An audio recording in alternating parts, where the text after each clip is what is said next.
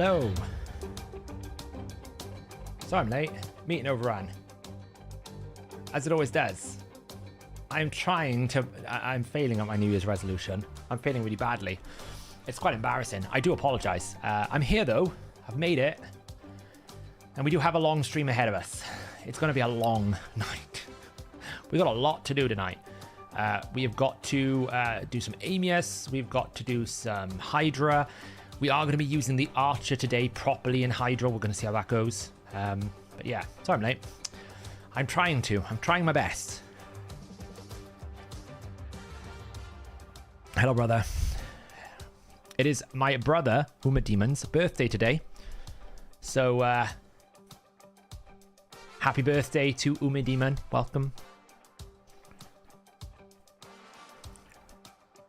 I'm on the free-to-play a sec. I'm just trying to get some stuff done. I'm trying. I'm so far behind on the free-to-play, I can't even tell you. Like, I think Hell Hades has already unlocked, like, advanced quests, and I'm like, I've just about got level 30. But, you know, I have obligations to play multiple different things and do multiple different things, so it's not always easy.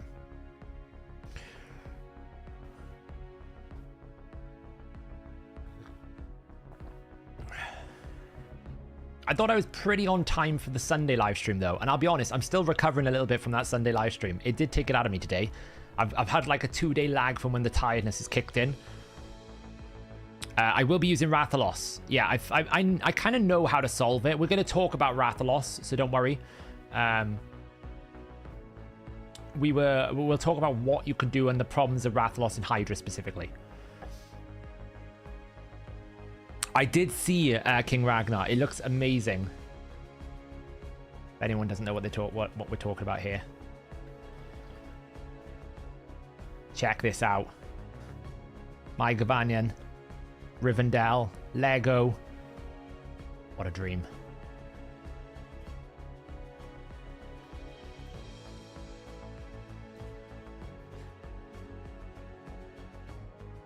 What a dream. Look at that. I love Lego. Very cool. Very cool.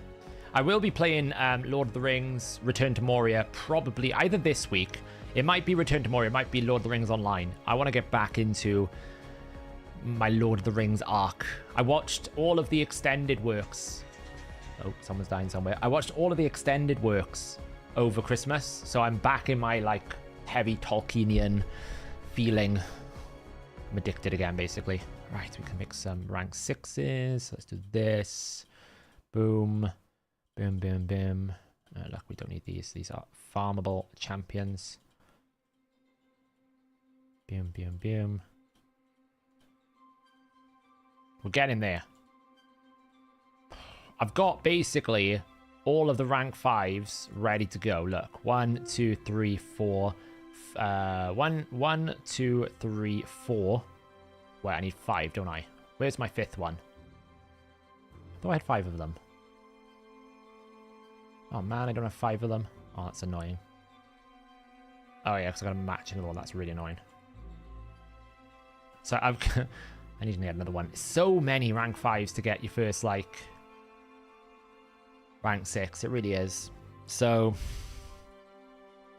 yeah. Can you believe I've got 2 Sentinels and 2 Longsword Toruxes, and I also had 2 of these Wyvern Banes already. How did you get pulled duplicate so quickly, you know? So, I'm working towards a rank 5. I'm like level 32. I don't know. I'm trying my best. Time is just the issue. Oh, does that let me to awaken anyone? No. Time is just my issue. But because I'm working through it, you know. I'm nowhere near as good as, like, Crouching Grandpa. Speak of the devil. I'm nowhere near as good as that. Hey, I'm not fighting Rathalos, thanks.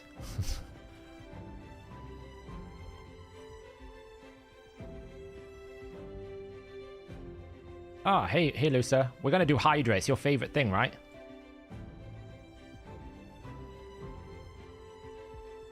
I literally farmed an Eras because I needed to do the quest where you have to put increased speed on like 40 people in arena.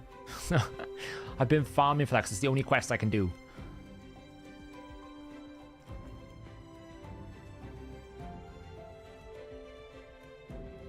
Yeah, the create thing's fun. We'll have a little look at the leaderboard in a second now, see where we're at. I had a good run of it, but the last 2 days I've fallen behind, which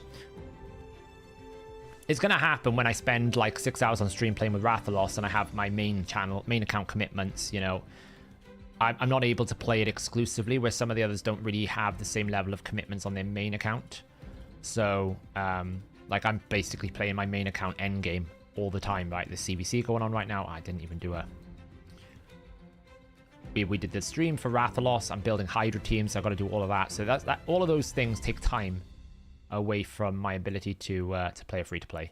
But I'll do my best. That's like kind of what I'm going for this year. Like, I'm absolutely not saying I'm going to get Ultra Nightmare in a month. That's never going to happen. I'm just trying to basically... My actual goal is to see how high I can climb in Doom Tower more than anything else. Because I think Doom Tower is a big deal. But I would imagine if I looked at levels right now, I'm way behind everyone else because they've just ground so much campaign that they'll have pushed ahead of me, you know? Pull the extra legendary in the free-to-play account. Yeah. That's bronze 2, silver 2. Yeah, I'm doing the fusion as well, right? So it's like, I'm doing the fusion, Hydra, Cintranos, playing Dragonair, and playing 2 accounts of Raid. It's a lot.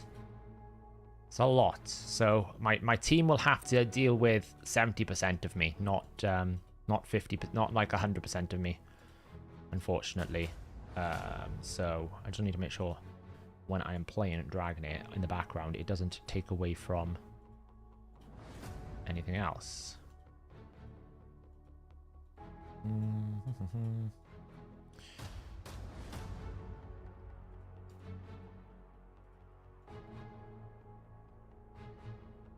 ARS.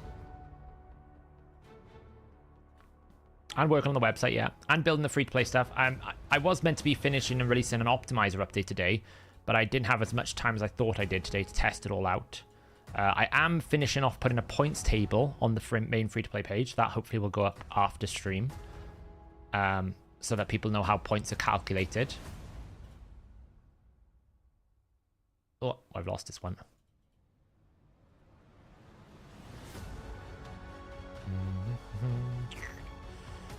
Any of these teams not have a legendary?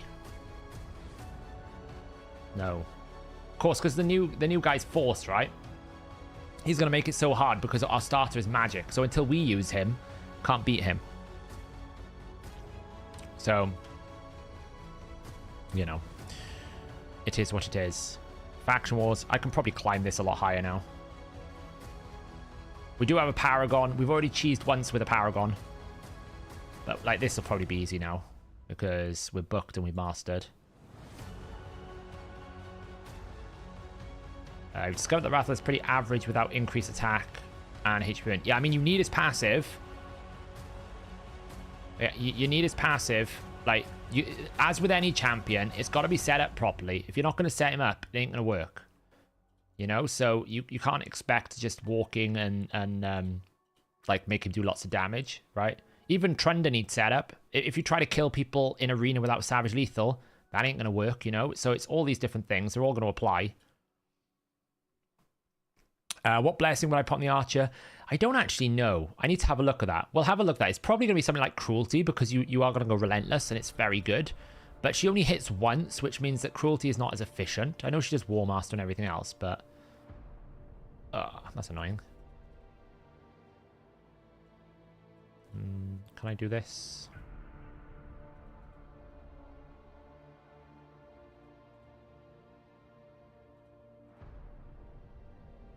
Slow him down. Yeah. Oh, nah, never mind. It's fine. Well.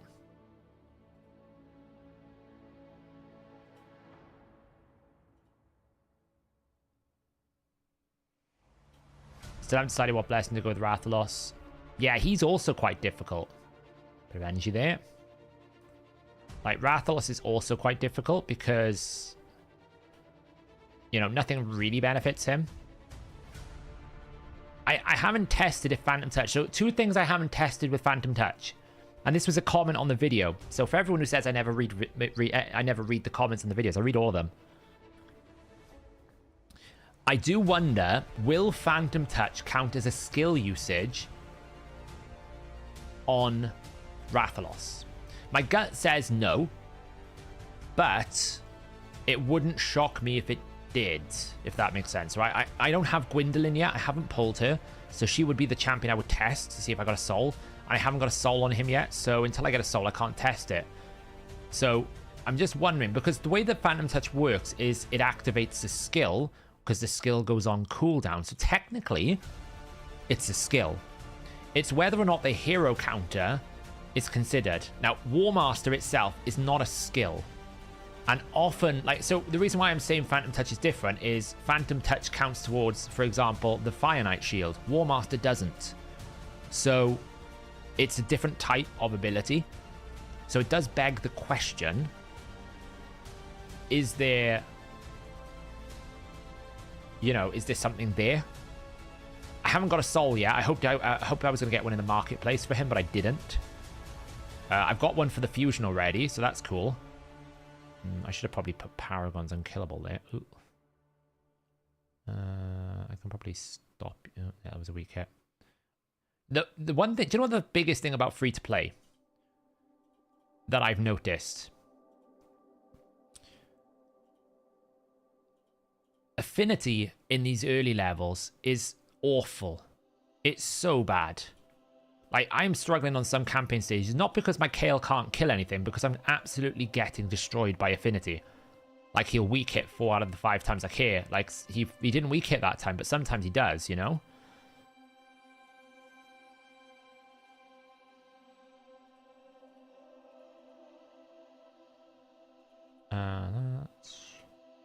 That.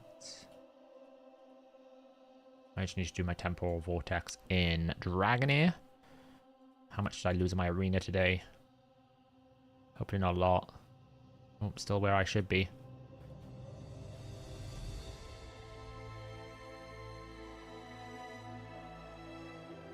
That.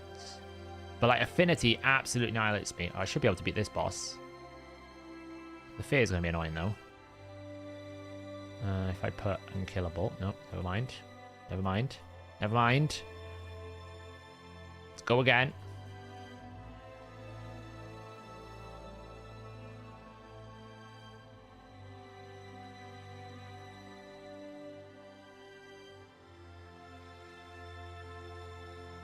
Let's go again. Like, yeah, if you've got it. I mean, Mark, be careful about it though, because obviously if you can only swap it once. So just keep that in mind. Like, you can only swap it once, right? So if you're not, if you're not able, you don't want to do that. That's fine. It's not a problem. But yeah, if you want to test it, so it's easy to test with him because obviously he this damn fear is gonna be annoying. Damn. Well, we've got one there. Well, he's down. Fear. Provoke. Well, now we're in a provoke cycle. Are we actually going to be able to do anything? We should be able to take the boss down.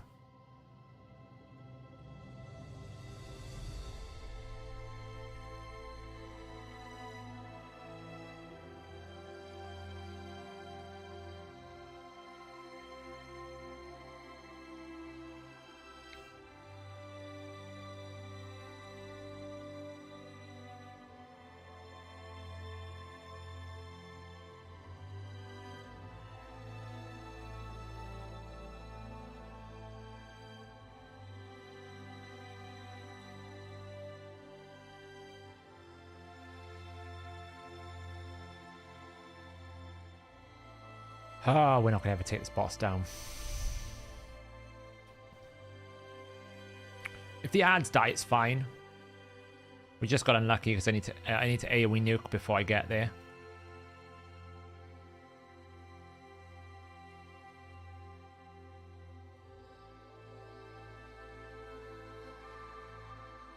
We need like Cycle of Violence there.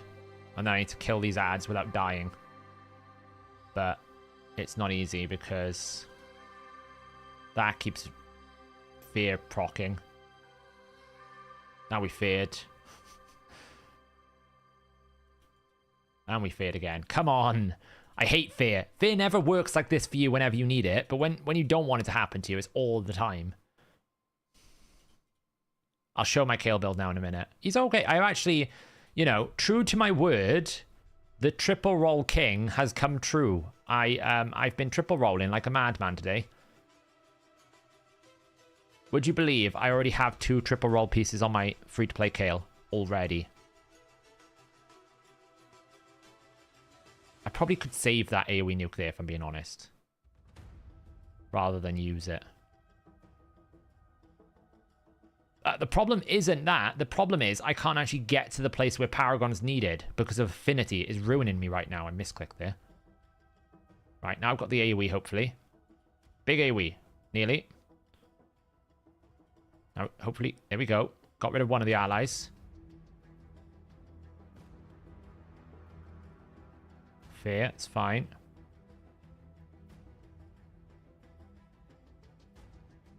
I needed to kill that other ally. I'm never going to get a chance now.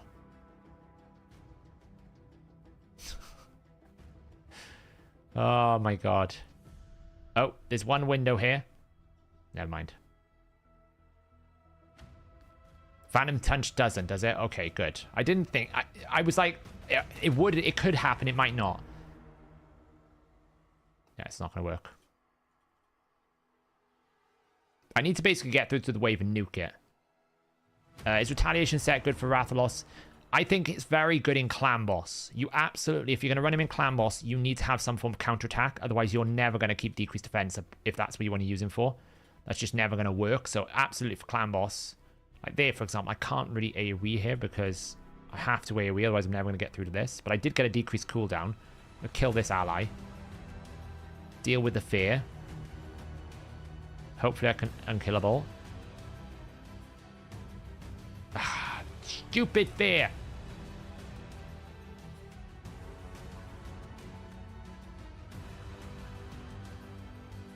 In the optimizer, it seems as if merciless damage. Yeah, merciless is a bug. I've got a fix for it in my dev branch of my code.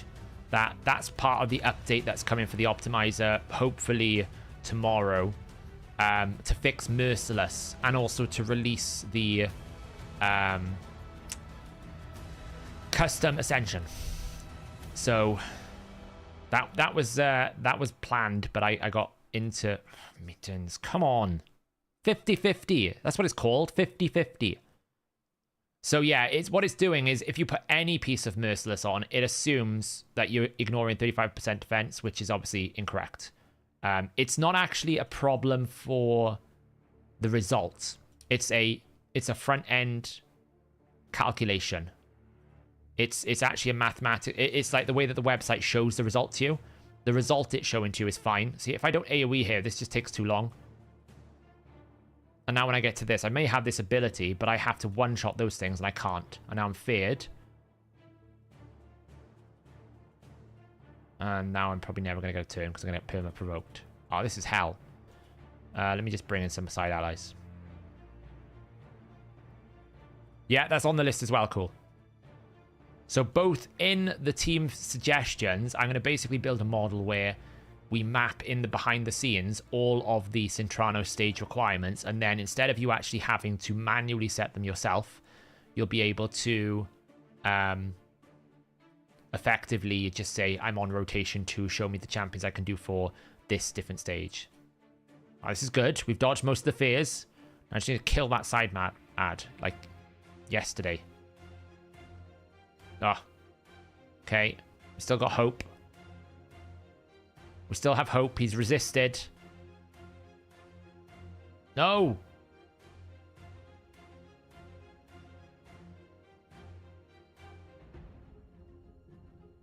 Oh. Good lord.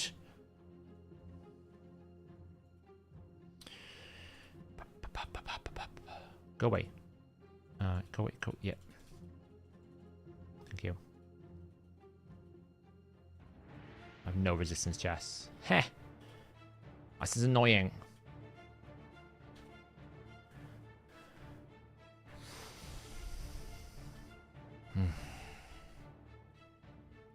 When you start a new account, you start with your starter champion. Their faction is open for you for like a week. So I have this open for me for like a week. So like here I have to get Cyclomad Violence procced. If I don't, then this is not going to make a difference because I can't kill this side ally.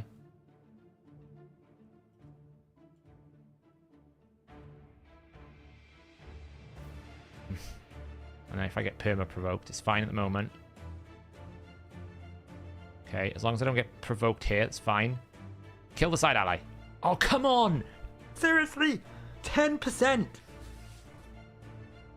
If the fear didn't happen there, we would have been alright. Ah. I really... this is not the plan for the stream tonight, but this is freaking annoying.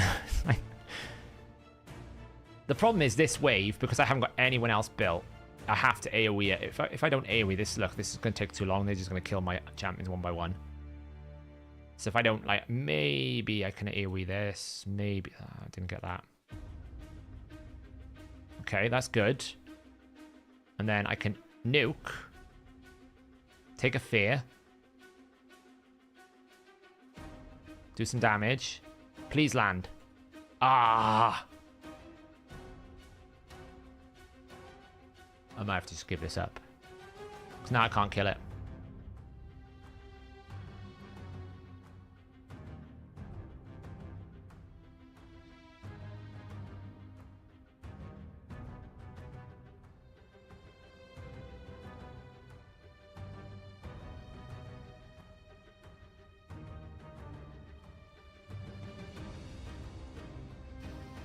Yeah, I mean, he's in pretty good gear. Like... Go away. So I said triple roll. Triple roll. Pretty good double roll here. That's also good. I got a 6-star perception piece here. That's pretty good. I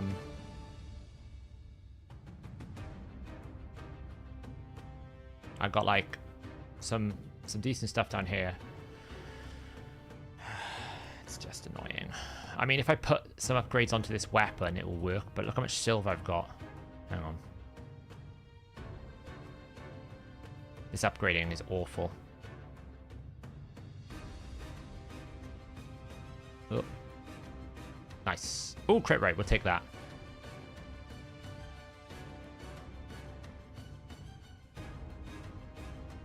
Use all my silver. Come on, come on, come on, come on, come on, come on, come on, come on, come on, come on. No, no, no, no, no. Okay. Well, there goes. 30 silver, guys. 30 silver. Got 30 silver. 30 silver.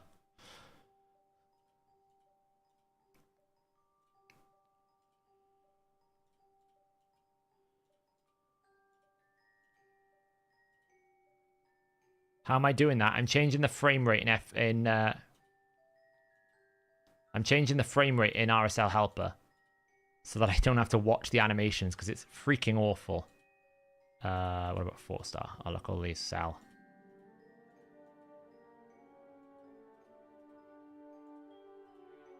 So yeah, I'm changing the frame rate down to 10 so that when I when I do this, it's just faster. There we go. Ooh, accuracy. That's lovely. Look at that piece. That's great as a starter. Yeah, I got all of it. That's really good, right? Yeah, 100% crit rate.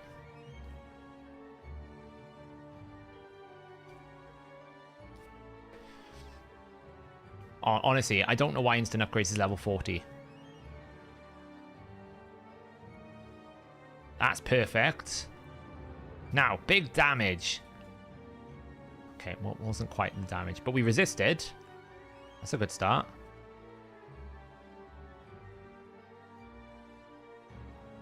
Oh, I went all on him.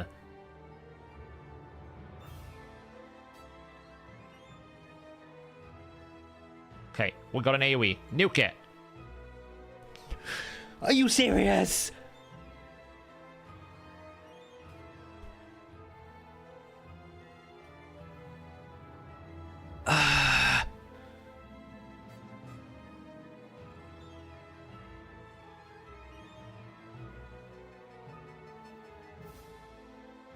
Might have hope.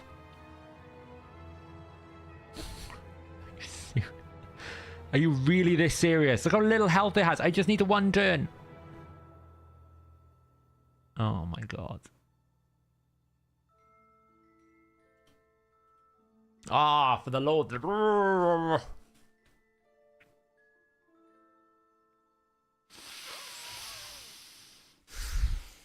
Seriously. There's hope because we are lapping a little bit better right now. Oh, come on. Yes. There we go. Now hopefully he should just be able to heal this out. There we go.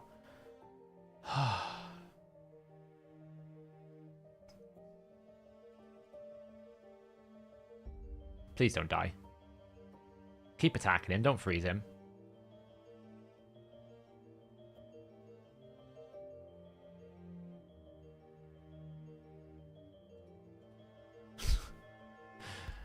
Hey. Come on. Come on. There we go. Not bad.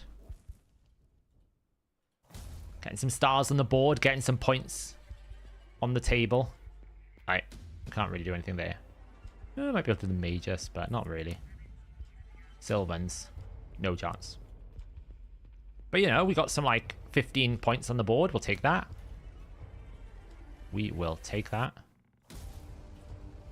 I've already, by the way, got Masteries for Kale, Masteries for Mordecai, and I'll have, by the time Rathalos comes, Masteries for Rathalos. So 3 of my champions will have Masteries ready to go. I think Rathalos is very good in Relentless or Merciless for Hydra. For Clan Boss, if you can't support extra turns, then definitely you need Retaliation. I don't really think there's much value in cycling, in trying to like manipulate the A2 into the 200% window. I don't think there's much value to that. I think it's just better to get more 200%. I think you just go crazy and just try and get as many of those 200% activations as you can.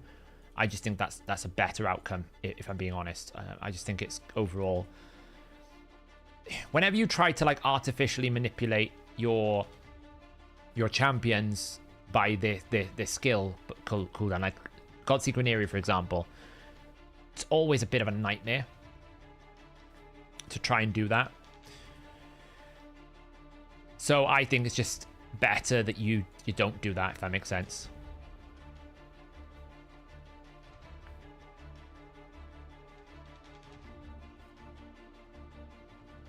Ooshed.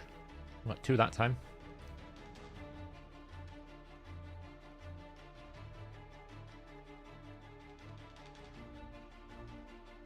Yeah, we actually are really in a good position on Team Hell Hades because Mullet got Geo, Hell Hades got Daihi. These champions are just going to carry our team. I'm doing all right. I'll show you the points table now once I finish this because I'm just doing the last bits of Arena and then I'm going to come off the free-to-play. I just need to check if I need to do a Clan Boss key as well, if it's regenerated or not. Quick question. I'm currently mid-game. Someone said I needed to farm at least 100,000 pieces of gear to be able to be decent late game that can run mid. I mean, I think what they're trying to tell you is you're going to need to do a lot of gear farming. Now, putting a number on it is arbitrary. Because you might get all your pieces in 20,000 if you're lucky, but you might get really bad luck and it takes you twice as long. Will you have to spend a long time farming gear dungeons? Yes. But that's the point of the game. But don't actually focus on the big picture. That's not where the game is fun. If you spend your time basically going, oh, I need to farm like 100,000 before I can play the game, you're going to hate your life. It's going to be really unfun. So spend your time in the game just finding gradual areas of progression. So like right now, my only focus is to get my first rank 6. Once I get my first rank 6, it will be able to get a Clan Boss team that's in some sort of shape. Then it'll be getting a Dragon 16 team. Then it will be a Dragon 20 team. Then a Spider team. That's what I'm doing is I'm only focusing on where I need to improve, and then I'll get gear to improve that area. What I'm not doing is going, I'm useless until I've done 100,000 points. Like, that's not going to get you anywhere. But, I mean, I've spent 4 years playing the game, and I still don't have, like, top tier gear. I have good gear, but I don't have top tier gear. So upgrade 4 champions to rank 4, upgrade a champion to rank 5, upgrade a champion to rank level 50, ascend 2 champions. Okay. What quest am I on? I haven't really focused on these, to be honest. I should have done, because I could have upgraded that. That was a bit dumb of me, but I haven't really focused on these. I'll catch up. My focus has just been on farming campaign at this point. This stuff will help, but it won't help that much. So...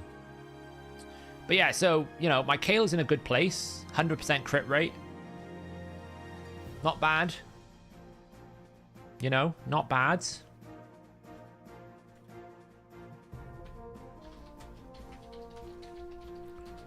You know.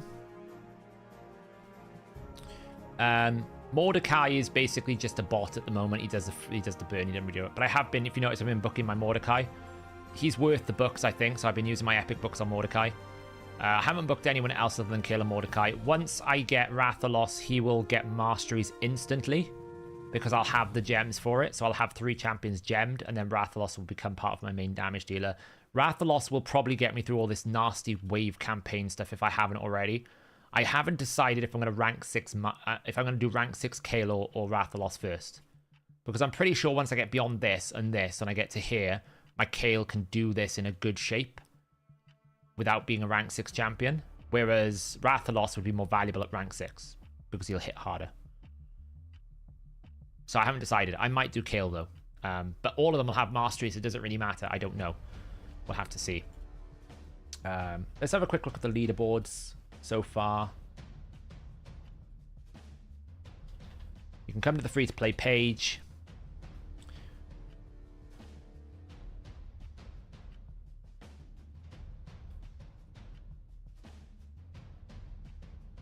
And we can go here. So yeah, you can come to the free-to-play page. Come on. And down here we'll have the point scores. All the creators are in here. The creators now, they should all be in here. Hopefully all the teams are now populating points. Just check. We had a few last-minute people we need to add. We're still missing one from Team Odd One. We're still missing one from Team Drock. We're missing one from Team MTG Jedi. And we're missing one from Team Fateless. So we're still missing 4 people. I need to figure out why. I think MTG Jedi is now in here. He's back up and running, but I'm missing a few people. So I just need to check why the points are missing. But so far, Team Hell Hades. Team Hell Hades is rocking on ahead. Wait, Prime Game drop. Oh, the next drop's available. Oh, cool. We'll get that. Maybe that's got silver. Has that got silver? Wait, is it available? Yes, it does. Can't use it on my free-to-play, so I might as well use it on my main.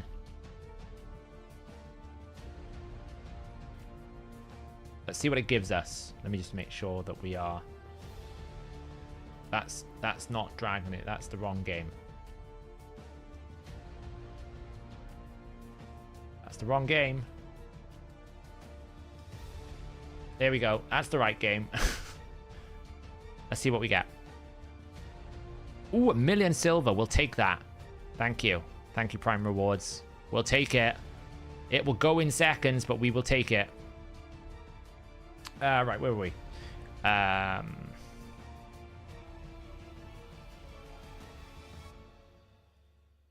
So yeah, so we got... Oh, one thing I just need to check. Sorry, I just need to check one thing quickly. No, that's fine. When are you doing it? 20...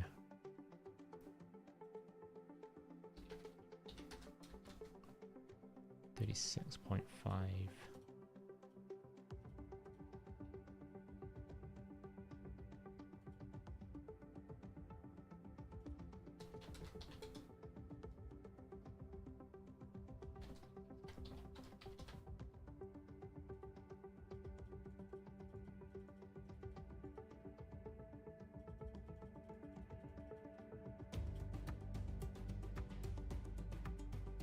Let's do that. Alright, sorry. I was just changing something. If you're getting a fault screen or you can't see these points, just control F5. I did clear the cache again. But sometimes it can be not showing the points. You're not for me getting a fault screen. Yeah, I had a fault screen, Zipster. If you go to the Prime home game page, search for Raid, I was able to then find it from the page within Raid, within Prime. The link that they send you to is broken, but if you just search for it, you'll find it. Like, that's what I did, right? I went to, let me see if I can do this. Prime Gaming. Home. So I just did this, see? I searched this. I basically searched for Raid, took to the energy pack, and then it allowed me to claim it. So yeah, Team Hell Hades and Mullet are kind of like no-lifing it. I'm doing all right at 742 points. I'm keeping up. We got Scratch down here. Scratch is starting to pick up some points now. Broken Not Dead doing really well. Cold Brew pumping ahead. Drock. Good old Kraken Drock. He's doing really well as well, considering they're missing some people. The point system is looking pretty good so far. It's pretty close. It's a pretty even keel setting. Everyone else has got a rank 6, and I'm just like sitting there like not quite yet. Papa Drock's got a great haul. Of course, the arena guy's got a level 10. Papa Drock's like, I'm all over this. Get me in there. Faction Wars at 43. Oh, see, just goes to show you the credit card is only one facet of his wheelhouse. He's got more to him than just a credit card. Crouching Grandpa. These in gold one are probably having a horrible life. I've improved this a little bit today, so you can see that it pads it a little bit. Believe it or not, this uses their short name on this current fastest champion. So it uses like the little name you see in the index. But Deacon's little name, the short name, is Deacon Armstrong. So I can't really... It's just automated like that, which is kind of annoying. Everyone's fast is like there. I don't even know where... I'm not on this list because I'm not fast enough at the moment. Normal campaign. You know, a lot of these people have finished a lot of it. Look. 5 of them have finished the brutal campaign. Crouching has gone into the hard campaign. Odd One's already up to Dragon 13 with his silly Venom Age. You know, it's kind of crazy. See, even I've had to just clear the browser there because it should actually be showing. Oh, it's not actually fixed. I need to fix that. Hell Hades is there as well. He's got Diabolist, Luria, Daihi. Daihi's such a hard carry. Odd One's up to hard. Fiction's doing well. Look, Fiction's on the board. Keeping up. Madcap is up to 9. Fire Knight, Crouching Grandpa up to there as well. Jeez. Hell Hades is winning the Ice Golem. No surprises there. And Spider. Daihi's pretty strong. Odd One's winning in Minotaur at 11. And Void keeps. So yeah, I mean, Hell Hades is pumping ahead. It's interesting. Let's have a look. So Odd One, Mullet, and Colbra right now are 4 key and hard. Nobody's 4 key in anything higher. Nobody's cleared that. Nobody's cleared their stage 10. Kind of crazy how fast they're doing these things, honestly. You know, it's kind of crazy. I mean, what's the community like? Still only 1 rank 6. Papa Drock's actually got as like number 2 worldwide at the moment for the Great Hall development. Look at this, 63 faction stars on Bungle. It's crazy. It's crazy. Wild Styles up in gold too. 213 speed. What's the Nightmare like? 31 for Bungle. Look at it. Draven free to play is already up to stage 29. Doom Tower. Odd One's winning the Dragon overall here because Odd One's subscribed as well to the free. Got kind of crazy scores here. Saf's Cat, yeah, she's doing well. She's currently leading Force Keep. Overall, the current leaderboard is Bungle is currently winning the free-to-play series, followed by Asha FTP, Rip Adam, Draven, free-to-play 2024, and of course, the Cat. is currently winning. Odd One is in 9th here because Odd One subscribed, so he's doing quite well. Like, we're not at a 4-key brutal, we know. 4-key hard for most people. So yeah. So that's where we're at with the free-to-play there. It's going well. It's kind of cool. Kind of cool. I don't know who Saf's cat is, but it's quite funny, isn't it?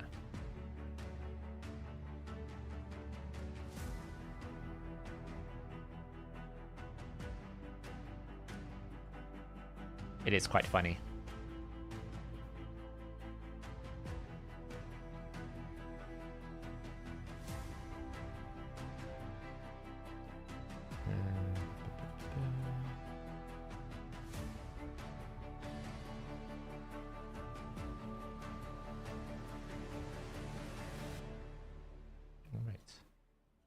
Sorry, I'm just sorting a few things in, trying it at the same time.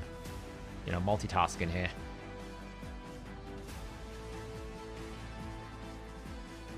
As you do. I think this is all good.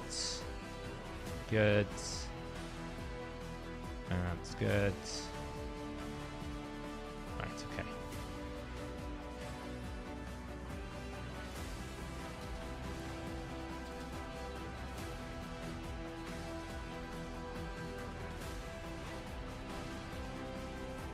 All right. Okay, so what's on the plan today? One thing I want to do first is I want to go away. CBC is going on. The clan's pumping ahead. We're actually where are we at? 2 million. That's not bad. It's not bad at all. I need to do this Soul Cross stage first because that will give me enough remnants when we beat Amius to do 2 remnant summon tonight. 2 remnant summons. First time finished Hard Doom Tower. Congrats. As with a new Archer auto last 10 level. She's crazy. She is, isn't she? Briggs pulled a Duchess and a Foley. Oh, that's painful. Right, this is pretty awful. I'm not going to lie. This just, like, is awful. But I want to beat it because I need... If I look here, I'm on 90 remnants. So if I get Amius, that's 100 remnants. I can't really get to those remnants, and there's no remnants left in this area that I can see. And obviously there is remnants up here, but we're not going to do those. So if I do this remnant here, that will give me enough to summon twice.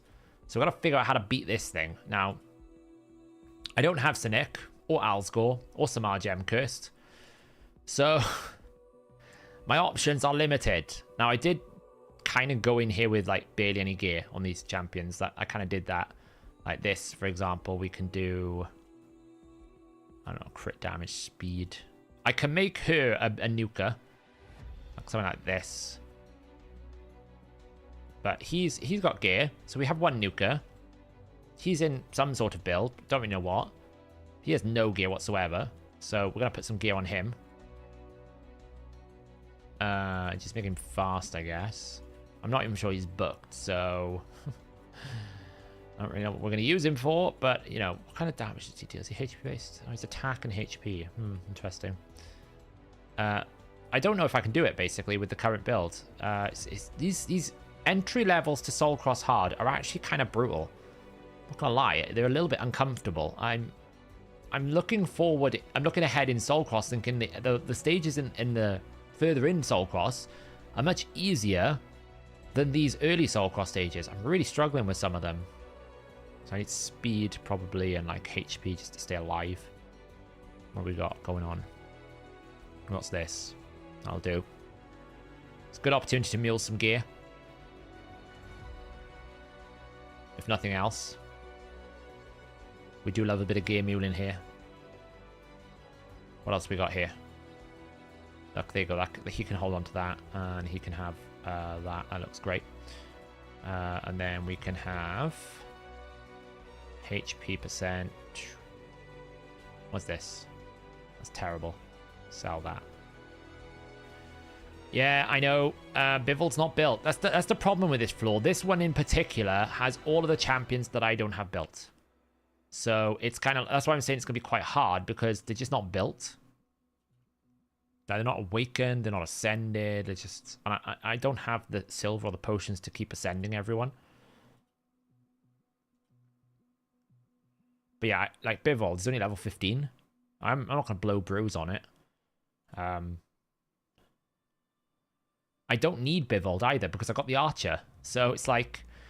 who do I take out here? If I don't like deal with some of these buff champions, this is absolute like disaster.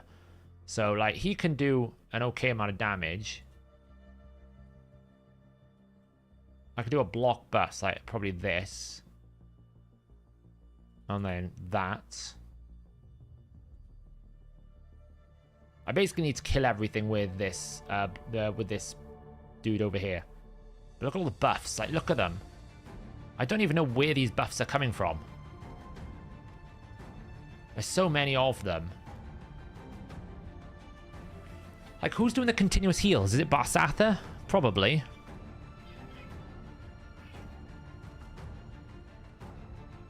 Like, I can't one-shot anything here.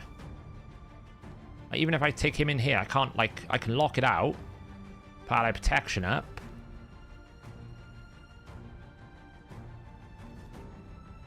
But it's just decreased speed, decreased defense, weaken. Let me follow up with that. And hopefully kill... Right, so there's Barsatha down. I might have to bring a Pardon in for healing. Just to give us some heals. And cleanse. I mean, we're fine. So now we want to try and kill out Necmo because he's doing continuous heals.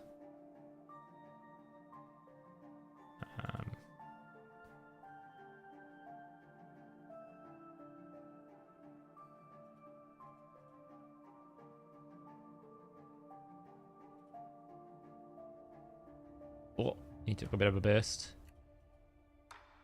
It's weak affinity to that dude, which doesn't help. Okay, ally protect again. But yeah, I think I'm going to have to bring, like, the Pardon just to keep some healing going. If I have a Pardon in here, it's probably fine. So let's just bring him in. It's just annoying. Like, I've got a Pardon, so it's not a problem. And he will heal a lot because he's got, like, the continuous heal. So, you know, it'll help. But again, it's just more, like, ruining of my gear. Like this. To be honest, I should just be sold. It's not very good.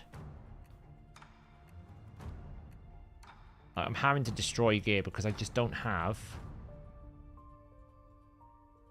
speed.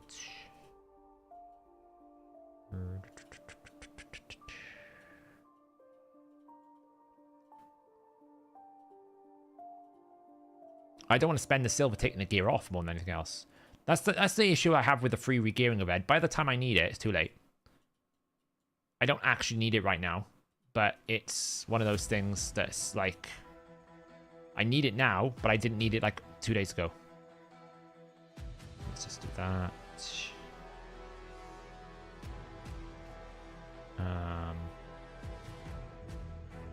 I'll do. Right, keep him alive.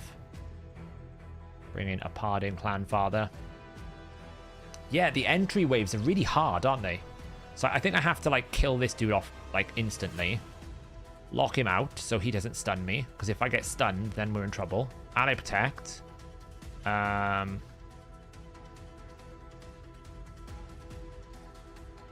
now, I think I just A1. Put a shield up. Take a bit of debuffs and decrease speeds and stuff. It's annoying. He's going to do whatever he wants to do. And I can follow up with a double nuke. Kill off the Barsatha.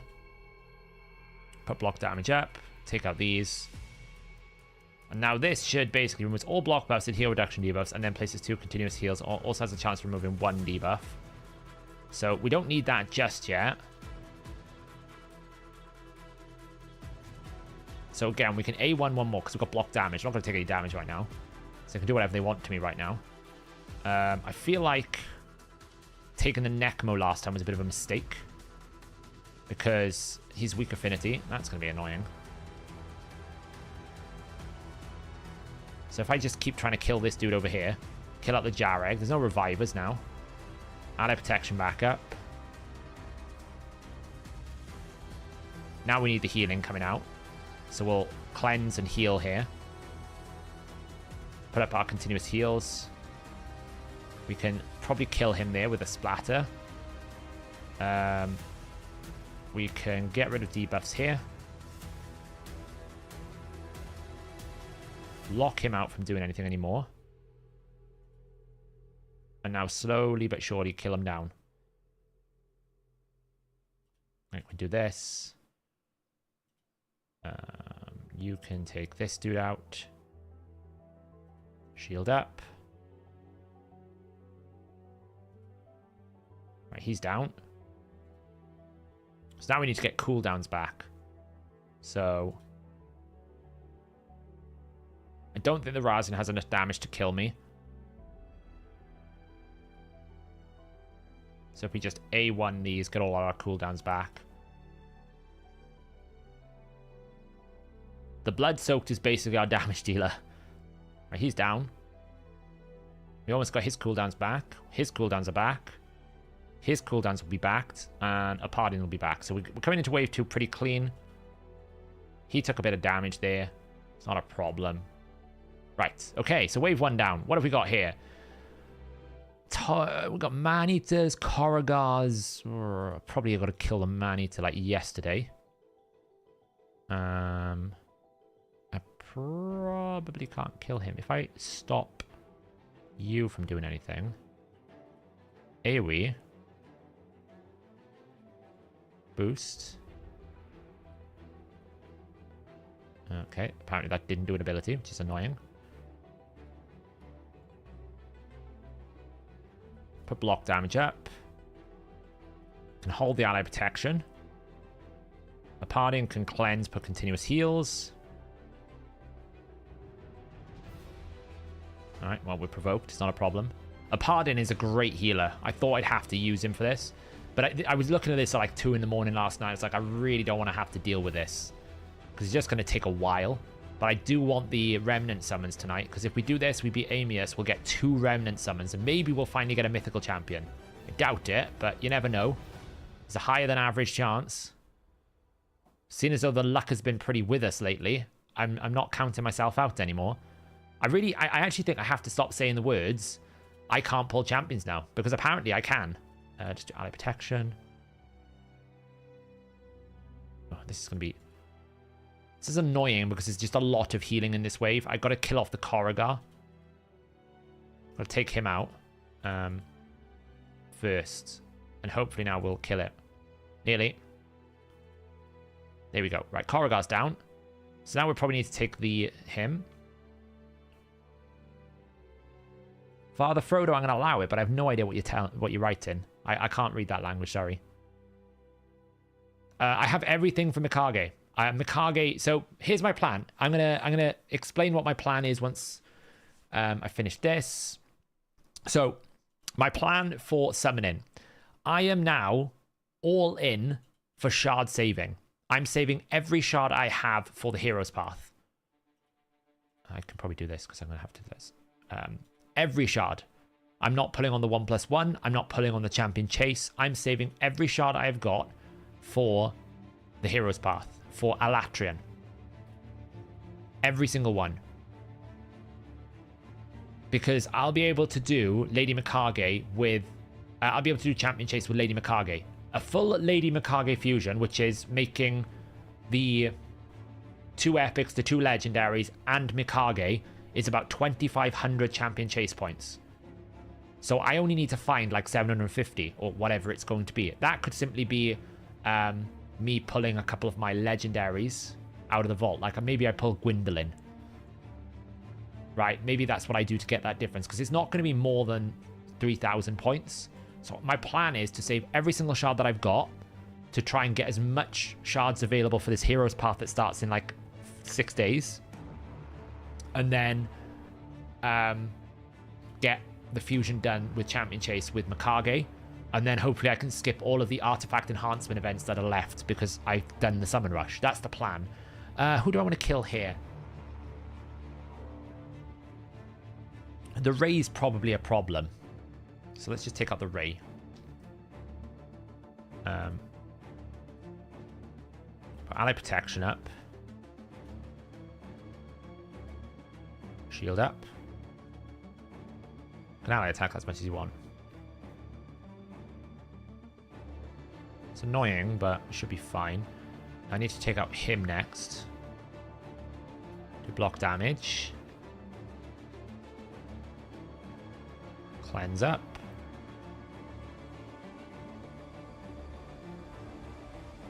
Let's take these away from you.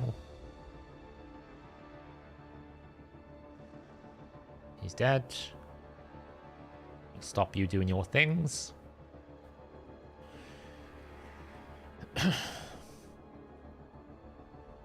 So yeah, so that's what my plan is right now, is to save every single shard that I've got and go for Alatrium, because I actually think I can make a complete Hydra team based on Monster Hunters.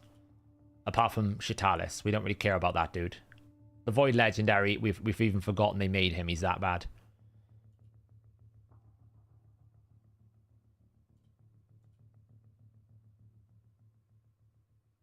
And go. Scuffed but successful implementation of my strategy. Good old Baroth carrying us. 15 remnants. Yeah, Fatalis is terrible. Shitalis, we like to call him. He's like a mushroom, Shitalis. What was the best teams there? Oh, it wasn't too bad. 44. If you have Sinik, you one-shot the wave, right? I mean, if you have Sinik, you're good to go, but... Or Frolny, but we didn't, so... Right, so... We're going to go back to this thing now. Got to do this properly. Now, I've seen Monkey Cheese. I don't really want to do Monkey Cheese. I actually thought this guy could tank. I thought he'd be able to tank this kind of build. 4k defense. It's very defense and 6. It's very tanky, but he just got melted. So...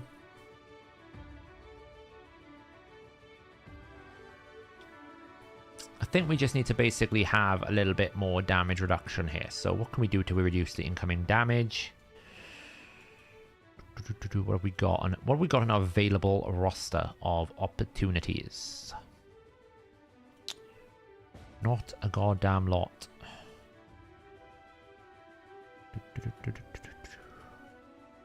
Oh, he might be good. He might be good actually. He might actually be really good. You're not really helping.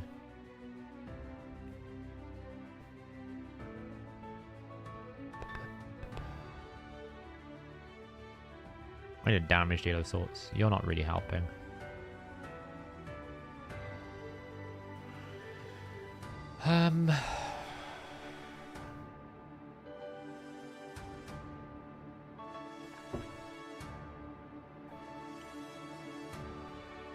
Hey YST, you've come at the right time, YST. You need to coach me with your master plan, with your ingeniousness. Let's try Ragash.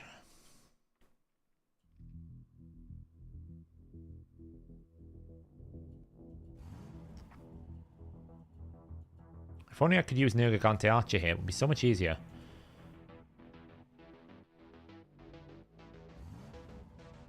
Need some healing. So I'm just trying to work out now, who do I bring as a healer?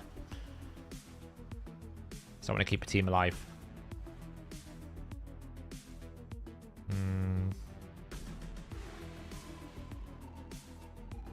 Could be the Claude. Rush is not a bad shout.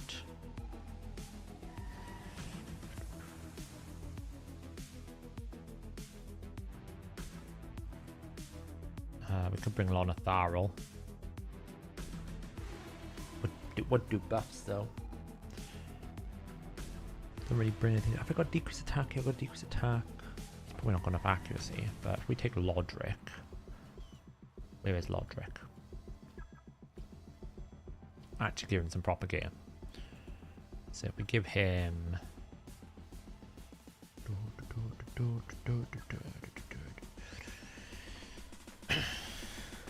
You know what I'll say, and he has a porcupine. I know, but I mean, I could use Snick Track.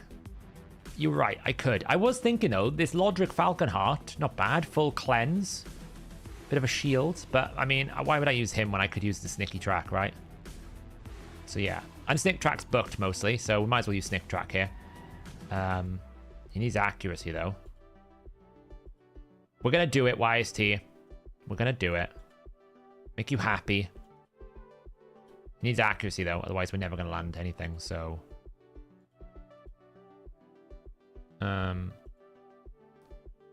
You're not bad.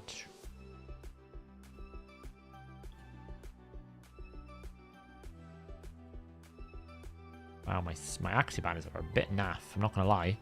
They're not the best.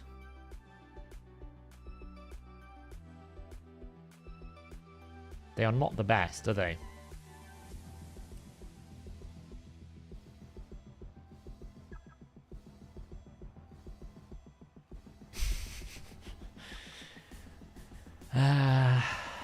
Eesh, kebabba. Guess we just take that one.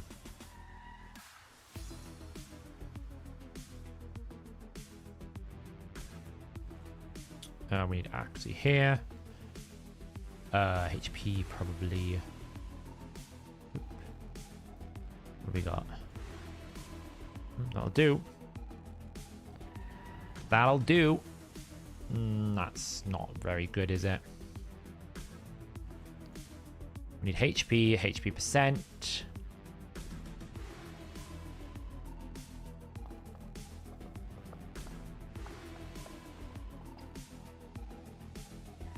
Something that's reasonably built.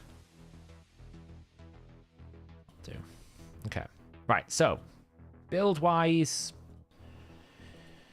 he needs to be faster than the boss, right, YST? He needs to be like 251. So we're probably just going to have to, like, we can keep him in that. That's not so bad. He probably needs to have, like, defense or HP percent speed with some accuracy. Perfect.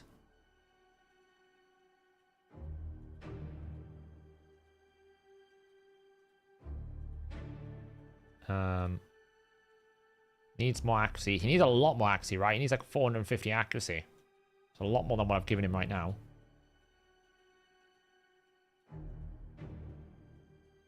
Got some juicy... Oh, look, there's a juicy accuracy piece there.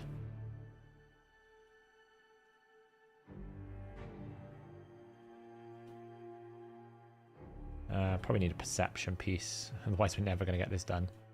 Unless there's anything crazy down here.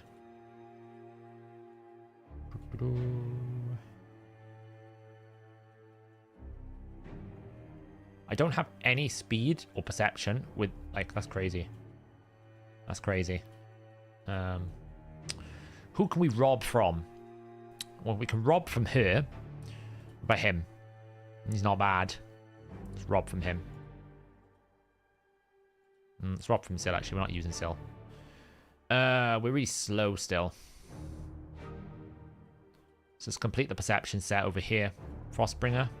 Bringer of Frost. Speed. That's not bad. Look at that. That's a bit juicy. That will be delightful. Okay, there's our accuracy. So now we need speed. Gotta find speed somehow. Ideally in defense and HP. I'm miles off the speed. Man, this build's going to be nuts. I'm so far off the speed. I'm going to have to put him in a speed set chest, I think. It's the only way. It's the only way I'm going to get him up to the speeds required. It's just too low. What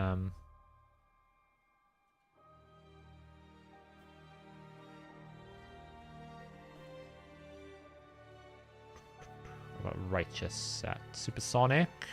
Oh, we could do a supersonic set.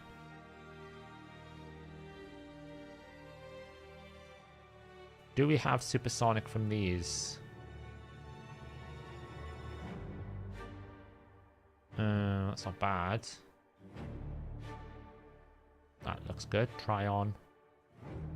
Try on. And then do we have some speed on the supersonic on a weapon? That's the question. Supersonic speed. Well, 17.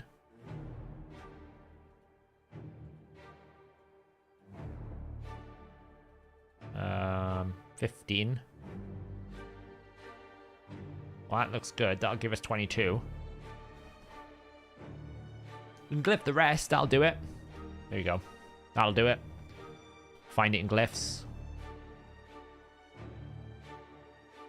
Great start.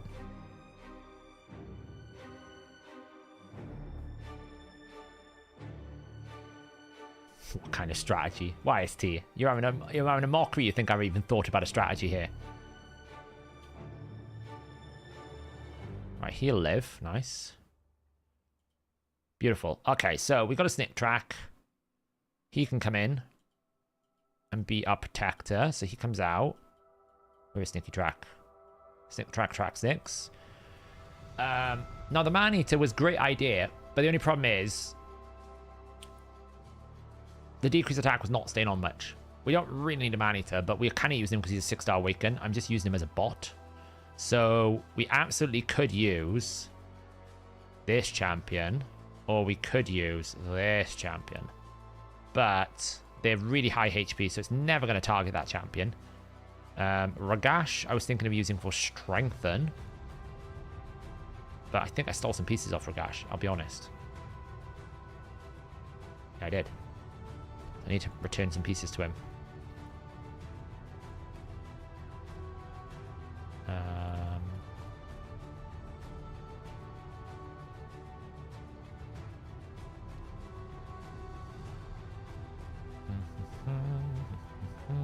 I stole Rathalos. No. Who did I steal? I stole the defense percent of someone. It was this, wasn't it? Yeah, that'll do. That'll do.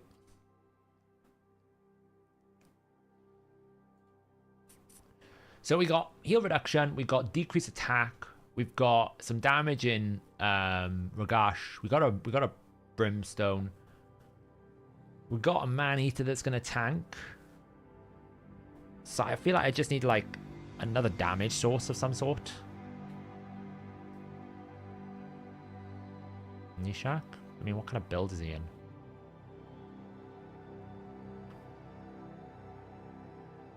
Oh, I mean, he's kind of glass cannon. He's alive, but he's a glass cannon. Let's just... are we actually going to bring Nishak out of the vault for the first time in 100 years to basically... Oh, this is funny. I actually need him defense or HP. That's perfect. He needs just a lot of defense. Speed, accuracy, defense. His base defense is so bad. It really is. For a legendary champion, his base defense is 1,000. It's so awful. Can I get a perception piece, please?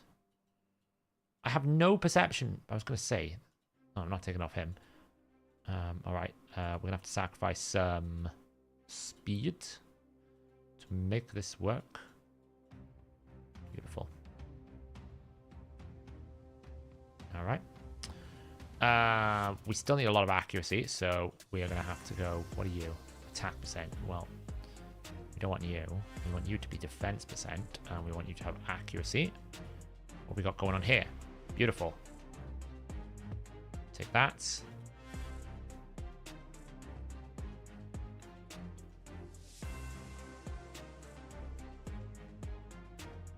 Speed, accuracy. Yeah, I suppose it's not too bad. 1,000. It just feels like incredibly low. Like I'm trying to build him out. And I'm like, good lord, he's got no defense. Fitting room. I need speed, accuracy. I'd like to sort by accuracy here.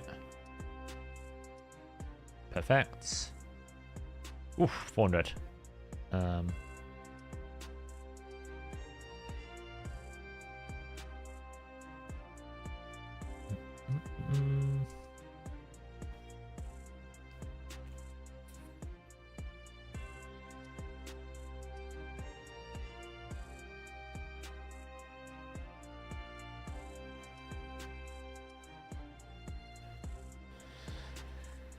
What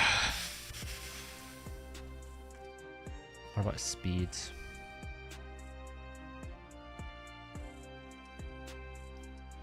That's pretty good. What would this give us? It would give us enough, but we'd be a bit slow. I much prefer the perception option. What can we do here? We can try that with...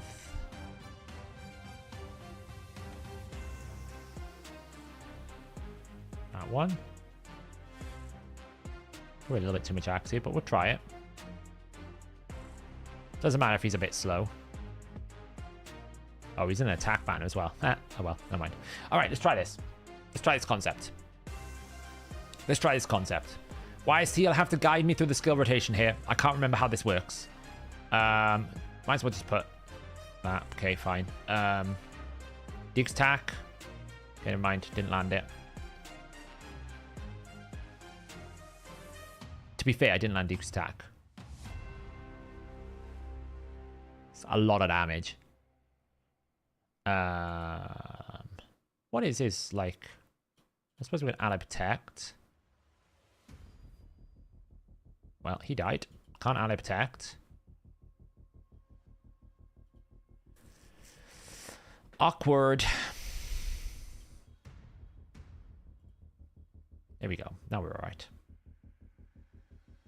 Oh, wait. I need cleanse. I need a cleanser.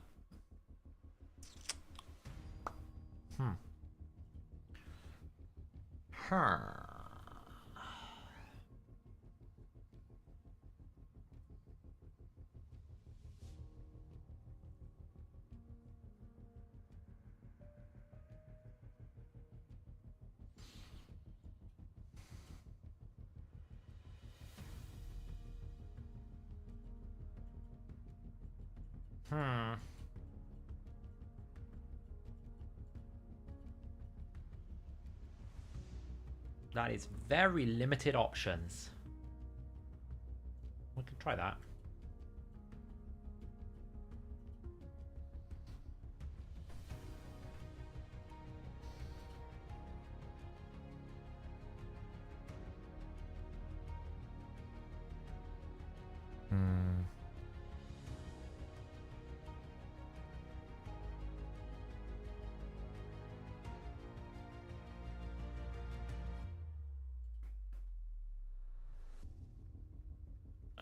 Bombs.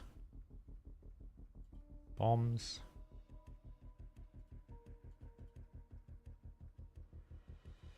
Boost. Can we get Deeks attack?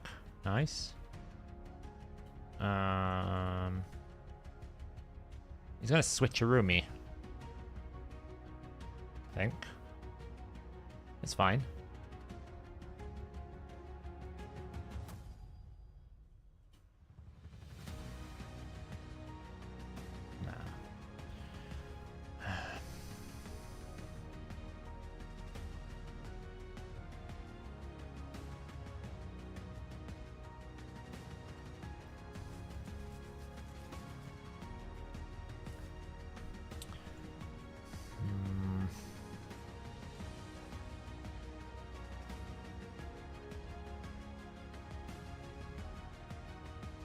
Still built. You get a lot of turns, don't you? I mean, if we put you in, Loriaka, put you back in some boots and gear. Let's put you in some HP percentage.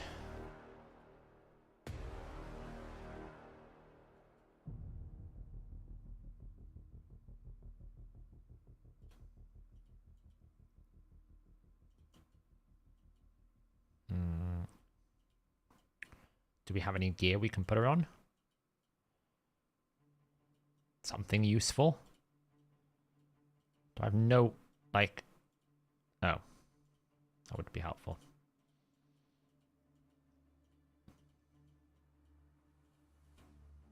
Oh, look, there you go. So he can have that. And we can have that. Okay. Let's try her.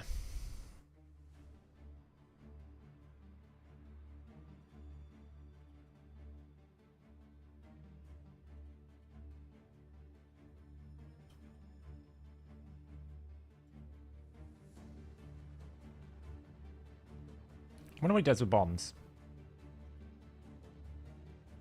Oh, well. He was going to get stunned. I actually need to land. I actually need to land decrease attack. Because I need to force his A3, which is the decrease attack. So if I just boost that. Nice.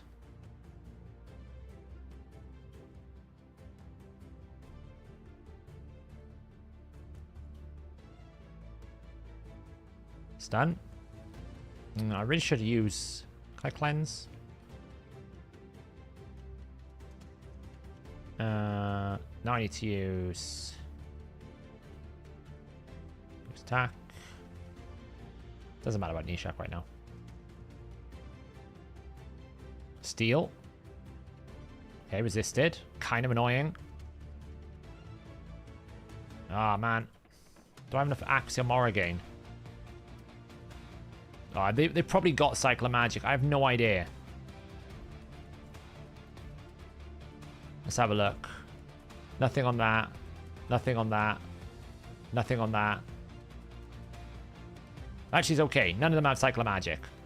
But does she even have accuracy? Well, she has 361. That's not enough. So I need to find more accuracy on my Morrigan.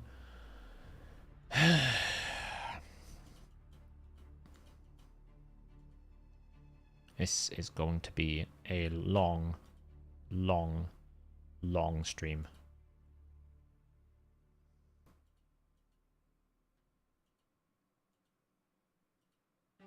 Why has she got crit damage helm? Of all the things she could possibly be wearing right now, why has she got crit damage helm? Someone, like a helm that someone is not wearing, please. That'll help. What's this got? That's speed. Speed. Problem is, she's built for just boosting an arena. I don't use her, so it's like...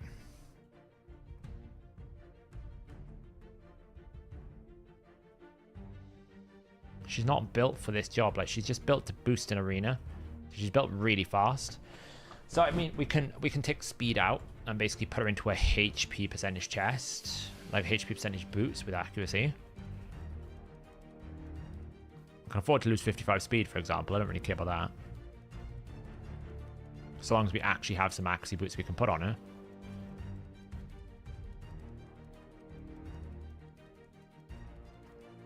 This was so much easier when I could one-shot it, I'm not going to lie. I preferred the one-shot strategy.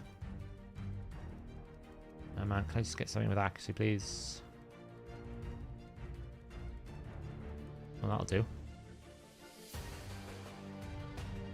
And then can we find something with some decent speeds?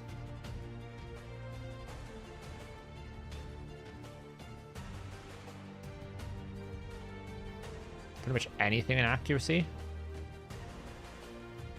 I'll do. Is she too slow now, though? Oh, she's too slow now. What banner is she in? Well, she's in an accuracy banner, at least. Triple accuracy there. Oh, I need to break this. That's why.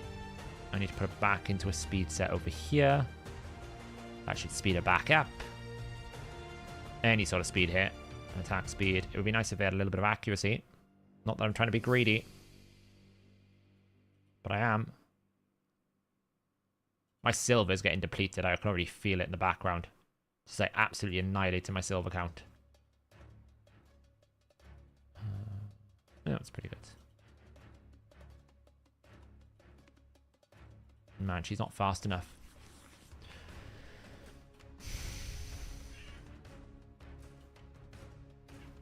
Hello.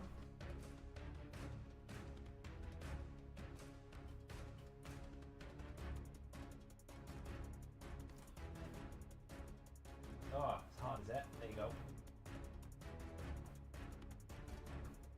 Hard life being a cat. What's the accuracy requirement for Amius? It's 475. I'm trying to basically not take gear from people I know I need to use at the same time of doing this. Like, I'm picking people I know I'm not using. Oh, I'm out of silver. already out of silver. All right. When we are out of silver, we buy more silver.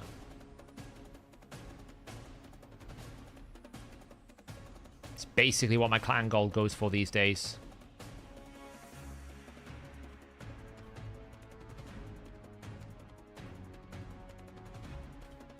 Right, where's Mara game? How much speed are we at? 243. 20 speed there.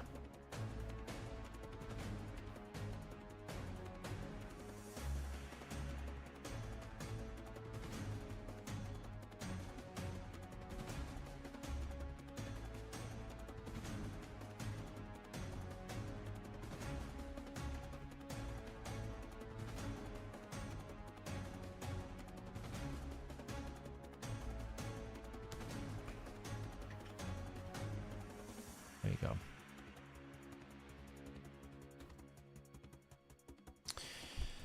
Okay.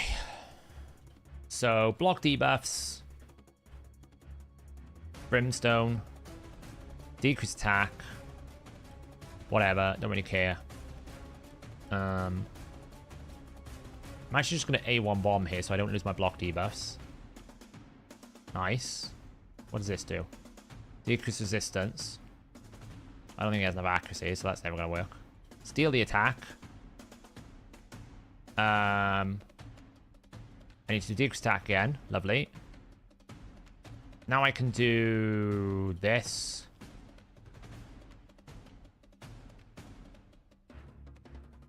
Just in case anything nasty happens. Then we can throw bombs. And then more bombs. I mean, it's a very strong possibility that this is not going to work because of decreased attack. It's a very strong possibility. Like, I've got to land decreased attack here, or I could overfill the debuff bar with all the bombs. This is the problem with Nishak. Decreased attack. There we go.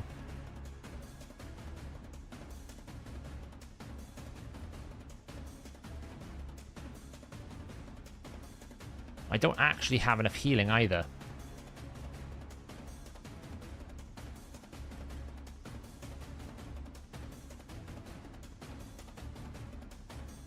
Like, there's no healing in this team.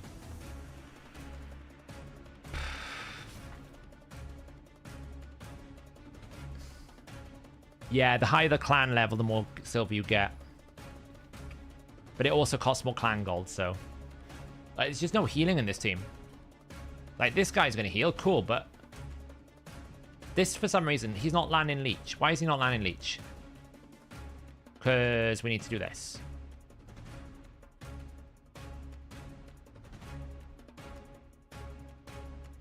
This has got to land. There we go. Like, I just have no health.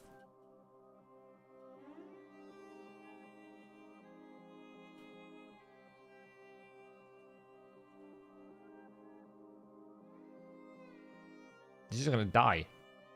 Well, we lived. But like 1, 2, 3, 4, 5, 6, 7, 8, 9. I can get a decreased attack. Didn't get it.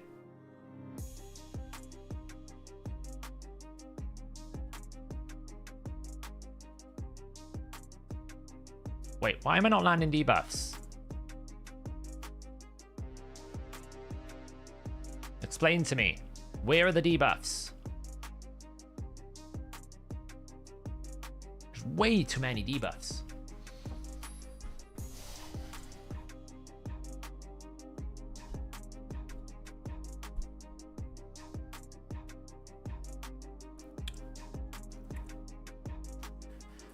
I mean, Loriark is a block debuff, but there's no healing there.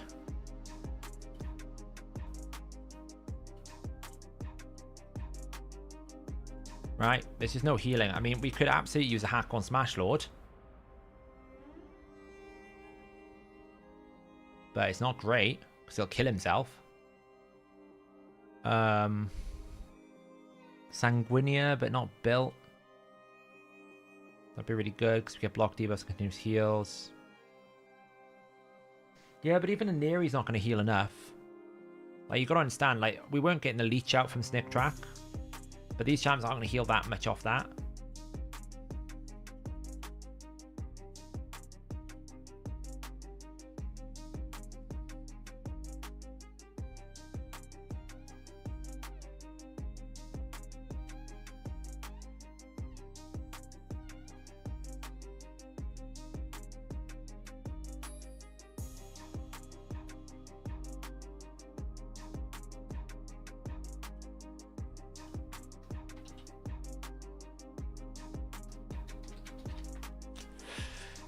Speed.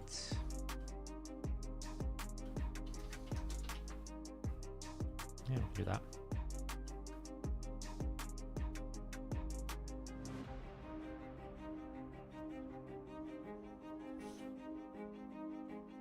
Let's do that first. Boost. Use tack. Nope. No buffs. Use tack.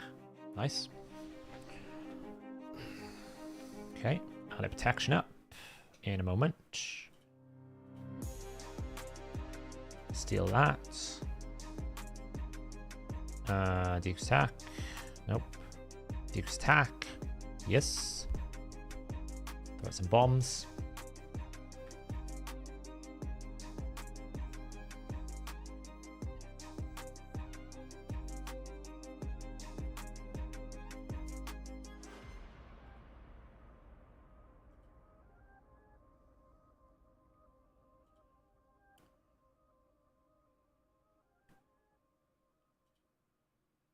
Man, look how many bombs I'm going to do. I've overfilled the debuff bar. I don't understand how people are finding Nishak to be worthwhile, because now I have no healing.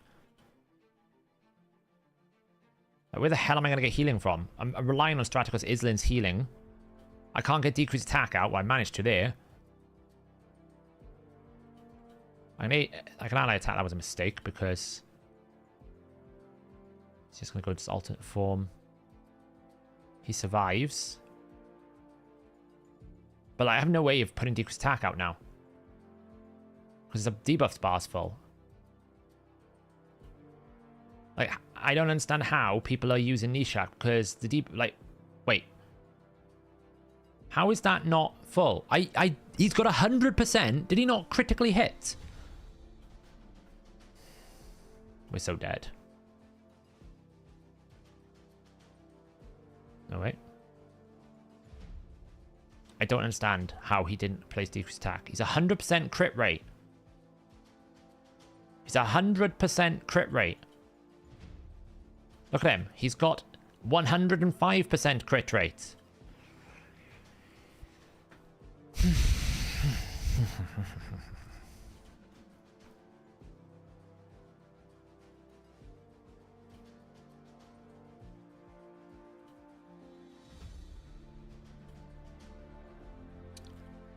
How much Axie is he? Oh, I bet I took the Axie aura away, didn't I? I bet I did that. I bet that's what it was. I bet that's what it was.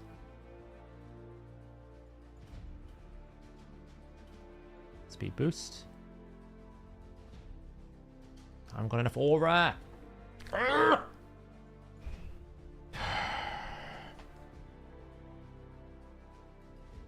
I already hate my life.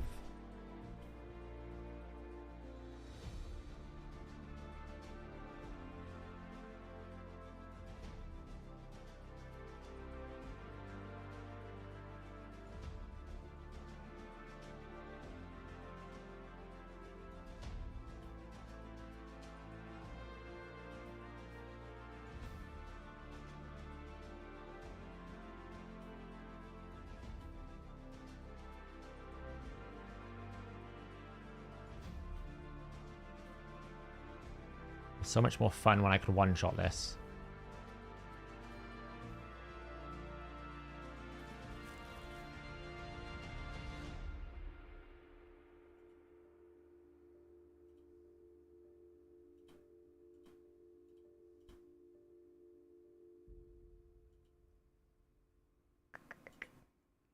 Right, well, a bit more speed.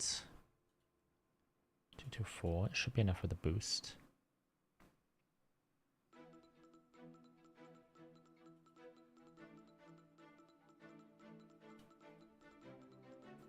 Is that enough with the boost now? Yeah, nice.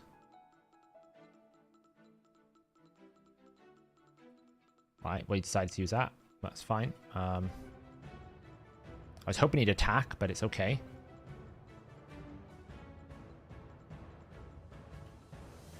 Because he hasn't put Leech on yet. Your Snick track is not doing much right now, YST. He's basically a bot in this team right now until this Leech goes on. Right, now I need to ally protect here. Bombs out.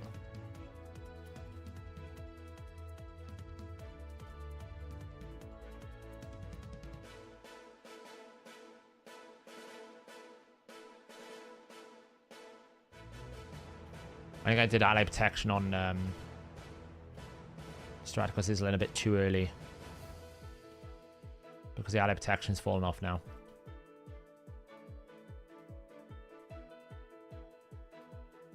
That's good.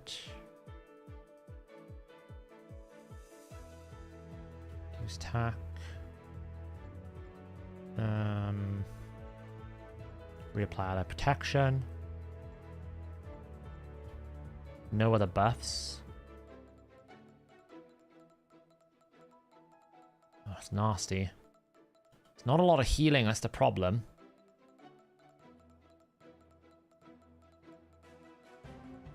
Bit of healing there.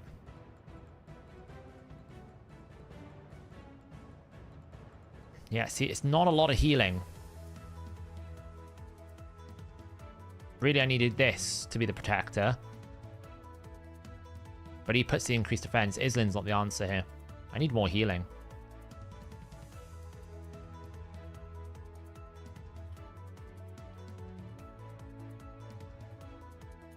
Hey, Green Virus, we're just trying it now.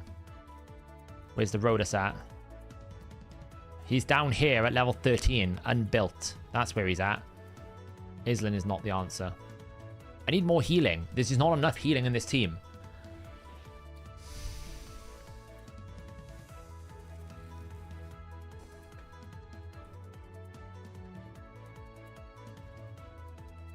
And I think just randomly throwing this in ain't gonna really help because now I haven't got enough accuracy, but we'll try it.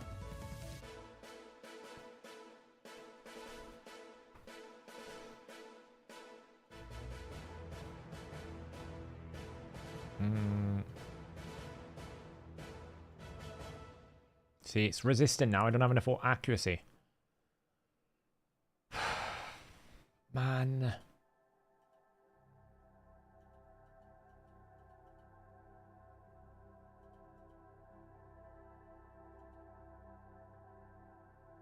Like, he's already in a pretty high accuracy build. I can't get much more accuracy on him. He's got multiple triple rolls.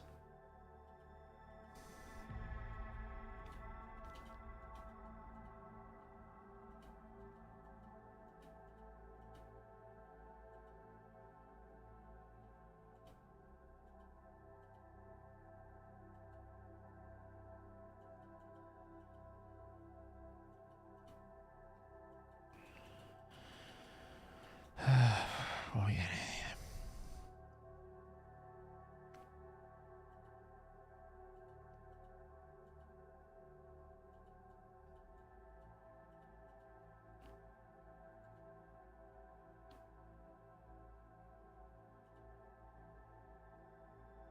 Let's try that.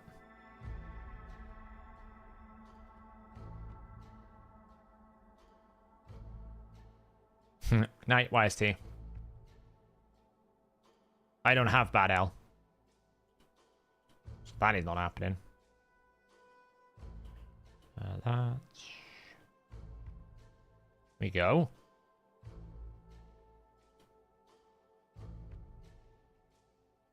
Oh, now I've got block debuffs because I did the wrong ability. Ah! I should have used his A3.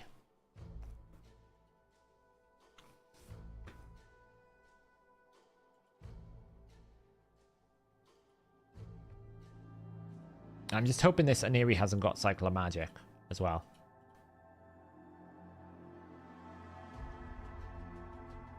Ah! Wasn't paying attention.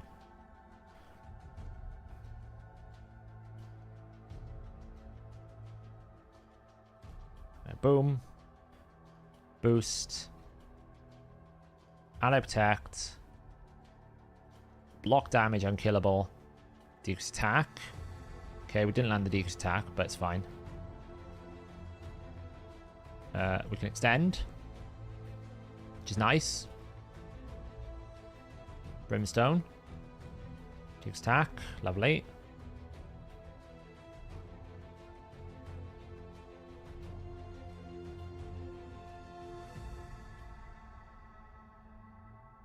Boom. So how much damage he takes. It'll be interesting to see if we can actually heal this back. Decrease attack. Heal. A1. A1. Decrease attack. A1. A1. A1. A1. 1, 2, 3, 4, 5, 6, 7, 8, 9. 1, 2, 3, 4, 5, 6, 7, 8. That's good. So now we can ally protect. Decrease attack. Okay, we didn't land it for some reason. Heal up. A1. A2. Okay, we didn't land it. Alright, though. There's decrease attack. A1. Aniri's feeling better. We've got some healing now, at least.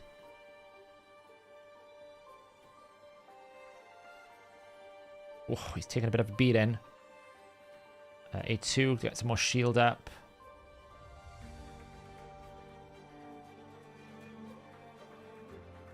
That snake track needs an A3, like yesterday.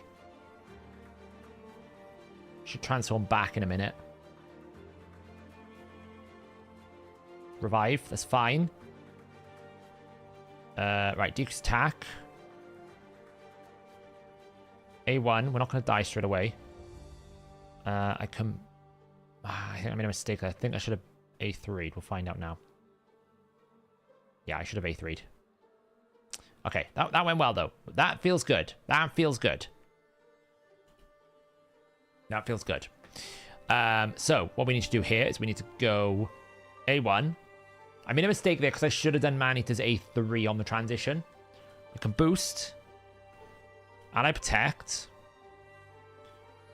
Block damage. And just throw out, like, an A1 bomb. I don't really care about decreased attack. It's not going to do any damage to me. Let's get some damage there. We'll extend. Now we'll A1 here. Now we'll A1 for the decreased attack. Didn't get it. Okay. Now we'll decrease attack here. Got it. Nice. And we'll just keep A1ing. Because we don't want to overfill the ball. And we don't want to outrun our buffs. So everyone gets a whack. He takes a massive chunk of damage. Leech is out now. So we should be able to heal up a bit. Now, if I had masteries here, it would be so much helpful. But I don't.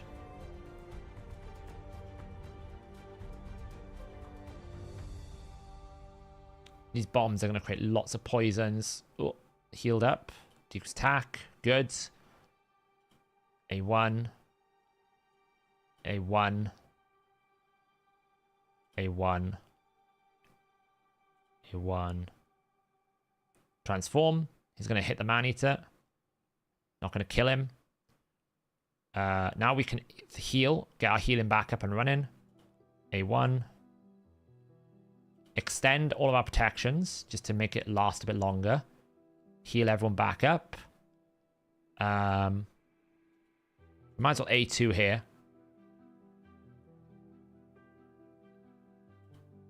Decrease attack. A1. A1. What I need to do is make sure I use Man-Eater's A3 on the transition so that we get the block debuffs. That's... Why didn't the passive revive him? It's alright. We can just do a simple revive jobby. What is going on? What?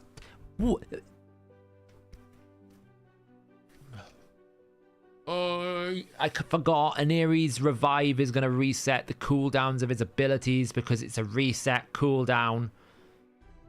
No, it's not Cycle of Magic. Aneri resets the goddamn cooldown. What I don't understand is why Aneri didn't revive the Snick Track. Like, I'm pretty sure none of these have Cycle of Magic. Yeah. That's because Aneri revived. Look, none of these have Cycle of Magic. No Cycle of Magic. No Cycle of Magic.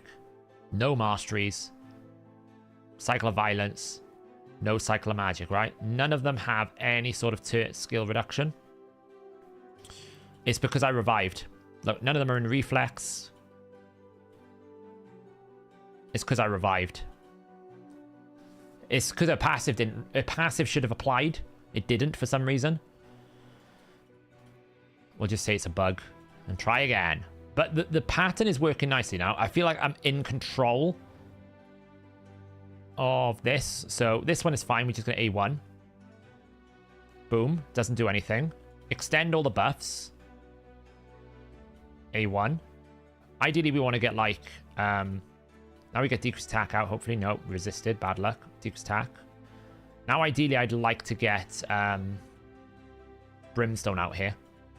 So we get some Brimstone proccing. But we're not going to get it, so...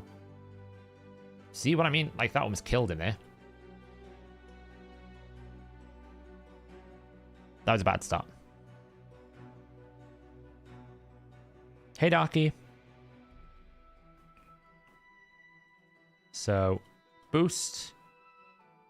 Protect. Block debuffs. A1. Nice. Extend.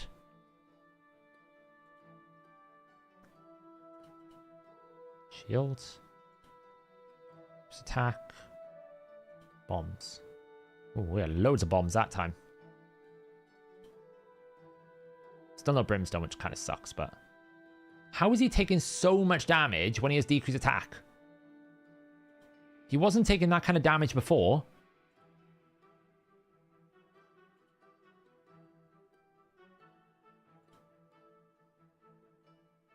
He's basically dead. I don't understand how he's taking so much damage. I had decreased attack on. He survived perfectly fine last time. I'm really confused. Yeah, I know he's got ally protection on, but that's fine because we should be able to take it. I'll do this. I should have extended that. It was dumb.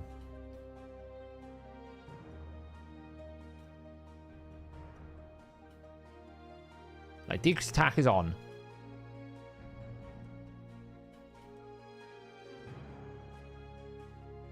Worked out a bit better. Decreased attack. Decreased attack.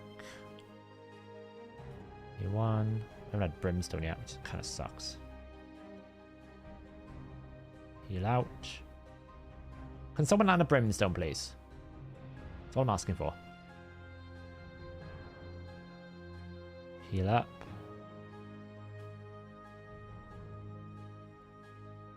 Swap over.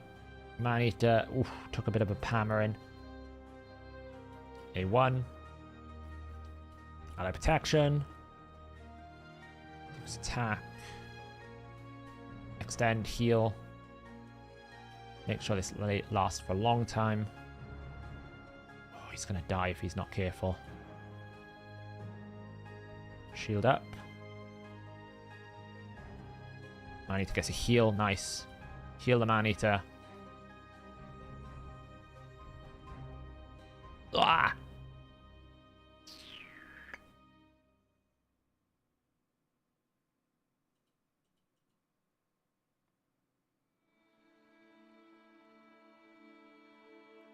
He's dealing a lot more damage now than he was before.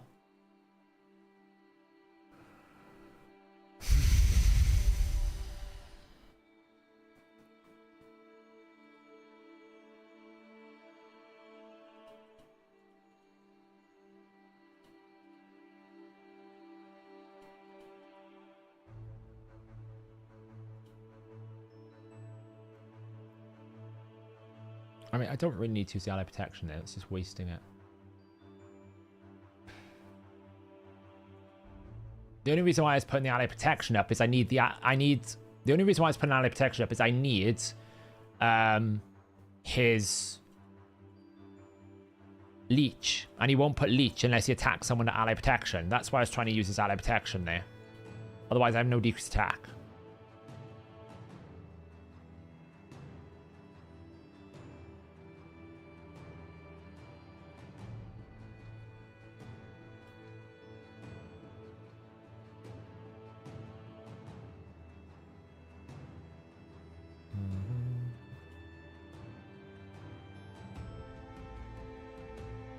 How much damage I just took there? Protection. See, now I've got no healing on my man-eater because I didn't get leech out.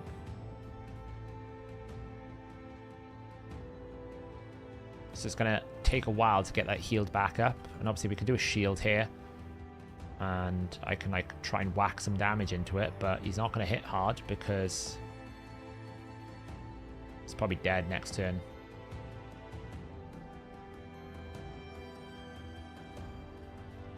That's why I was protecting, so I didn't lose too much damage.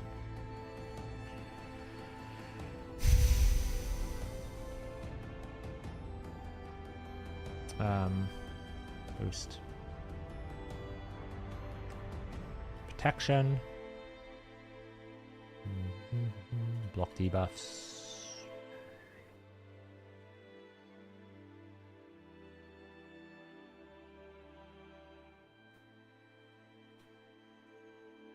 Do you know what? I actually don't think this Nishak is doing absolutely anything for me here. So get rid of him.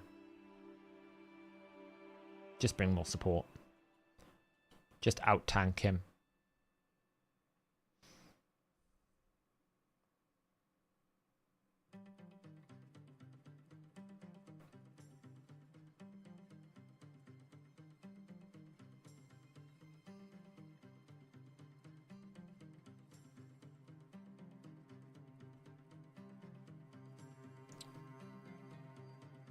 Yeah, that'll do it.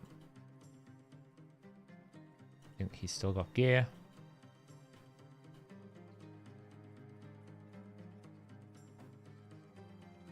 Hoorah Grim. Why can't I find you? Bam, bam, bam, bam, bam. Yes, he has. Why no Aniri Blessing? I don't really know. Haven't really put a blessing on her, to be honest. She's my new 5-star Aniri. I got 2 of them now.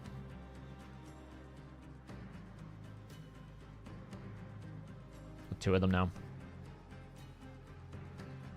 Right, what am I going to put on her? Cruelty? Don't do much. Miracle Heal? That's basically nothing. That's why I haven't done anything, because I'm like, there's nothing to put on her.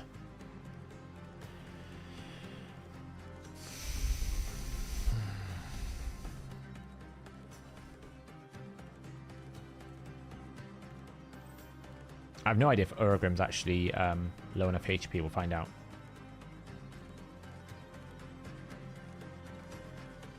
Extend. Ooh. Use attack. Nope. Use attack. Yes. Got our Brimstone proc on, which is nice.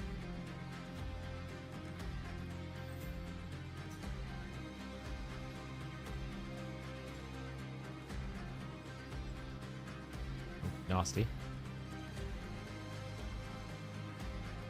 Duke's attack. Heal him up. That's what I want to do. I'm just going to bring more healing. If I can't keep him alive, if I just keep bringing more healing, I'll kill it with Brimstone if I have to. That's what we have to do. We will kill it with Brimstone.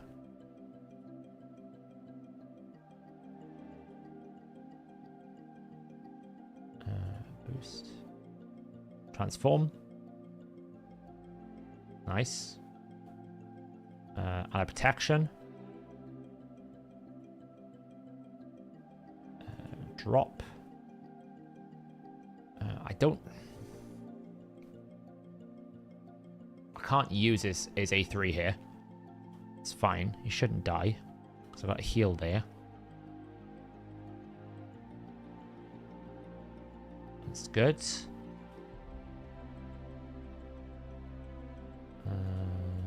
A3. I can just basically heal him back up. Keep healing. Snip track died.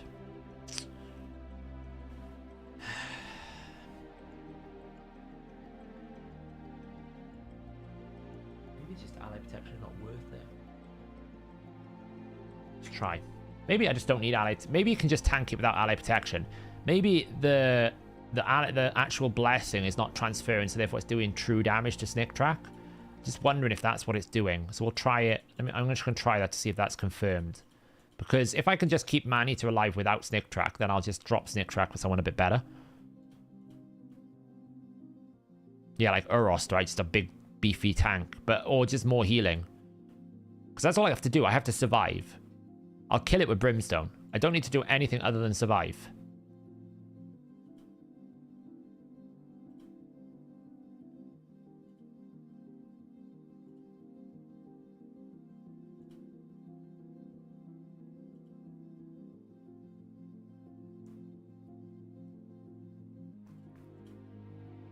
Probably should have decreased defense. There was that problem. Healing back up.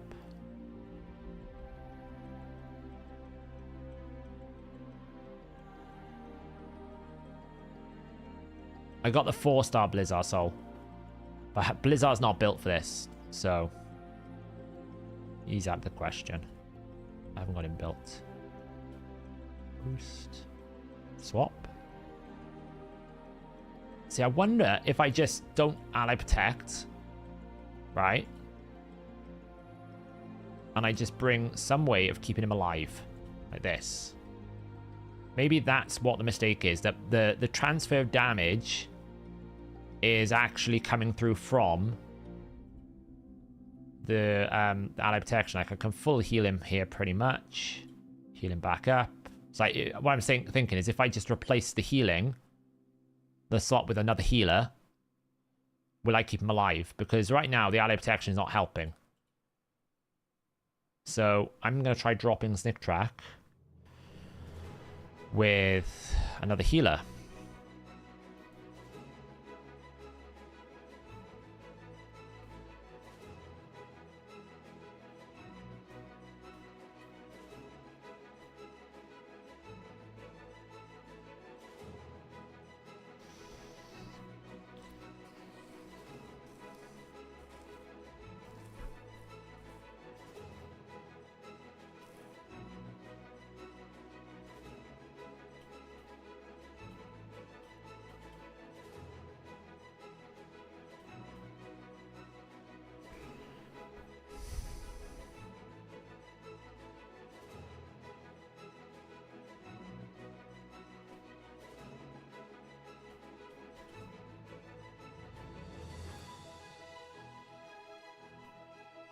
We're pretty much all in on Morrigan now to do the damage, because we have no other damage here apart from, like, poisons that don't land. Let me do this.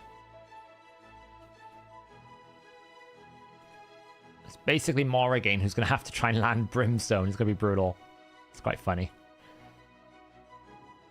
Yeah, Ultimate Death Knight is option 2. Ooh, that was nasty.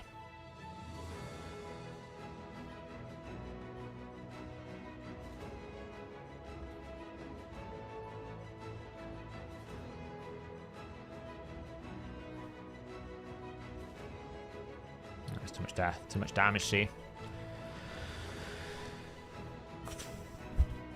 I should have A3'd with Ogo, was fine.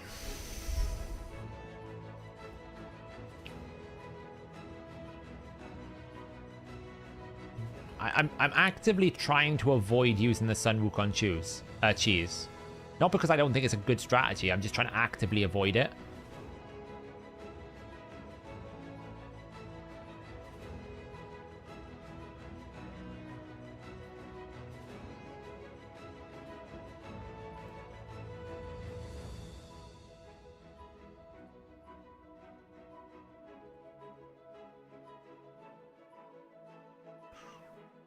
nasty. Dropped it. We actually don't need Ogre's A3 here. We're going to heal fully, so. Heal. Heal. Lovely. Come back around to this rotation 2. Lovely. Lovely. Lovely. Okay, so I should take boof boof. Oh, it was a bit of a nasty chunk. Resisted. He resisted the decreased attack. This is going to fail now because we're not going to have a decreased attack out.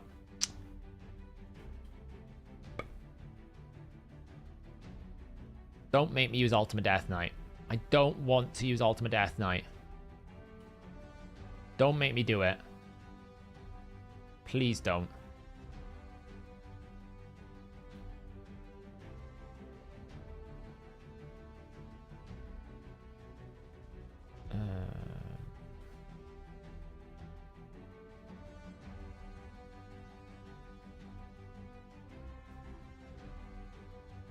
Resisted.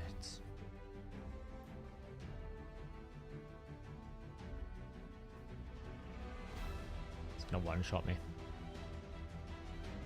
That wasn't too bad. There's the brimstone. Just attack. If I just heal myself. Lovely. I should have A2'd there, really. It's fine, we're okay. Just attack. I can't use that now, I'm gonna wait. Use that to heal everyone up.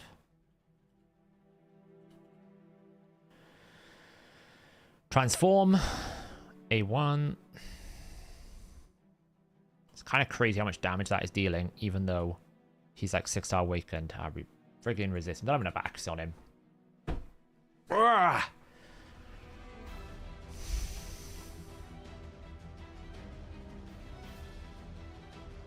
It's forcing me to use it. Don't even know what build he's in. I don't have... I'm wasting so much silver doing this.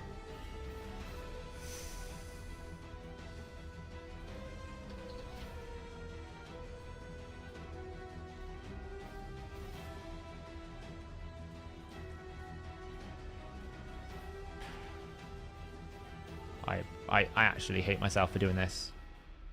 I hate it.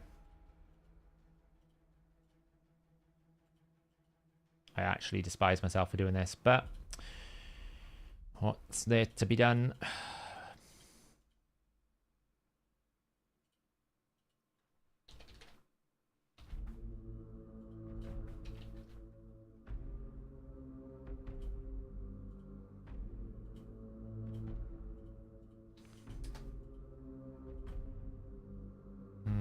What's he got? No, it's alright. That one could be better.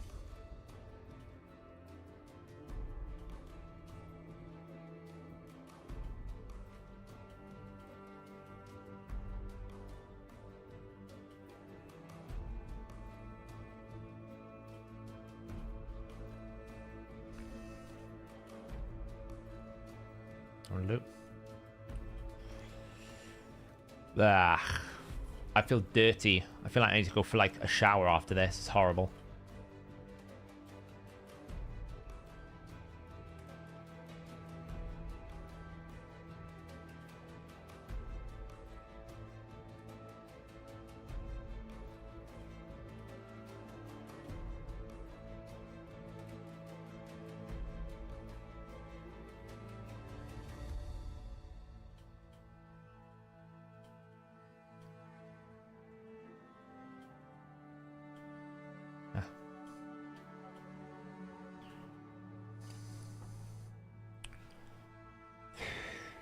Okay, I can't do that with Defiance.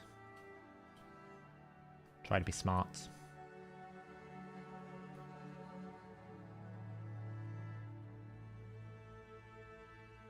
Why not use Mighty Uko? Because he doesn't have any healing. Whereas Ultimate Death Knight does. Ultimate Death Knight will also take one of the hits, so... Why is Stultus... Why is he using Stultus? Oh, no, that's why.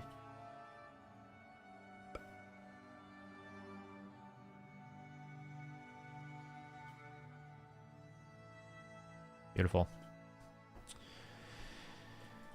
Oh, let's waste more silver. It's all for a good cause, though, because I'm 100% certain there's a mythical champion behind all this effort. 100%. 100% certain that behind all this problems and efforts lies a mythical champion, perfectly awaited in a form of wonderful success.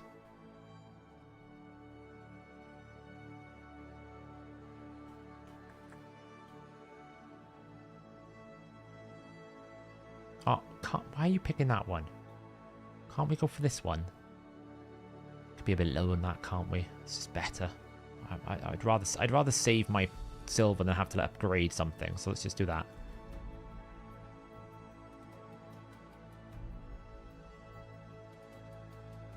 Equip. So we're going to be taking Tyre's shield. We're going to be taking Jamas's gloves. And we're going to be taking Alanarol's chest, which isn't maxed up. Can we not, like, take something from someone else? Oh, it's fine, we'll figure it out. And then we need to take Nishak's helm. Try. No, I don't have any idea. Honestly, this Cintranos is ruining my account. The amount of, like, just no space. I haven't got time to upgrade gear. It's so stressful. Like, I literally have no capacity to do anything. Look at it. It's ruining my account. And it's never going to be a let up either. That's the problem now. We're going to have to deal with this permanently. They're going to have to do something about this, surely, because we can't keep playing swap-ums and costing all this silver and costing all this time and space and energy. I can't see how sustainable it is. People are already burning out, and it's only month 2. You know, I'm already seeing messages, people going, oh, I can't be bothered with it. It's just too much effort. It's too much hardship.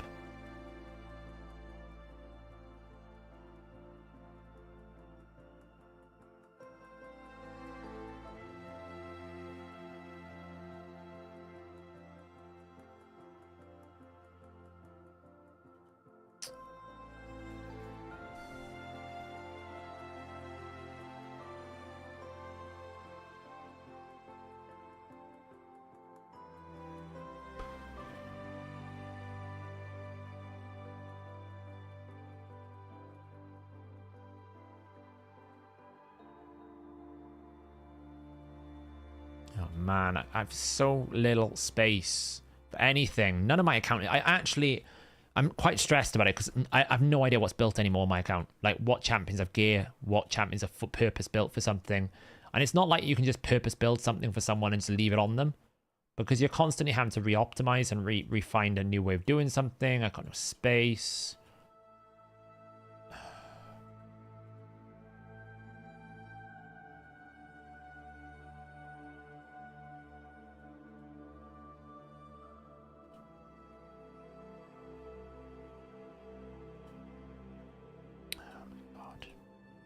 I'm only trying to swap 4 pieces.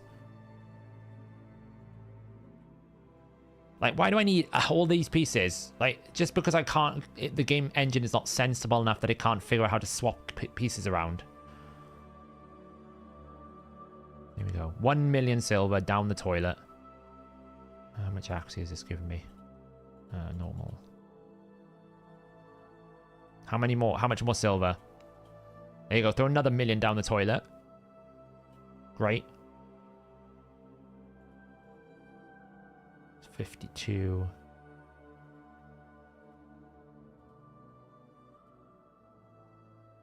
Lift this for a little bit more.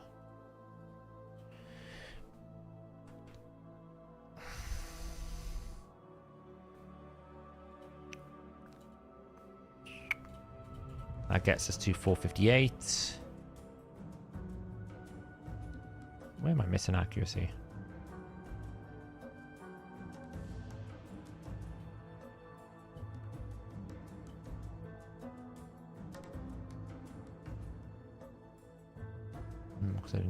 Oops.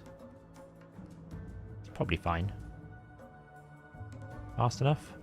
Oh, it's a little bit slow.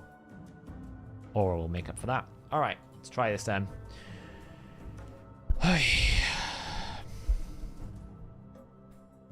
Can't believe I'm using Ultimate Death Knight.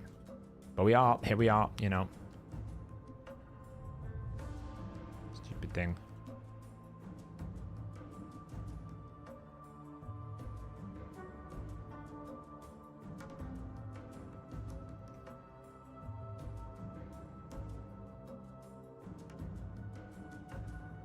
We missed Brimstone twice.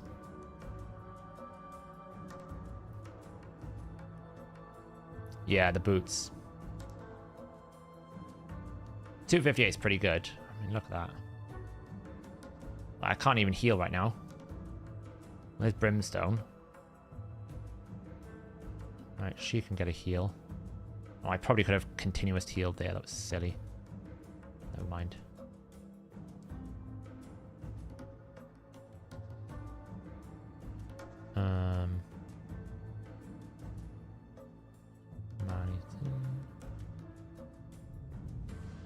Amius is not healing though.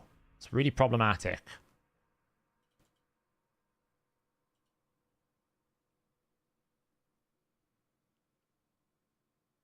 Like, he's still dying.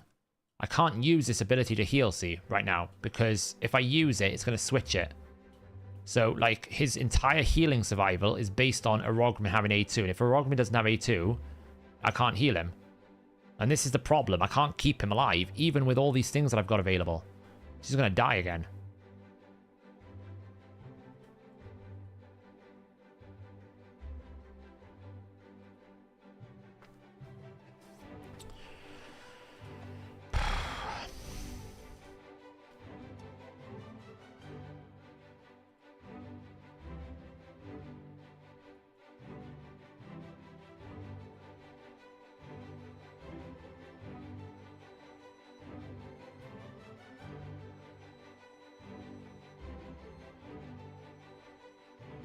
I've got continuous heals here, but I don't actually need them.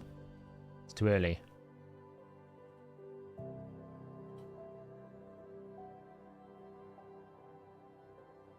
Take a critical hit there. That's nasty.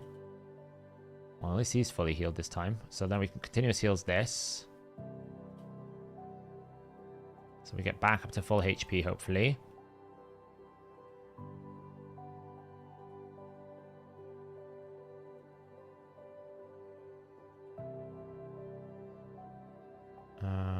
A1. Swap. 1, 2. Drop your decrease attack. You can take another hit right now, so that's fine. So we can A heal. Okay, good. Why didn't he take the second hit there? Not too sure, but we'll heal him back up again.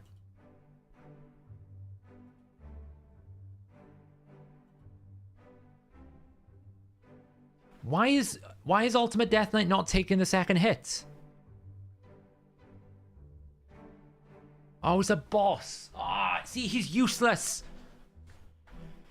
I've just wasted 2 million silver building him up because I thought he'd be useful. He's absolutely blimmin' useless.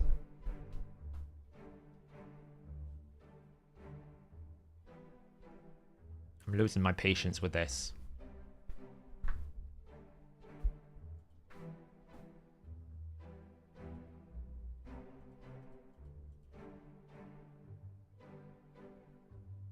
Why is Ultimate Death Knight so useful? Because, like, that's not useful at all.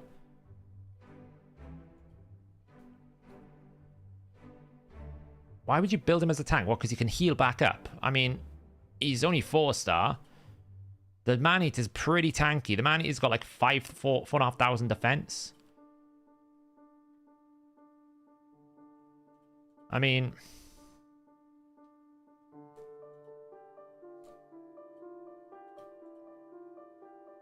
how the hell am I going to be able to, like, match this? He's going to... so if I want him to be the tank, right? On... what is he? 4,200. He's got 71k HP. He's going to have to come out. That's going to have to come out. That's not going to work. That's going to work. So, like, where the hell is he going to... It's not going to work, right? The only thing we can do is do this and just go, do you know what? I hate the boss.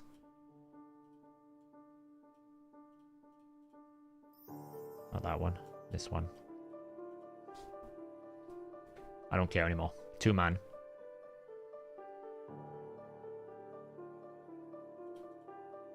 Two-man the shit out of it. Oh, I've got no heal reduction.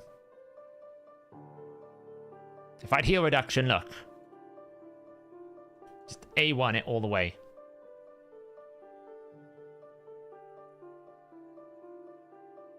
Let's see if you can actually survive it, by the way.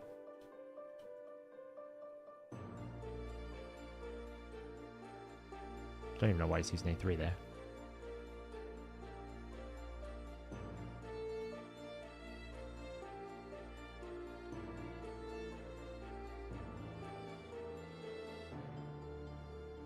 We'll just 2-man it with heal reduction, shall we?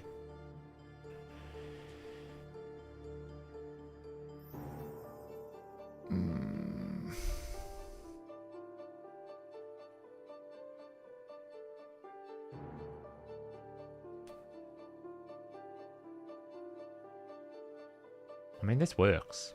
I just need to find heal reduction. Just make a Giga Tank heal reduction Morrigan, maybe, and just 3-man it. I'm done playing with this now. I'm in Kraken mentality. How can I bulldoze my way through the content? Who's tanky enough that I can just put in to basically be for like frigging huge HP pool that isn't gonna die, that I don't have to rebuild.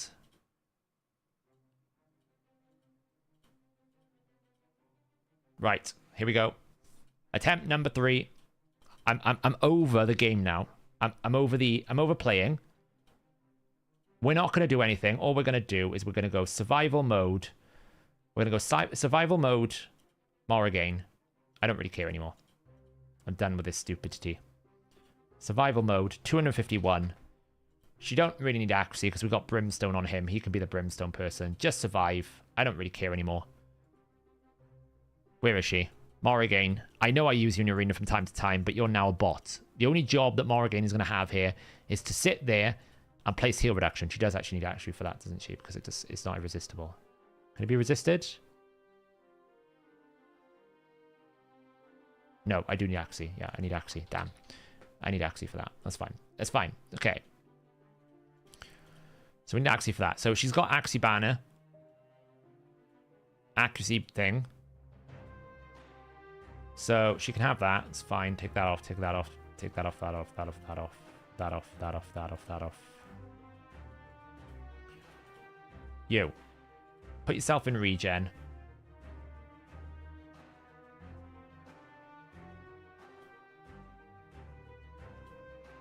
I don't care anymore. I'm so done. What do I need the minimum HP to be? 71,000. 72,000. Go. Find me a solution. Please. I can't do any more of this nonsense. No, you need heal reduction. That's why you can't use Uros here. What I'm trying to do is bring too many people in. Do you know what I should just do? Let him stun me over and over again. Because what is he going to do? He's not going to kill me. Just build super tanky like this. Because this is my faster one, right? I'm just going to build super tanky. Oh, I need to refresh. Hang on.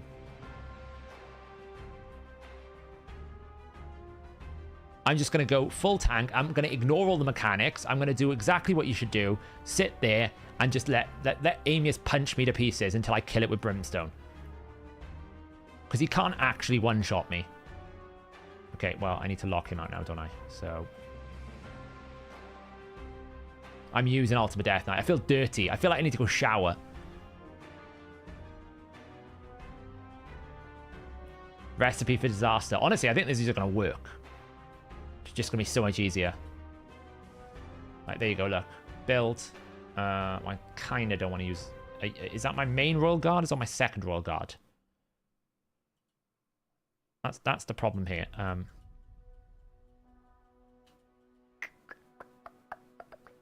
See if we can find one without that boots. Can we find one without those boots?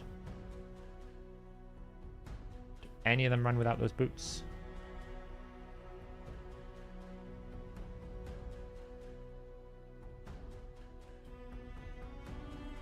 Well, these would be fine. This'll do. This'll do. We're going full stupid mode. Full on stupid mode. I don't really care anymore. Fitting room. I've got 6 slots. So I can swap 4 pieces without a problem. Savage. HP percent. Try on. Look at that. Triple roll. That's what we're going to do. We're going to unleash all our god tier gear on this stupid Amius boss, and we're going to laugh. We're going to laugh at him as he tries to do something and can't actually kill us. I might even be able to just press auto and leave it do it. Oh, we've messed that up. Hang on. Resize the window. I actually do want to try and kill Hydra clan boss at some point. I've got to do 3 keys tonight. We've got 3 keys of Hydra to do.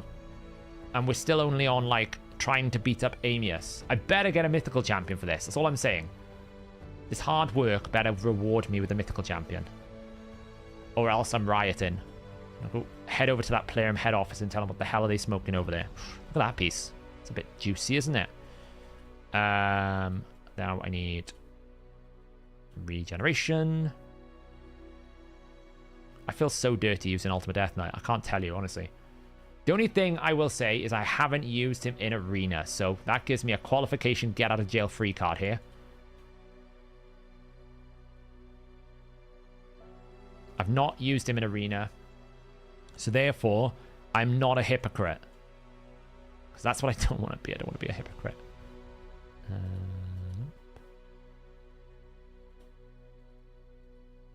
Good thing most of my Hydra champions are still built and I haven't touched them, right? That's probably actually...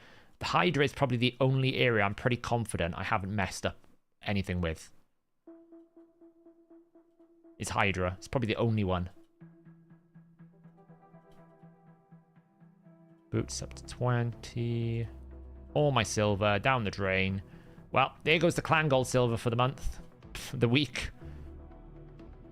Oh, I need to change the ring as well.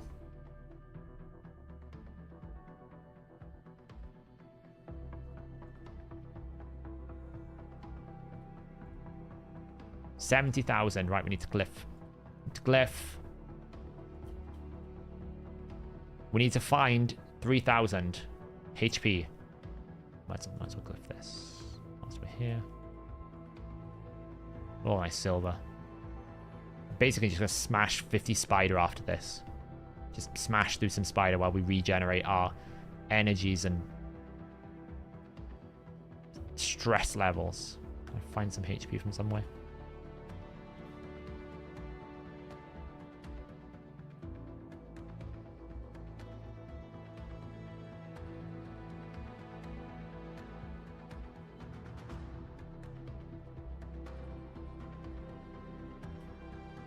There's just not enough time. Oh, come on.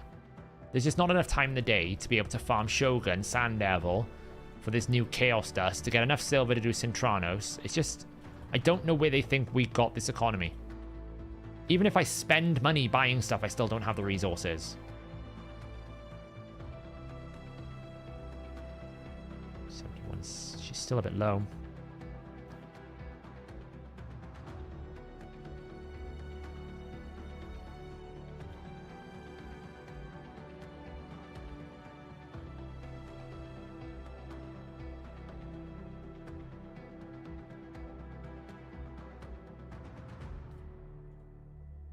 One 885.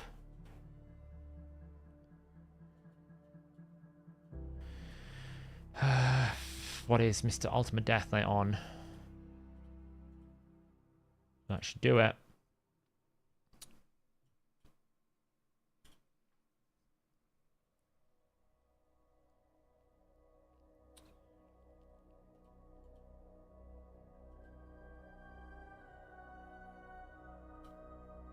Oh man, I can't even use an AI battle. I can't even press auto. Oh my God's sake. All right. I don't really care. I don't think he can kill me. Look. Just A2. Eventually we'll get Brimstone back.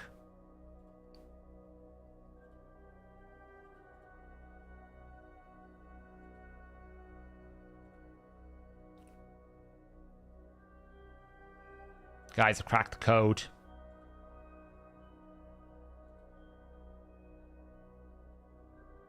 How did he not heal himself like he did last time? Oh, he's back alive. Oh, he's dead again. Let me take a turn.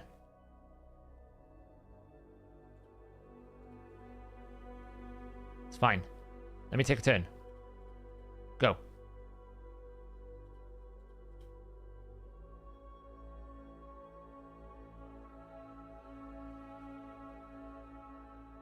There we go.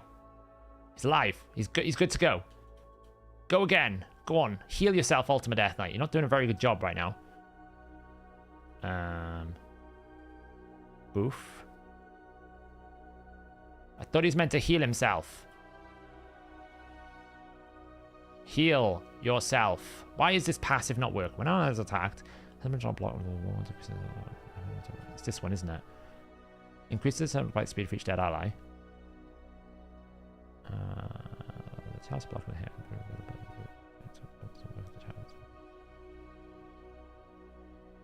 Okay, well. Oh, I gotta be careful because he's gonna increase his HP. Yeah, I can't do that.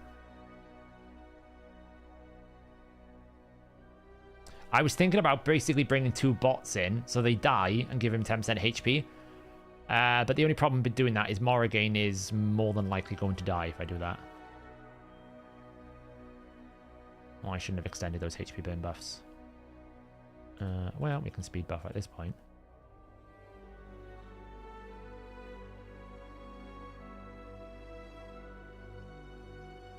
There's Brimstone. I need to lose these buffs like yesterday. Uh-oh. We're gonna switch. Oh no, that's disastrous. Oh well. This is probably GG.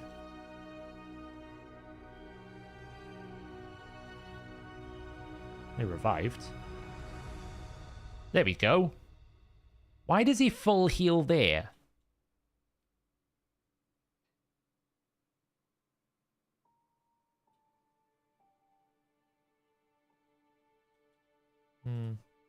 Don't know.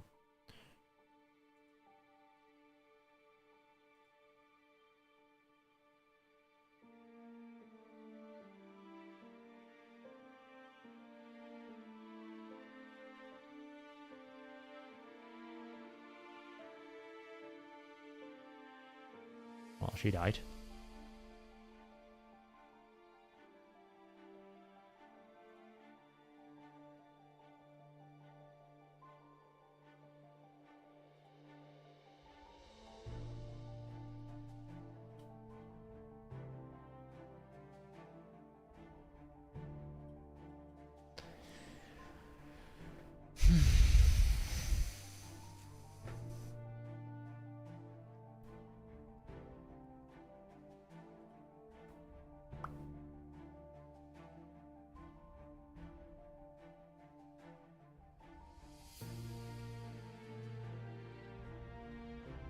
Just need to stay alive.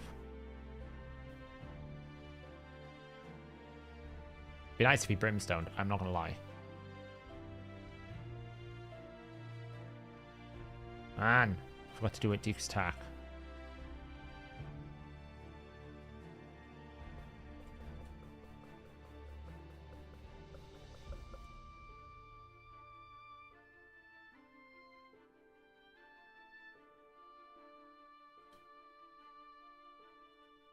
One more turn.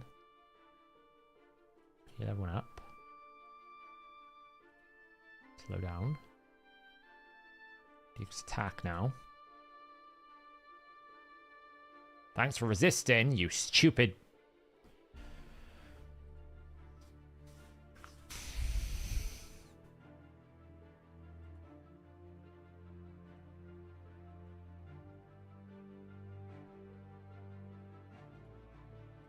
But wait. There's the heal, lovely. Heal up. attack. Use attack. Lovely. Boost. Didn't get Brimstone Frog, unfortunately. But hey. Heal. Heal. Heal. It's not healing enough.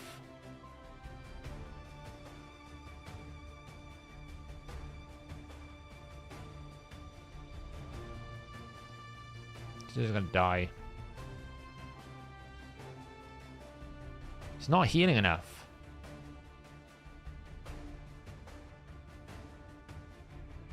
Oh, we can heal here now.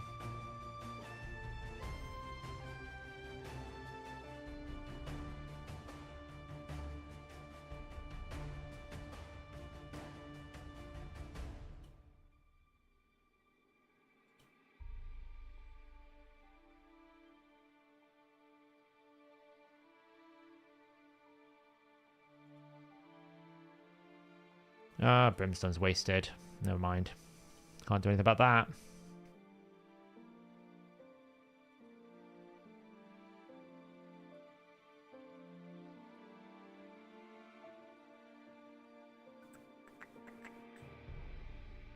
I need to use my other...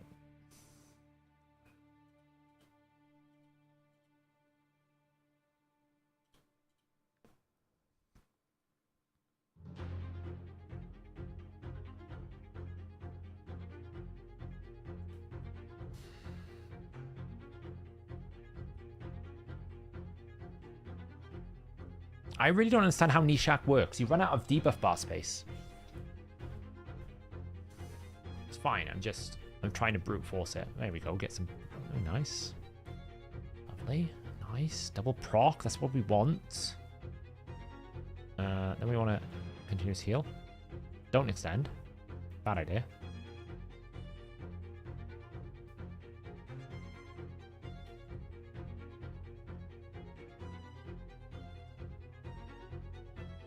Probably shouldn't have done that. What are we at?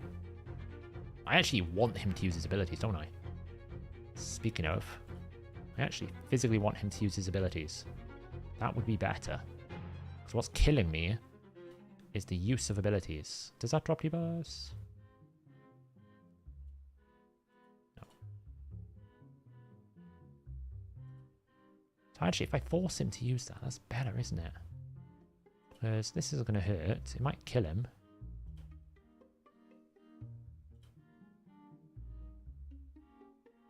But he revive. Drop him down. The heal going. Switch form. I'll switch form in a moment. That's fine. I actually want him to... I want him to use his other abilities, so do that. Yeah, I want you. Why aren't you switching now? Why aren't you trying to steal my buffs? You stupid boss. Why aren't you trying to steal my buffs? I've got speed buff. Steal my buff. Look, do I need to do this? Tell you what, I'll do this for you. There you go. I want you to use that ability. Because if you use that ability, you hit hard. Like, you actually hit a lot less. That's fine. I can revive from that. Heal reduction is a bit annoying.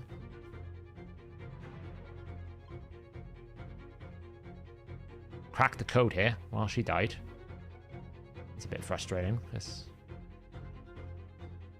I've got no heal reduction right now, but it's fine. Gives us some time. Hit me, not my Aneri. Okay.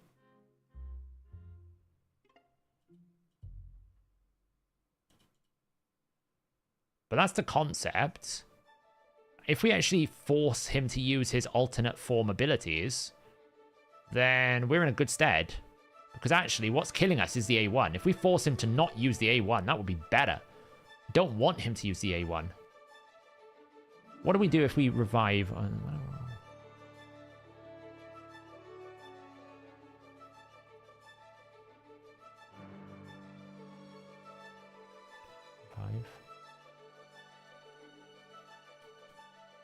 attack.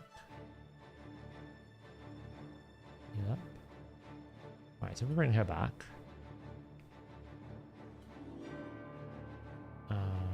We speed boost. The only downside is the only way I can force him to use his alter skills is to use his A3. Because I don't have another buff. Oof, that hurts.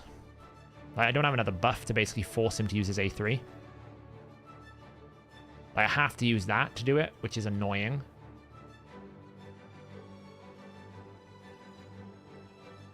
So, who have we got that's really tanky that we can build, that we can apply to use buffs? Who have we got?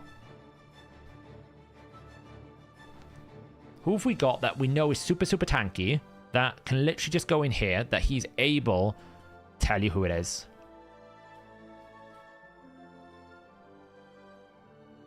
Mind you, that's not desirable. Not desirable, actually. Because he's going to do increased defense. I need someone who's tanky that's going to do increased attack. Something like that. That's what I need. Who have I got that's tanky that's going to do increased attack? Oh, we could use him. Because he's built tanky, isn't he? Is he built in regen?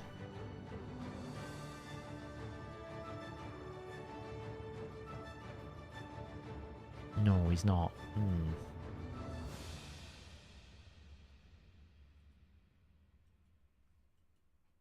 Trying to find someone who is built in, like, self-healing. That's tanky. That can do AoE increased attack or some sort of something that is going to force the boss to steal my buffs. Because right now, we're not getting the buff stolen at all, which is really frustrating. We could do a bolster set. Ooh, maybe would he steal? I don't know if he'll steal taunt buff. He can't really steal taunt buff, can he? That's the problem. I won't do it. Oh, he can do that. But he's really squishy. Oh, he wouldn't be, though. Ooh, maybe Scartorsis. Let's go with Scartorsis. Let's try Scartorsis.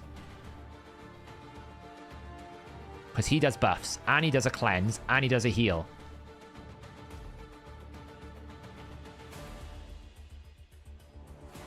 Yeah, but strengthen will get switched to weaken. I don't want to. I want him to basically give me debuffs that are not going to hurt me, right?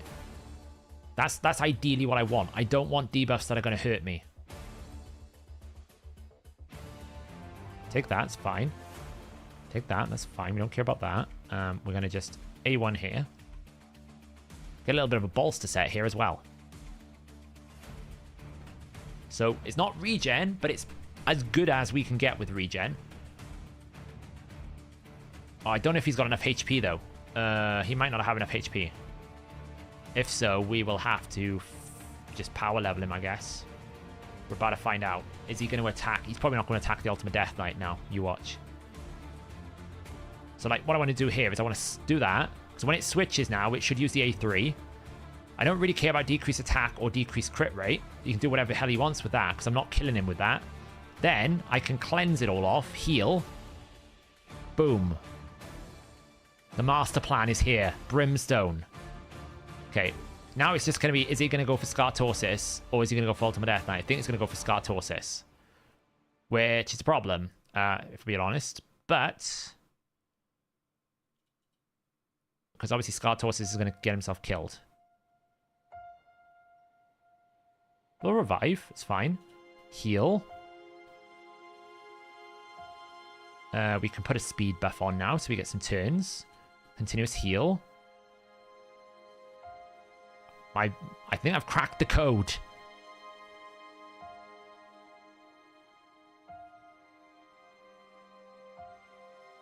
So we need to put buffs up here. This needs to take a turn. He needs to take a turn and put decreased attack on.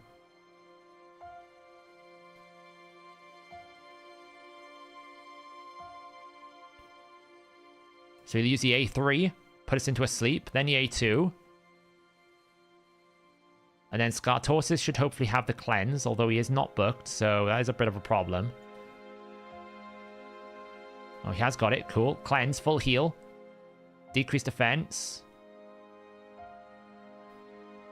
The only failure is Scartorsis is not tank enough. Otherwise, this would work beautifully.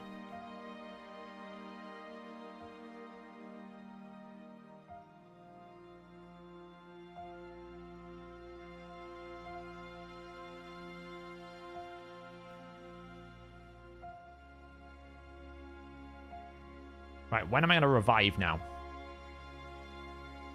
I don't want to revive right now. Because if I revive right now, he's just going to basically transform, randomly attack, and die again.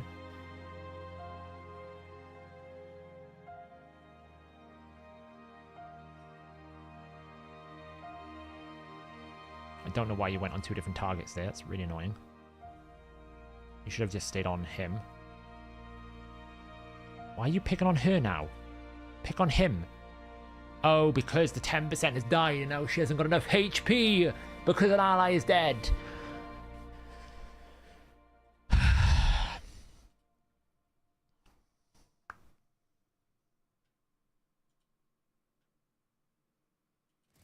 Oh, man.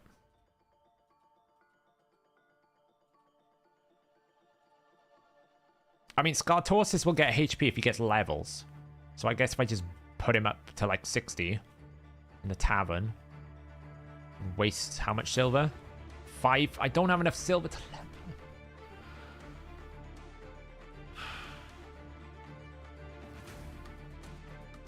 Why does it cost me silver to level a champion?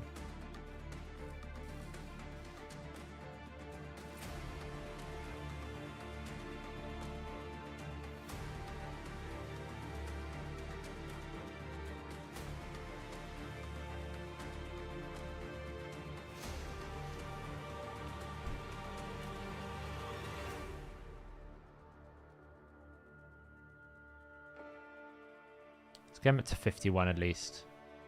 Let's give him some more HP. Get him to 68. If I then go to Ultimate Death Knight.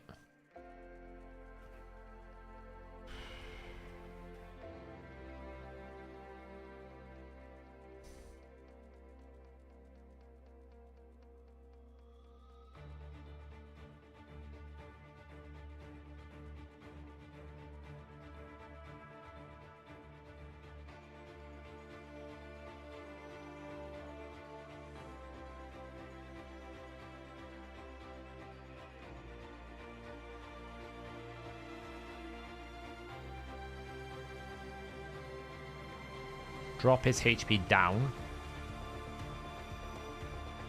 Should be better. What little silver I have left is going into this plan.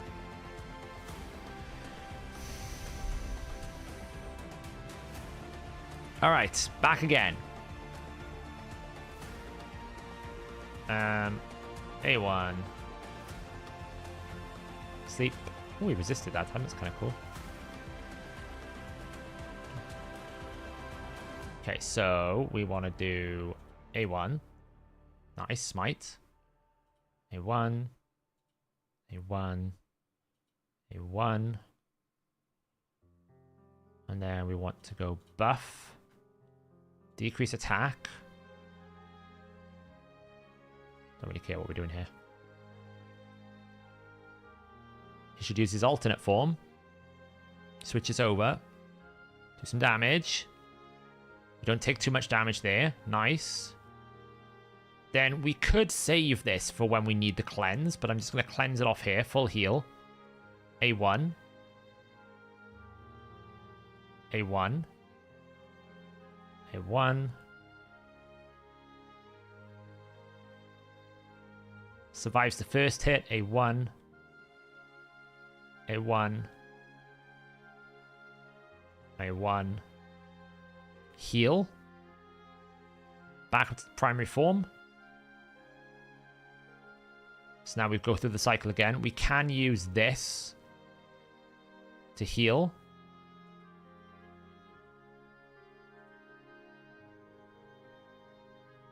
Stun, we don't care about. We don't care about that. Decrease attack. Buff up. A1. Heal up him on the left. Sleep. Nuke. A 1. We can do a 1 here.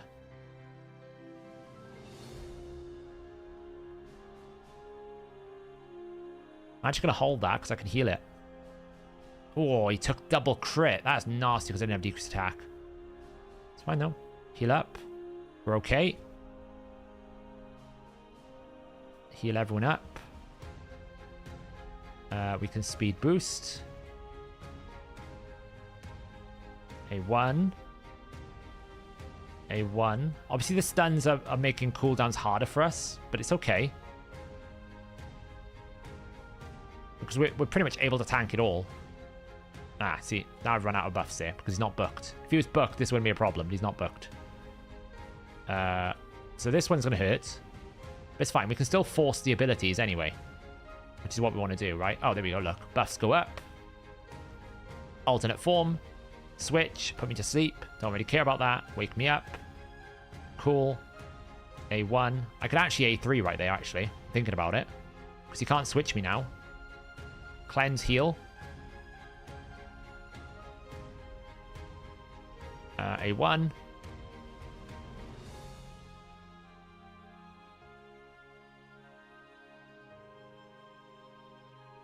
Heal up.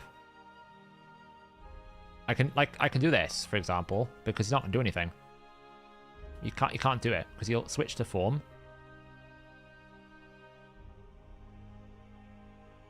Then we're gonna do A1. A1. We wait. A1. A1. Nice. Keep doing that. Stun. We don't care about this. We still don't care about that. We want to wait one more turn. Now we're going to put decreased attack up.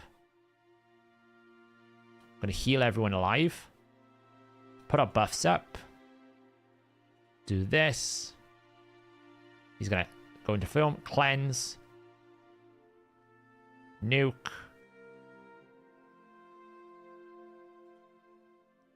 Brimstone. Cleanse everyone off. Heal up.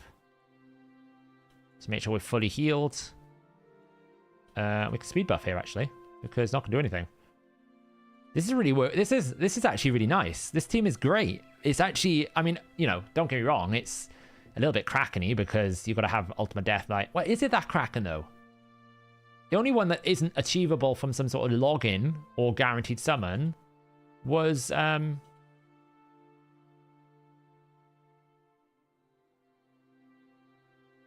Scartorsis.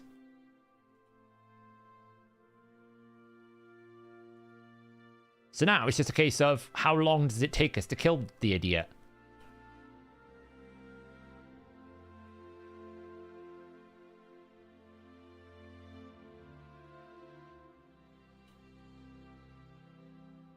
We didn't get the attack there. Kind of sucks.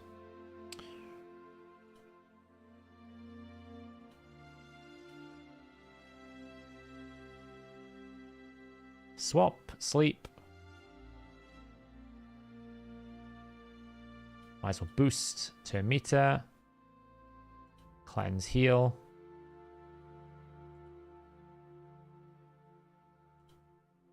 Brimstone. That's kind of annoying because we're not going to get any activations of that Brimstone. What? He died. It's fine.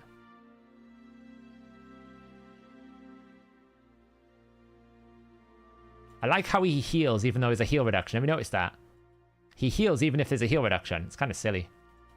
Heal up. Oh, we still kind of got some debuffs here. Buff.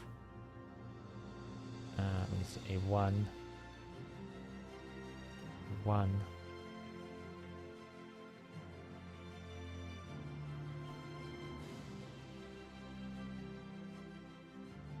What happened?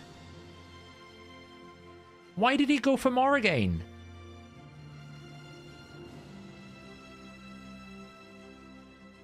Why did he go for more again?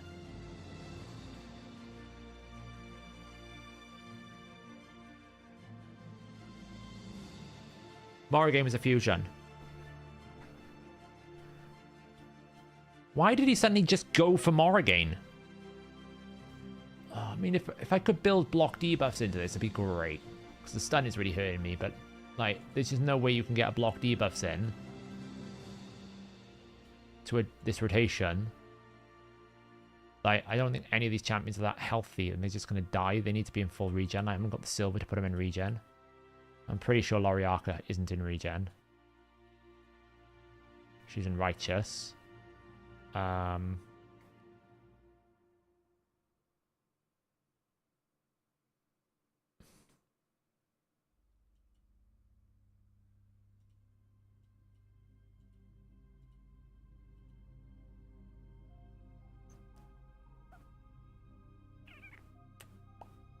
mean, all I have to do is re-gear, like, Loriaka or something into regen.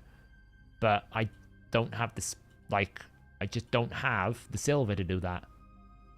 And I can't use Necret because his passes will be all over the place, right? This will take too long in his AoE, so it's not really going to work. You know, Glazea could work. Like, Loriaka can work because it's a 5-turn cooldown. I'll get it back in time, probably. Or we can use, like, a Hakon, a 4-turn cooldown. But he's probably going to die in this build. We can try throwing in a Hakon.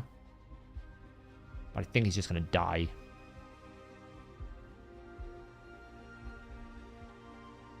I don't know how I got the decreased speed, though. I think this is probably the...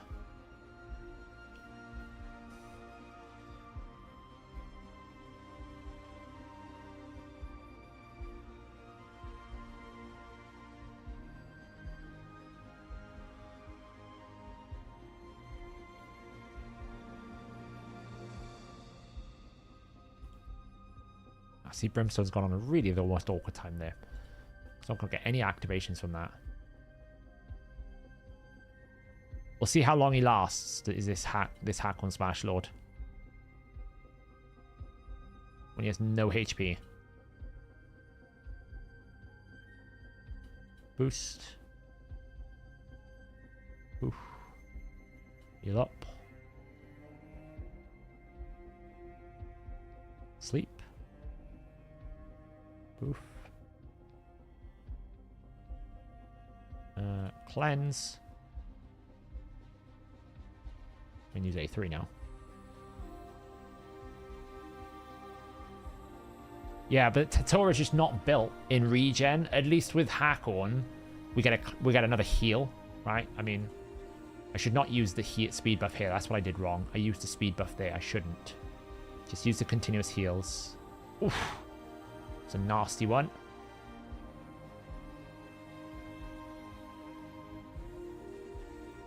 He only has to survive one A3.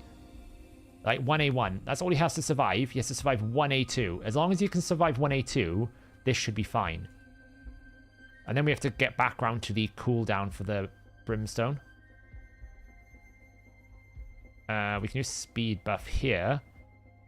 So that we get the block debuffs, cleanse, heal, no more stun. Now we need to outrun the block debuffs. So do that. Do this. Hakon might just be too slow for this. I might have to speed him up. We'll see what happens now. That. That. Now decrease attack. Lovely. This. Nice. Heal. Lovely. We're going to boost. We don't mind if this switches. Switcheroo. Put me to sleep as you want. Wake me up. He can't get a heal, so I have to wait on the continuous heal just one turn. That's fine. Until I can get a cleanse off. Which is going to happen now. Cleanse, heal, boom. Get an AoE heal out. Then we can put heals here. That's all he has to do, is survive that, ideally. But he kind of did. In some crazy form. The only downside is this heal reduction is on a lot longer than I expected now. So that's going to be a real problem, but we'll figure it out. I can speed buff here. Can I speed buff here? Yeah. Ah, see. He's not booked. If he was booked, this would work. But it's probably okay to survive.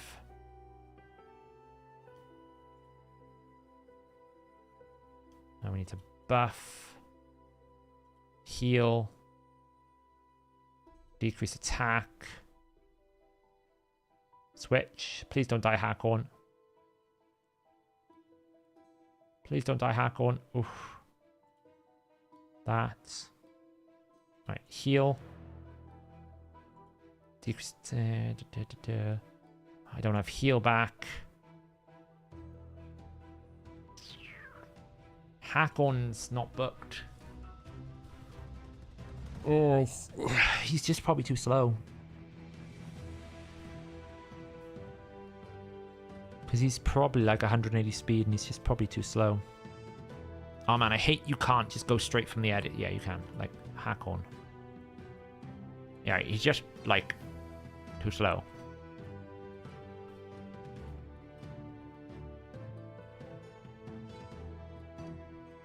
I don't think Doom Priest is in this rotation.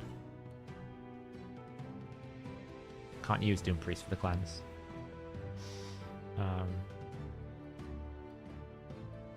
He just needs speed, basically. But like, you're lacking silver. Right, okay. I think this team can work though. I'm just gonna have to go and smash some spider first because I'm just out of silver. So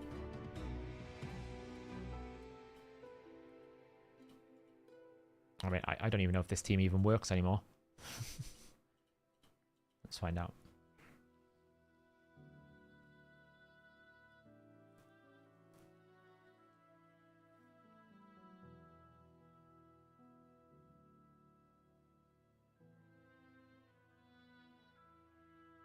Have I taken gear off New?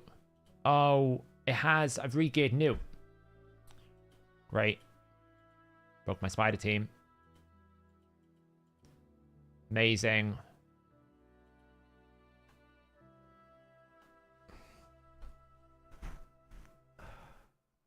I freaking hate Centranos.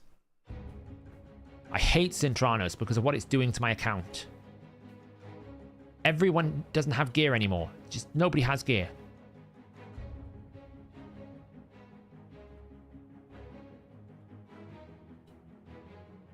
I can't even remember. I can't even remember what he had.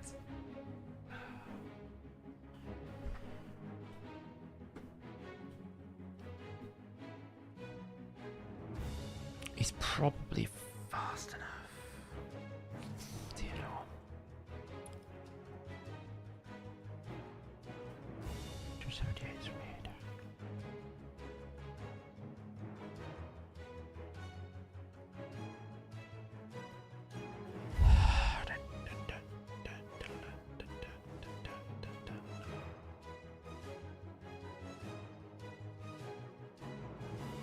That's good.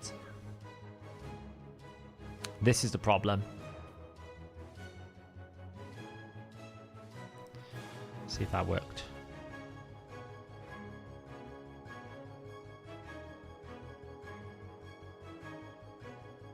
I've already used the clan shop.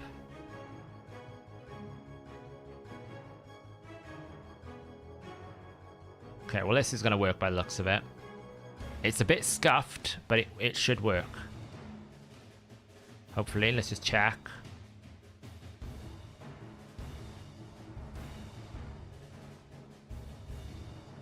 Yeah, Curse City, only all battles will work.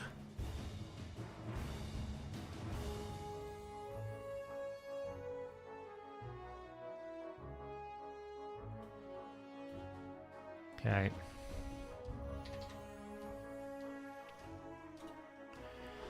So what I'm trying to achieve with the team is we're trying to basically make it so that we're going to kill it with Brimstone. All we need to do is we need to stop the stun cycling because the stun is stopping our cooldowns. We don't mind the sleep cycling. By forcing the alternate form to use his A3 and his A2, what we're able to do is basically survive and save some damage on Ultimate Death Knight because he can take a single A1 as long as it's a decreased attack out. Now, the only problem is there's not another decreased attack in the team apart from Ultimate Death Knight. Ultimate Death Knight is not booked. So actually, ideally, you would want to be able to put decreased attack up on the boss before he A1s you. Now maybe I actually need to delay the decreased attack so he doesn't do it before he changes form. I apply it afterwards, because actually, yes, he's AoEing, but I don't think he will AoE kill my team. I think it's the A1 that matters the most. So if I basically delay it, then that should be okay. That should be okay.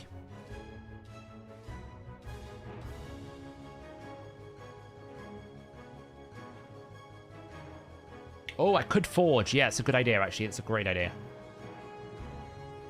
This is taking a while.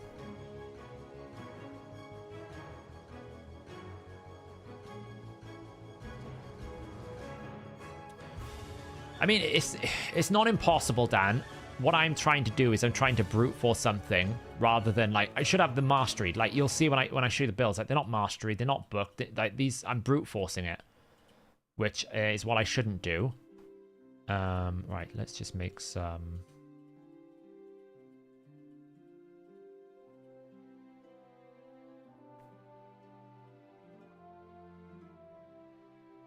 So what I'm trying to do is I'm trying to brute force something. Well, that's pretty good. Where if I just spent time and I basically did the masteries and spent the silver on and doing the stuff properly, this would be a lot easier, but I'm just trying to brute force something, so it looks harder than it should be. I'm also trying not to do the easiest strategy in the world, because I've seen a lot of Sun Wukong cheeses. I don't really want to go down that direction because I feel like that's not, you know, I just don't want to cheese it. I'm not really cheesing this. This is a strategy, right? I'm doing a viable strategy here. 1 million silver. Did you ever try double Akimtum? It's very fun, double Akimtum. I use him in some Centrano stages. When he's up for double Akimtum, I use him in some of those stages, so. Okay. It's giving us 1 million silver. We can work with 1 million silver. What is the Wukong thing? They're using Wukong's Revive to basically to cheese the boss. Is the plan. Alright, HP with speed. We'll use this wonderful banner that I've just got. That pushes him up to like 203. What's this? Defense. So we can make that a little bit better.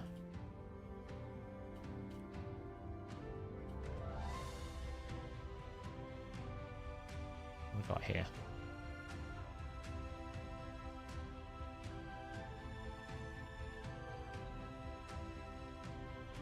That's good.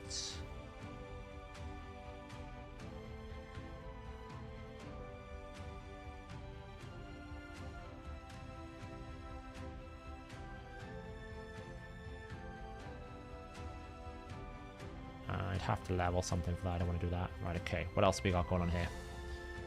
0 speed on his gloves. Like, this is like bad gear, right? This is just gear that I've got that I just should do this. It's terrible gear. This one. It's terrible gear. I didn't want to remove that. Wasted 50,000. This one. Terrible gear. Just destroy it. It's just all bad gear that I've... This is like... Just destroy it. It's cheaper for me to just destroy it than sell it. Right, now that I've cleared that out, we can basically put him in. Speed.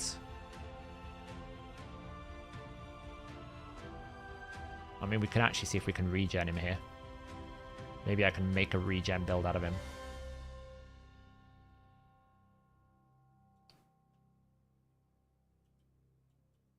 This is going to stretch my regen gear, though, having to put all these people in regen.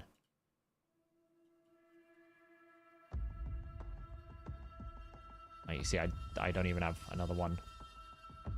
By the looks of it. Regen. Regen. Where is regeneration? Yeah, I don't actually have another regeneration. Oh, there it is. It's the only one with speed. So I could take one without speed. Like this. Or this.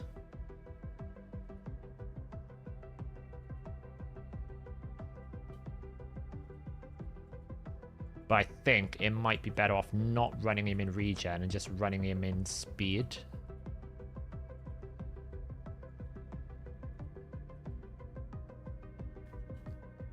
Because I think trying to force him into regen without like this limited regen gear is just not going to work.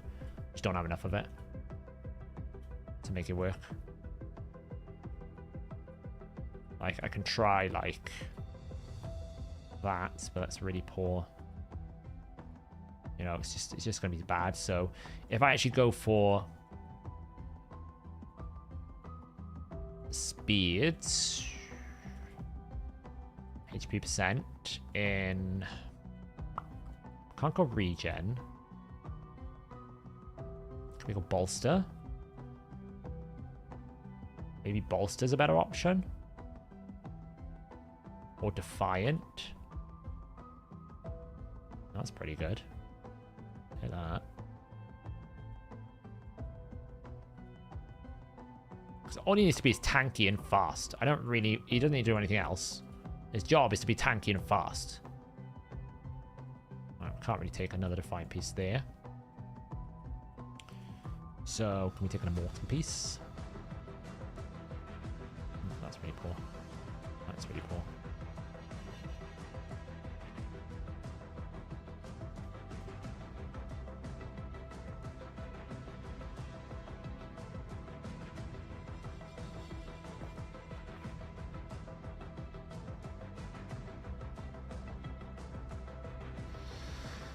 Okay, what about defense? No. Okay, what about life? What other set can we put her in that's going to be useful? Righteous.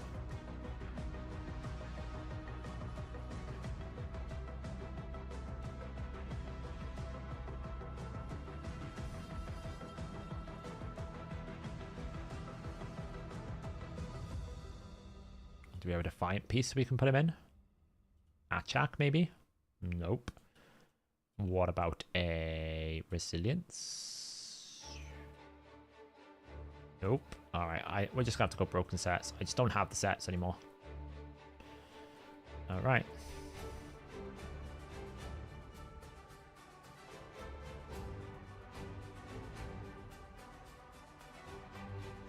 Pretty bad on that. Quite HP percent.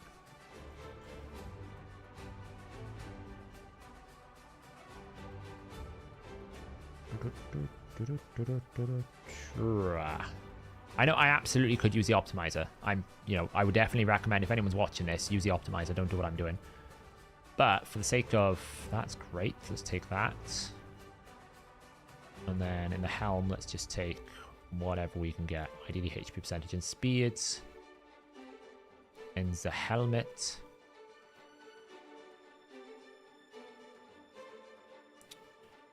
In the helmet, give me some, like, something that doesn't cost me silver to remove. That would be one. Yeah, if you can do that, that would be great. Resilience piece would be excellent. What are we going to find? Anything interesting to find? Ooh, Lonotharol. Yeah, baby. That's what we want. Equip. Ah! I'm running out of space in this game. Here we go. All right, cool. Good. 71k HP, 3k defense, 257 speed. No accuracy on him, so don't actually know what blessing to put on him. But we can make it tankier. We can go Aura, Lightning Cage, Brimstone, go Soul Reap. That'd be kind of cool. Temporal Chains.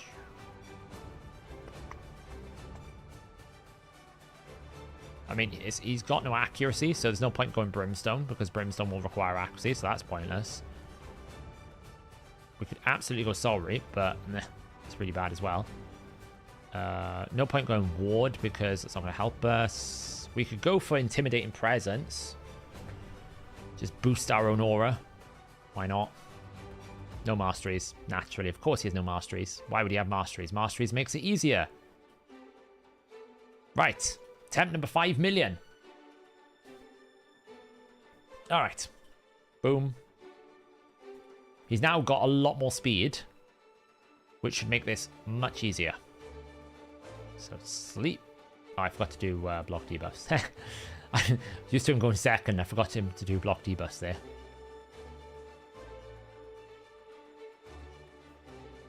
Boom. Block debuffs. Boom. Doof. That's where you get Brimstone. Lovely. So now we need the block debuffs to fall off. He's done his job. Doesn't take any damage now. Beautiful. So what I'm going to try now, I'm going to try waiting on the decreased attack. I'm going to let it transform and hit me. I'm going to see if the decreased attack transform is going to work better. So there's that nuke there. Excellent. Now we're going to buff. A1. A1. We'll heal if I need to, but I don't think I need to. Transform. He'll switch us. Boom. Then we get the nuke. That hurts, but it's not too bad. Then we put decreased attack up. Of course, it doesn't land for some crazy reason. We don't really know why. Hold the deep block debuffs. We can do this. I shouldn't use the increased speed there. Can heal up. And then use that. No idea why we didn't get the thing. I may have needed to do block debuffs right there. I don't know. We'll find out. I may have needed to do block debuffs. No, it's going to transform. Now I do block debuffs. Here, we heal up. We absolutely can use increased speed right now. It's not a problem. A1. A1. A1. He's going to do stun. A1. A1. A1. Just A1 and getting our abilities back. A1. A1. Beautiful. Nuke. Doesn't matter. Now we want to buff. A1. A1. A1. A1. A1. Switch. Give us the old switcheroony. Beautiful. A bit of a nuke. Don't really care. Decrease attack.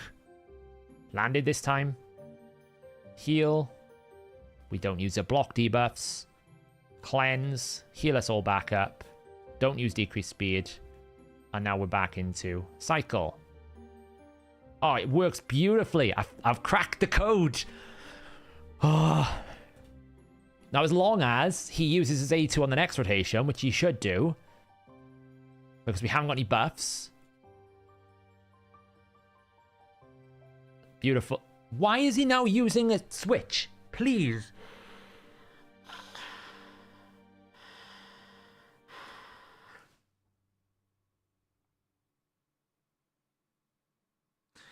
Why is he now using a switch? Oh, because he had decreased attack. Well, it's not a problem. So we can steal that away. We've got one turn. The problem is, if I use the block debuffs, I think...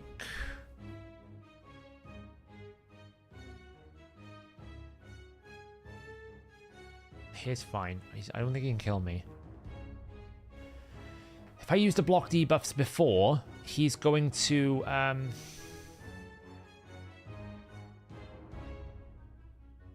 He's going to do it anyway, isn't he?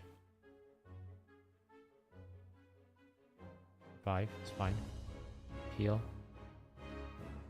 Right, I can do it here.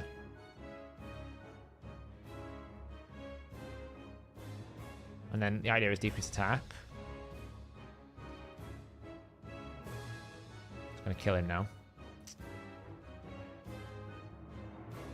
working beautifully up until that point. Alright. Yeah, I mean, I guess I'll just have to hard tank without decreased attack and never put it up, right? The problem is, if I don't have decreased attack, it can kill me.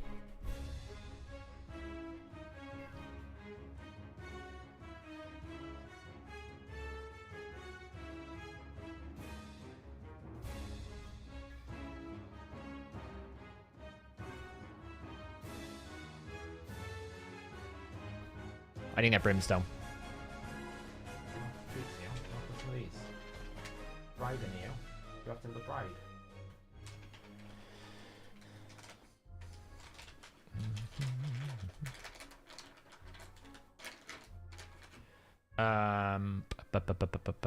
Yeah, on normal you went without it, but this is a lot harder. It hits a lot harder. It's fine. Boom. That's what I wanted last time I didn't get it, Brimstone. Now we cycle back through. Use all our block debuffs. Beautifully. It worked really, really nice, that one rotation. We just need to make a decision before we switch back over what we do. So now, like, I can hold this for one more turn. Hold that for one more turn.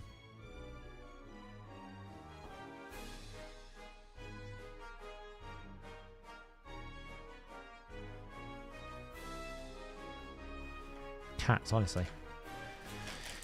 Hold this. We're waiting one more turn. Nuke. Now we're going to buff.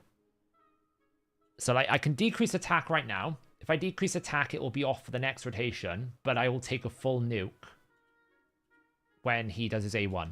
Right? That's the decision we're making.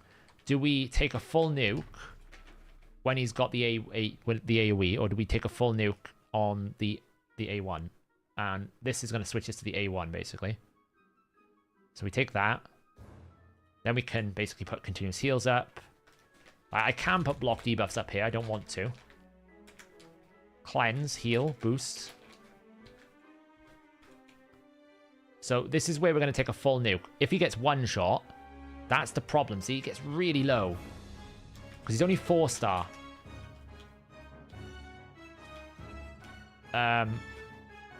So now when we switch back, he should A2. Hopefully my dude is going to survive. He full heals. Now we basically need to do block debuffs next turn. We didn't get Brimstone, which kind of sucks, but, you know, it is what it is.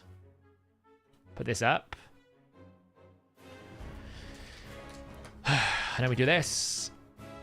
This. Doesn't do anything. Now we're going to do Brimstone Watch. Oh, no, we didn't. That's fine.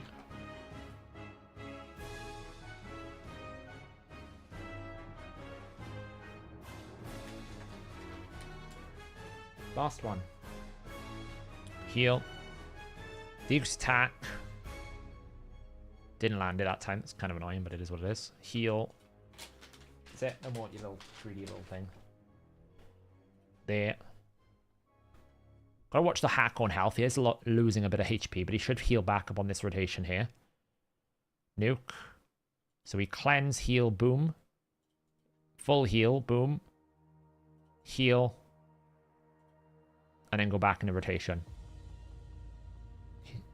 There we go. Nice. So as long as we don't take a death there, I think he only dies if it double crits. If it double crits, then we're in trouble. As long as it doesn't double crit, I think he's going to be able to tank it. Yeah, do that. A2, great. Full heals. It full heals him on transition. Block debuffs. And then we're back into cycle. So I think this is going to work. I think this is going to work. Yeah, I feel I need to shower after this because this is gross. Like me using Ultimate Death Knight. Ah, the Brimstone went on the awkward time. This is now going to be about how reliable we can get a Brimstone going. Because that Brimstone's gone on a terrible time. Buff. Decrease attack. If it lands great. Awesome. I don't want to extend the block debuffs.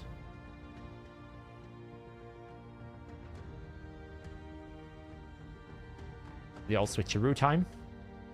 Switch it over. We will get one Brimstone proc. Nuke. Wake up. Create. Heal. A1. I don't actually want to extend those heals. I'm going to cleanse. Full heal. Boom. Boom. Oof. One crit almost kills him. It's so dangerous. It really is. We don't want to extend those continuous heals. Actually, we're going to get Brimstone. But the nice thing is when we come back to this form, he does fully heal. And then block debuffs, heal up everyone. Nice. Boom. Again, we don't want to extend block debuffs. Didn't get Brimstone. It's beautiful. It's actually, I'm a little bit impressed with myself that I've managed to like randomly figure out this speed tune without actually making a speed tune. It'd be nice if we get a Brimstone. Thank you. Right at the wrong time, but don't worry about it. It's okay. Bit of a nuke. Boom. Right, so we got one turn now, so we need to A2 with Scartorsis. We need to A2 here.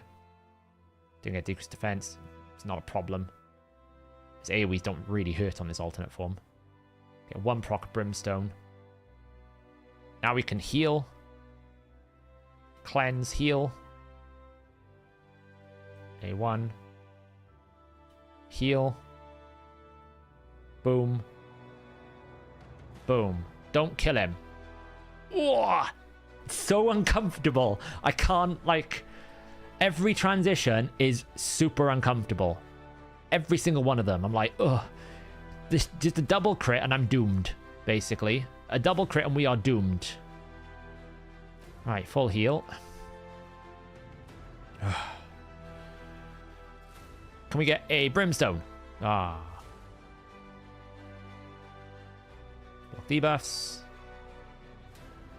Oh, we got a Brimstone off someone. I don't know who placed Brimstone. I think it was Scartorsis. I think Scartorsis just put a Brimstone out. Well done, boy. You clever little thing. We're down to half. Halfway to go. It's the closest we've got.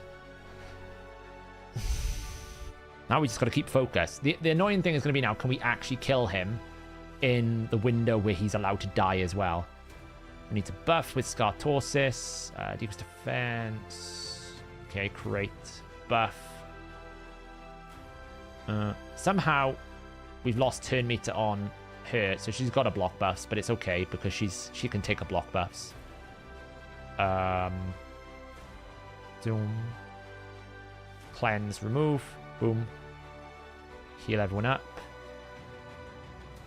Heal. Okay, don't kill him. Oh, lovely. Good, we've survived another rotation. A1 Brimstone, lovely. Yes, we like a Brimstone here. We're gonna get a double proc of a Brimstone.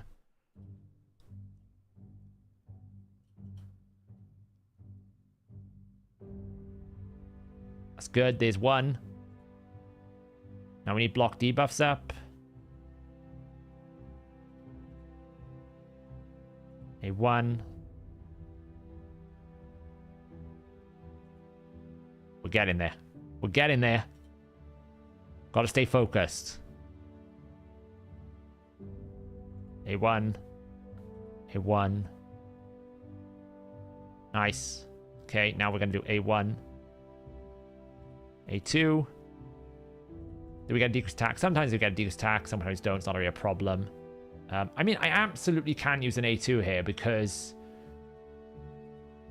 even if the block debuff is converted, I can just cleanse it straight off with Scartorsis. So it doesn't really matter. Like here, for example, I can just cleanse it straight off and heal. And to be honest, ironically, it helps because it gives more healing towards Scartorsis because he heals based on the number of debuffs he cleanses. So to be honest, it's not a bad idea. It's like to give it to him. It's not a bad idea.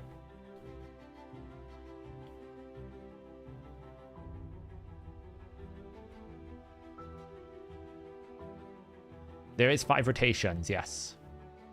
Oh, we didn't get a Brimstone, that's a shame. Can we get a Brimstone proc, someone? Someone put out a Brimstone proc. Boost. Brimstone. Oh, okay. Brimstone. Okay. Heal. Oof. Oof. There we go, Morrigan. I mean, it was all at the wrong time because we're only going to get 1 proc there, but we'll take it. We'll take 1 proc there. That's good.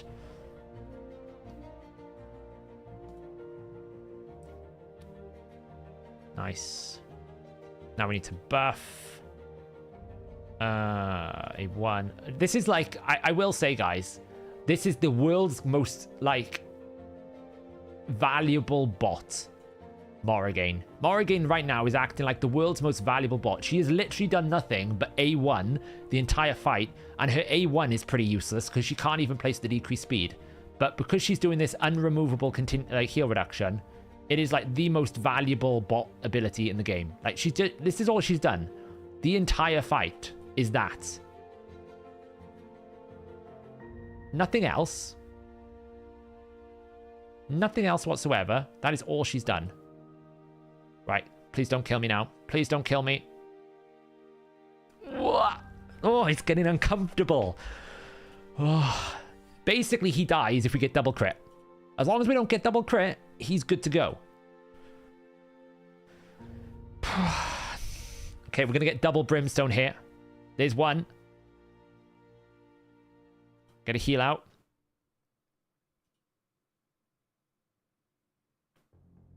Block debuffs. Bot. Brimstone again. Oh, this is getting close. Come on. Come on. Let's go. Amius, you piece of trash. You're going down. Come on. Focus, Paul. Stay focused. Okay, done. Nice. And then we buff. Duke's attack. Okay, it's fine. It resisted. Don't really give a damn. Heal. Heal. Oh, he's done brimstone. That is not good. That is not good. Oh, that is really not a good time.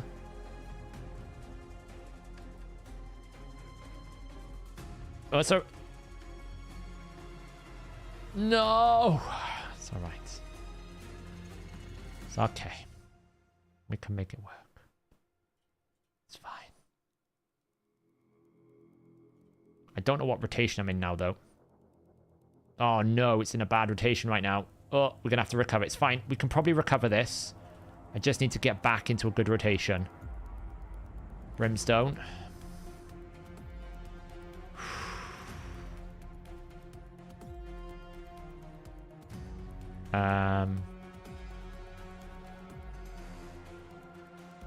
Do I have A2? Yes, great. That's good. Okay, I don't have decreased attacks. Fine. I don't care about that. Don't care about that. I'll extend those just to heal up. Good. Switcheroonie. It's great. It's fine. We've recovered. Sort of. Hopefully we have a cleanse right now. That stun's kind of ruined us a little bit, but it's alright because I can't do A2 there. Just don't kill me.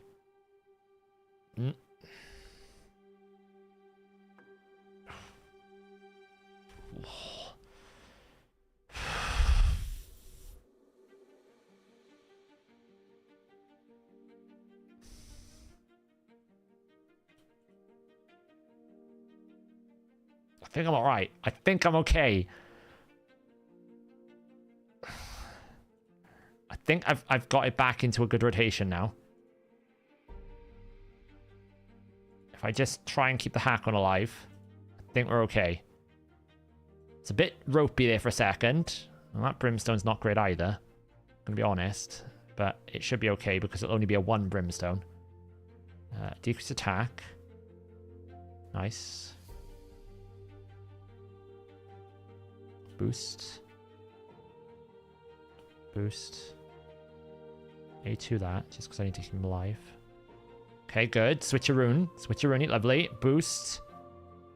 That's fine. We could handle 1 there. A3. It doesn't matter if she doesn't have it. Boost. Lovely. We're back in rotation now. We're okay. That was a good recovery. That was like really bad timing. This is the only downside to this setup. If we don't get the brimstone to fall exactly how we need it, it's going to be a case of we are going to have to like keep fighting until we do.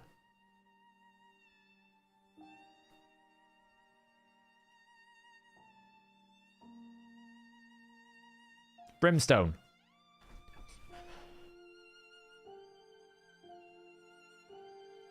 Here we go, boys. Yes, it's done. It's done. It's done. It's over. He's about to die.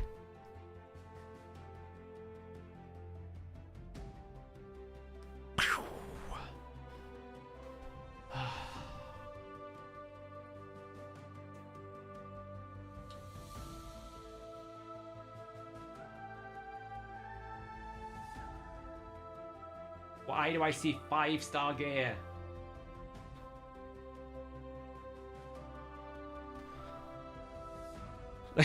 Morrigan, she's acting like, look at Morrigan's score right now. She's like, yeah, look at me. I've done 1.9 million damage. Look how great I am. She literally A1 the entire time.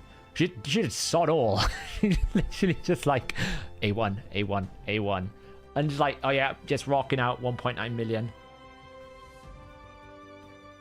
Honestly, that is actually a really nice team balance, that. Like, it was a really nice balance. Ultimate Death Knight carried, yeah. Ultimate Death, it was very difficult to do this without Ultimate Death Knight. I don't know even if you can keep him alive without, like, 4-star. But the rotation was reliable. It wasn't like we randomly did it. We actually had a proper rotation. We got through it. Skartorsis is proving to be more useful the more I'm using him. He's now in Shogun team, and now he's in this Amius team. Right, let's have a look what crap we got then. 5-star flat stat attack, great. Flat stat attack, great. 5-star flat, great. Great. Great.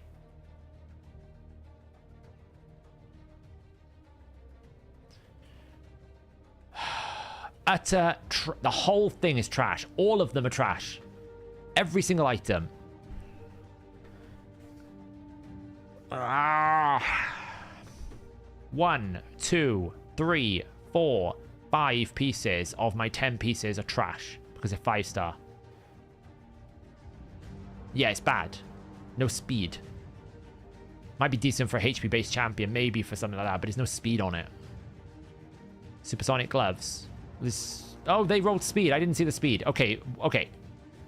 That one's okay. I didn't see the speed there. This one, nah.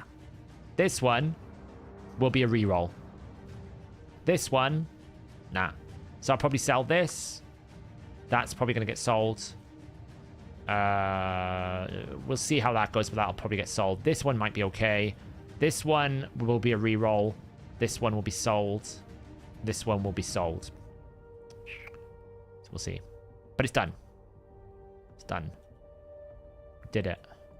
Amius down. I'm certain we aren't leaderboarding this one. Right, we are definitely not on the leaderboards for this one. 56 turns. 56 turns. Why? Because it's a 6-star Blizzard. Much more consistent.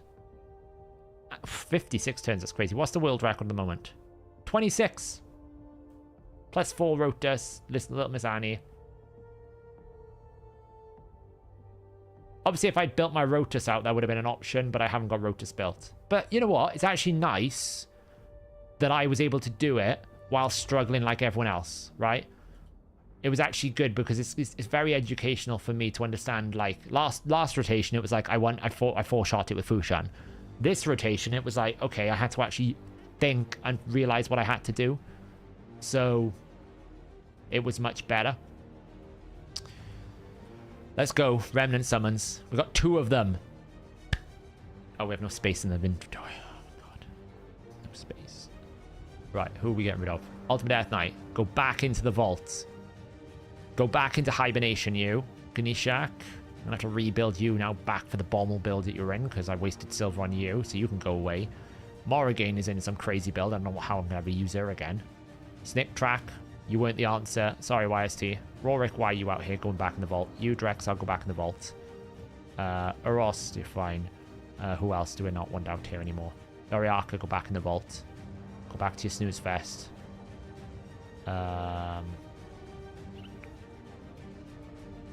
Walking to a train, go back in the vault.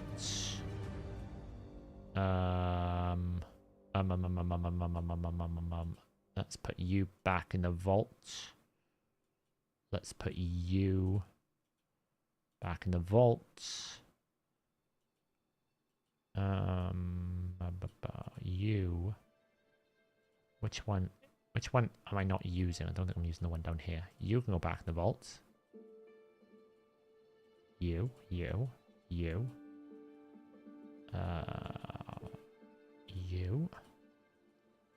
Who else wants to go back in the vault? Nogorio, you can go in the vault. All you go in the vault. There we go. Okay. 2 remnant summons. This is what this was all worth. Oh, it's epic. It's a blood feather. That's not great. It's not great. It's not a great start. Okay. Oh, it's a Tomo.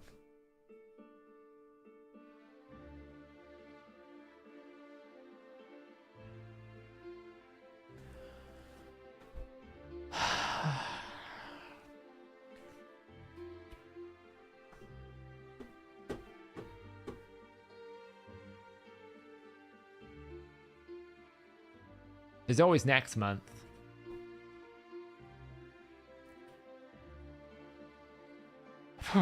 What do I need to do for this inaugural fusion? No, I'm not doing that. Screw that. Do you know what the worst part is? I don't even have... I don't even think I got enough silver to actually, like, roll some of the gear to see if it rolled any good. That's the worst part. Like, I don't think I have any silver to roll any of the gear to see if it was good or not. I'll roll this to 8, see if it rolls speed.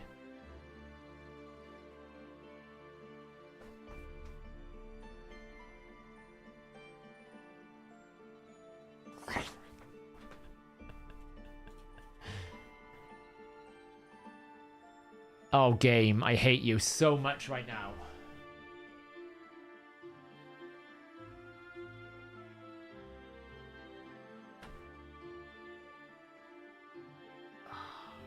That's actually like...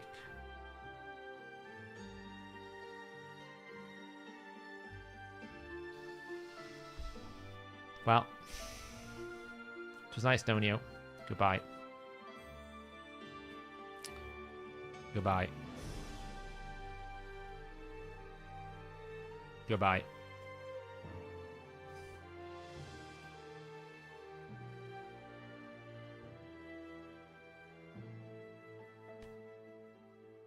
Goodbye.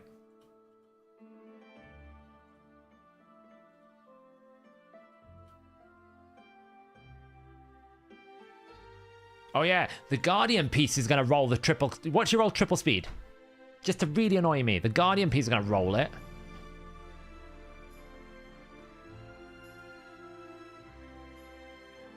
I can't, like... They need to do something about this 5-star gear. All of that effort to basically get nothing. Absolutely goddamn nothing.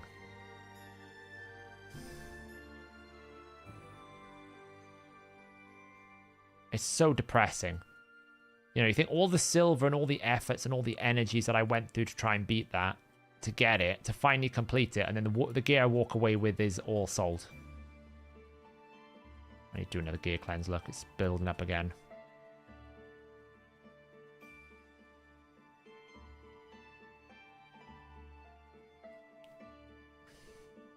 Can I show you the teams that used to get the Amius? If you give me a specific stage, I can show you what I did.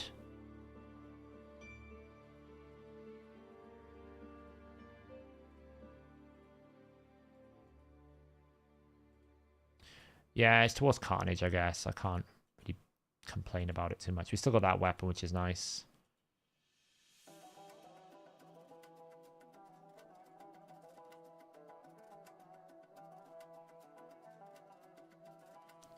Go forge a little bit in a minute now. Like, that's just gonna get sold. It's not worth wasting. Do you know what? I will Chaos Aura it because I've got 29. I shouldn't have Chaos Sword it.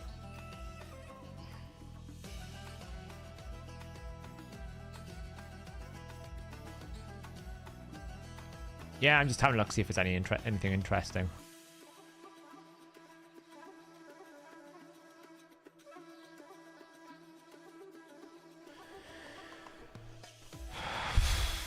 Like, it's just, it feels so demoralizing. Like, the victory felt great, but then the rewards just feel trash.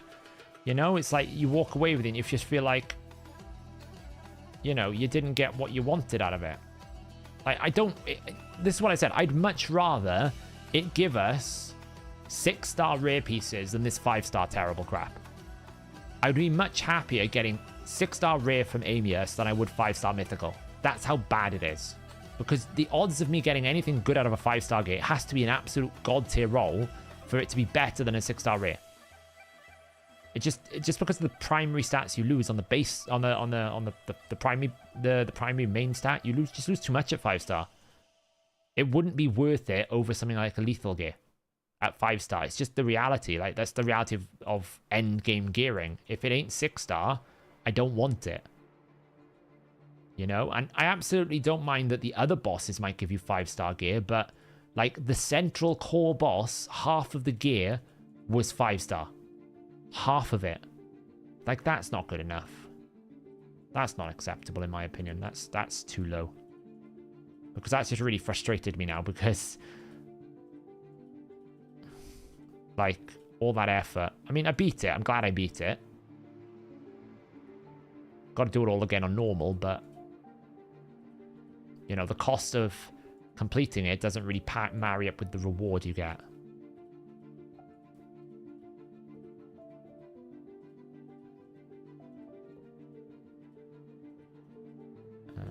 We'll do one more temple.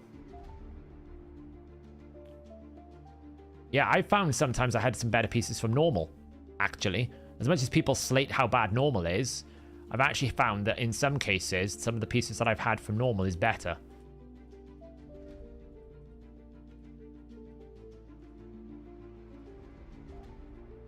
Right, okay. Yeah, exactly. It's not like these rewards are like something you can farm.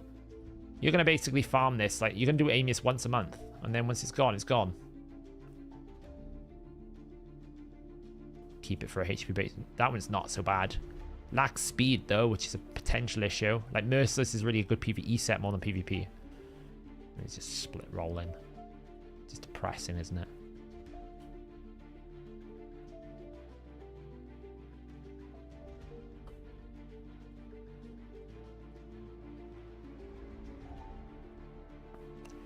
From one travesty to another.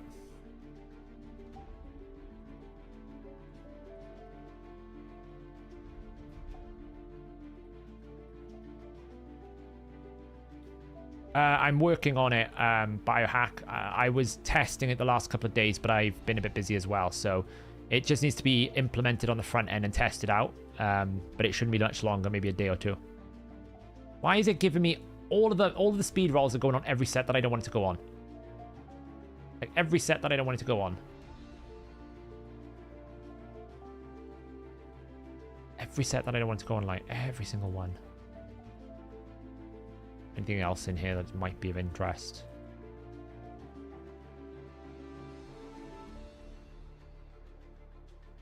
I think we've pulled out all the Merciless gear. Oh well, such is the life of Cintranos. It's basically a pile of garbage gear. We did pick up one new Merciless piece though. We're probably like 2 months away from a good Merciless set. It depends on how much luck I get with the rest of the bosses in Cintranos. But we've got this weapon. That's the new one. This one's okay. Speed with attack and crit damage, not so bad. This one's obviously very good. But again, the substats are not great, but it's much better than the others. We've got a pretty good roll for defense, but it's gone resistance. Not great. This one's okay, but it's a 5-star, so you lose a bit of rolls. We do have... where is it? This is okay. And there's also one which is this. This is really good. Hopefully that rolls crit rate. Wait, am I blocking the view? I am. This one's okay. Get rid of that. So, yeah. I got a lot of 5-star I have to partially roll to see if it's worth chaos oring. It's just a lot of these pieces just don't have enough of the right stats. They're just polluted with lots of wrong stats. Like, you know, you've got attack percentage with resistance, or like here, for example, the resistance roll with attack percentage not great. Here, I've got accuracy and HP flat. It's okay. It's better than actually what I've got. You know, I've got no speed boots right now apart from this 5-star that's rolled terribly. Flat stat defense. You know, 5-star attack percent, but no crit rate. Flat stat, flat stat, flat stat. I probably should just sell the flat stats if I'm being honest. Chances of them rolling anywhere near good enough is just low. That one's okay. Triple roll accuracy at least, but I've got a crit damage, double speed, but it's a 5-star with no crit rates. It's not ideal. So it's the problem. It's just you're getting too much random and not enough of them to be able to find what you need because it's too much 5-star. Like, look how many 5-star pieces I've got, and I've sold a fair chunk of them. Like, look at them. Compared to my 6-star. It's just really rough. So, anyway, Amius down.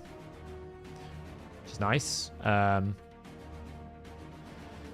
should probably try and figure out how to do this next. It's a bit nasty, that one. Probably need to re-gear Daihi to do it. Like, it's probably the best way. Something like Mr. Daihi, but that's a bit nasty. And then it's a case of going up and trying to... This S6 is a bit annoying. Again, I'm going to have to re-gear all these champions. This floor here is going to cost me like 3 million silver. We could do Eternal Dragon, probably on reset. That's going to give us some more gear. Maybe we'll get something good out of that. We could probably find our way over to this double boss as well. Maybe that gives us some gear. Find our way to this. I'm now just like killing off all the double bosses. This rotation, my goal is not to complete it. I'm not interested. I don't have the silver and I don't have the energy. So my goal is to try and get at least to all these double bosses in the awakened rooms. Because I can do this. This isn't a problem. I can do this. Right, you've got Newt. You've got Martyr. That one's easy for me. I can do this probably. Fushan should be fine. This one is going to be nasty though. Trying to get through S21 is going to be tough. It might even be better to go through S19 and use Daihi rather than trying to go through 21 because this looks just like horrible. Look at it. Like, I've got that. I'd have to make a this. Maybe this. And that, I guess. It's like... your negative affinity to half of this wave. It's really rough, you know? This one, yeah, I'll be able to do this easily. Just Newt. This one should be easy, right? I've also got Nergigante Archer if I want to for healing. So I could put Nergigante Archer in a curing set, and it would absolutely dominate this. I got Valkyrie, counterattacks, Morag, ally attacks. This is so much easier than last time. All we need to find is how we can get a heal reduction in here. So we'll probably just like depend on Cantra unless this is a consistent heal reduction. Oh, look. No, under freeze. So we can't use that. So we'll have to use Cantra and RNG it. But freeze, counterattack, Nergigante Archer. If I need healing, this is going to be insane. Absolutely insane. If I need healing for this, I'll just put her in a curing set and restore all my max HP. This, I'm pretty confident this will restore max HP in a curing set back to maximum every single time I use an ability because it's so dominant. It's so crazy. But even if I don't want to use her, I've got so many more options. I could use a Rogrim curing set. I've got Ugo curing set. Compared to last time round, this is so much easier because you actually have champions that can trigger a better shield break. You know, I wouldn't use Morag, to be honest. I don't think you need to.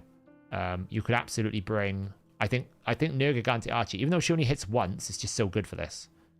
Because you do get a decreased speed. So you're going to get turn meter boost. So I absolutely think you do that. Yeah, you can do Demithid to basically speed tune it if you wanted to, so you don't die.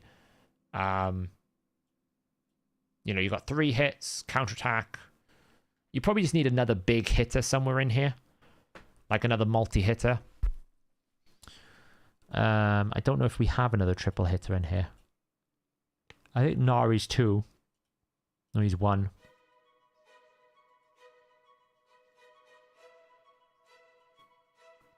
Doesn't she hit 3 times? No. Gruckus would be good. If you've got Gruckus, this would be... Actually, Gruckus is top tier. Why is she not showing up as heal reduction? Probably just didn't look. She's actually top tier. Gruckus is absolutely top tier for this. Absolutely top tier. You can't use Blizzard on this wave. Unless I... Oh, you can. Sorry, I didn't see Blizzard. There you go. Yeah, Blizzard. He's in my... That's why I've not been seeing him, because he's in the pit. Yes, you can use Blizzard, who's a triple hit at random. You can use Gruckus for your heal reduction, who's a triple hit at random. Valkyrie. Set it up with Nergigante Archer for healing, and voila. Like, it's so simple. Compared to last time, this is so simple.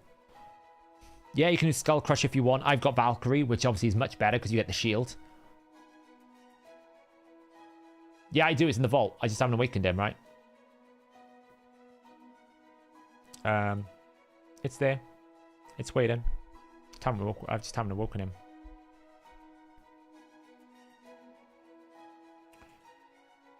So...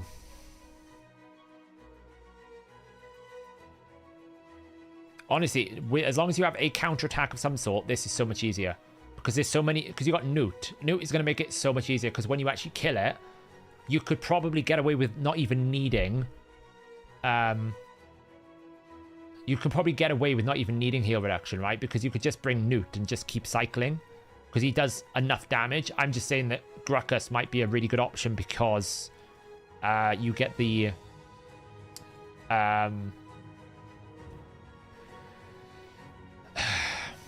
might be a really good option because you get the heal reduction as well as decreased attack, and you also get triple hit A1. So it might just be better to bring it, even though you don't need it. I mean, you might not need it with Blizzard and Valkyrie, right? Because you're going to have... You probably need 18 stacks, right? So Valkyrie comes in, Nergigante Archer for healing, and then maybe Cantra to finish off just with some sort of effects like decreased speed, block buffs, whatever. You can get heal reduction out of Cantra as well. You got 3 hits. 2 hits on Cantra, so like 3 plus 2 plus 3, so that's 6, 7, 8, 9, 10, 11. So a counterattack's going to give you 11 procs. Right? Once you've got 11 procs, you come back in, another 3 hits, 12, 13, 14, Valkyrie, 15, 16, Cantra, 17, 18, Nuke comes in with the A1, job done. You get decreased speed out with Nergigante Archer, and then you just nuke it. So... It's the fact you've got a counterattack. Last time we didn't have any counterattacks. It was much harder. And it's the same thing with this one up here. You've got access to Marta, Newt, like Tutora. You know, I've got access to Cupidus. If I need it for the burns. Who else have we got access to up here? So for this, we're going to need burns. And we're also going to need attacks. Well, we've got counterattacks here, so that's fine. It's good to go. Probably...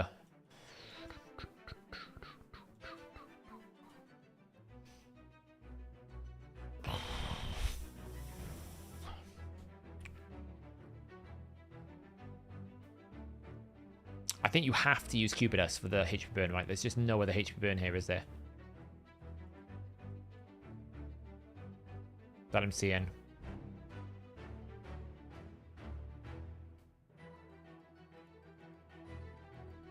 Why can't I see HP in there? Yeah, so you got to use Cupidus. If you haven't got Cupidus, you're gonna have to Phoenix the Spider Queen. Like, that's the only other option. It's the only downside here is if you don't have Cupidus, you need a Phoenix or like a Luria to basically kill her with the Luria. Not easy. Yeah, you can absolutely do that. The only thing is you want to you do want to get a burn on the Spider Queen, because if you don't get a burn on the Spider Queen, she does this annoying thing where the freeze becomes 100%. So you absolutely need a burn on the Queen. If you don't have a burn on the Queen, you're never going to get a turn. Because, like, yes, you can do Tutora, but Tutora is going to get cleansed off. You're not going to have enough resistance, so you're going to lose all your buffs. You're going to lose your counterattack. So you absolutely need to stop this this A2 and this A3. So, yeah, I don't actually know how you stop her. Like, maybe you can get a decrease Axie out from Tatora. Maybe Tatora can do it if you can build enough people with resistance. Like, if you can get a resistor in here now. If anyone's got one. Doesn't look like it.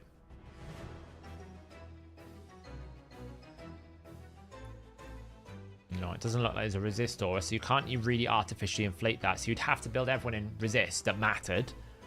Like Newt, Martyr, so that you can get the decreased accuracy on her. If you get the decreased accuracy on her, maybe you can resist everything. It's hard, though, because there's no increased resistance in this team either. You know? They're locked. So that's out of the question. So you can do a decreased accuracy. Kira does decreased accuracy, does she? What else did she do? Eye protection as well. It's kind of cool. No Geomancer this time. You got basically Cupidus with or Carlinia for burns. That's yes, your two options. Cupidus or Carlinia. But let's face it, Carlinia is not exactly going to be the best option. So it's Cupidus if you want to burn the queen. And I think you do need to. It will be quite hard, this one. It's just going to be much easier dealing with the Fire Knight. Again, the job you're going to have is get Fenax to one-shot the Spiderlings. Kill the Spiderlings as quickly as you can. Then try and deal with the Queen whilst also making sure you haven't lost too much maximum HP. But because Martyr's here, you should be able to lock the Fire Knight boss down much more comfortably. Imagine someone's already done it.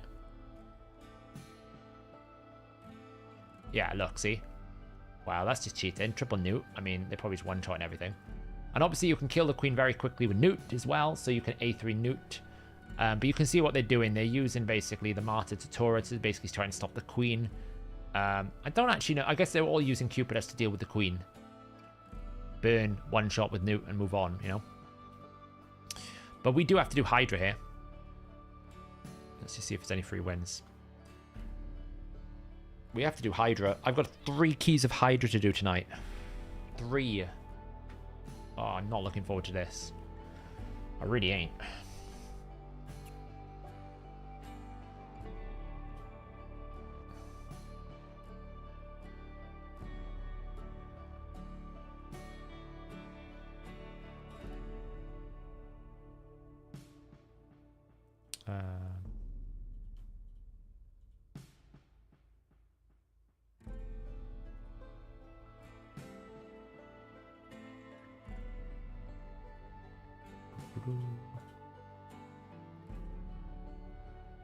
So I'm just checking something. I forgot I haven't saved my thing on Dragon here, which is a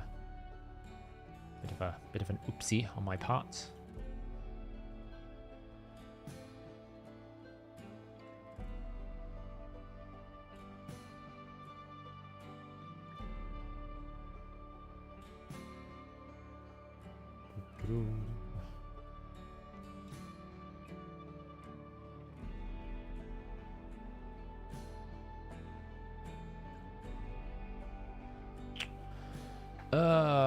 What am I doing? That's fine.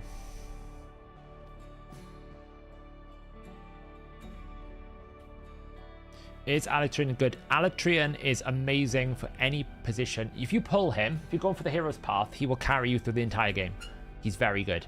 He is much better in bosses, but he will be very good on wave content. What he'll be very good at is when you get to a boss and it tries to steal buffs from you, he'll stop it. When you try to stay alive, he'll keep you alive. When you need turn meter, he'll keep boosting you. He's very, very good. I'm all in now for the hero's path. I'm saving all of my shards as much as I can.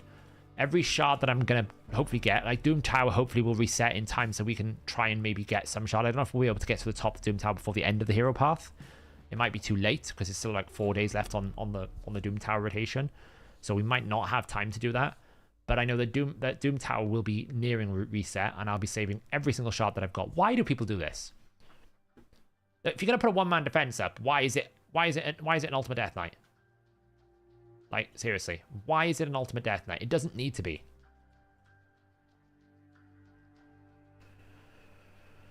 Honestly.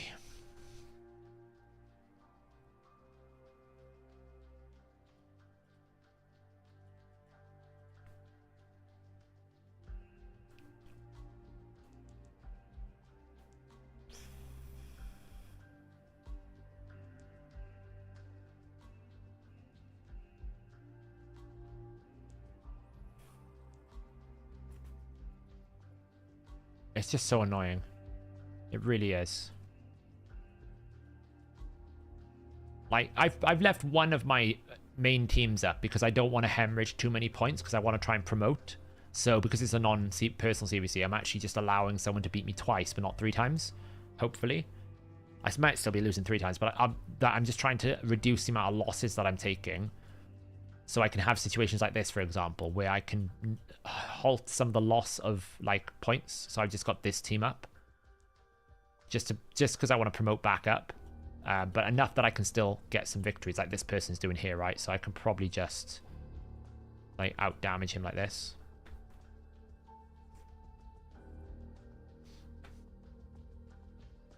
So, you know. Oh.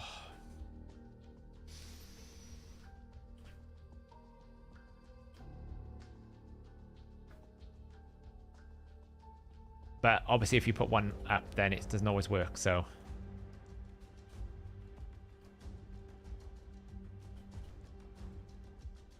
You can pick that up. Like, I got a Sacred Shard here. That's why I want to promote. I really need to fight more so I can try and get more for this. Trying to keep all the gold bars is very hard these days.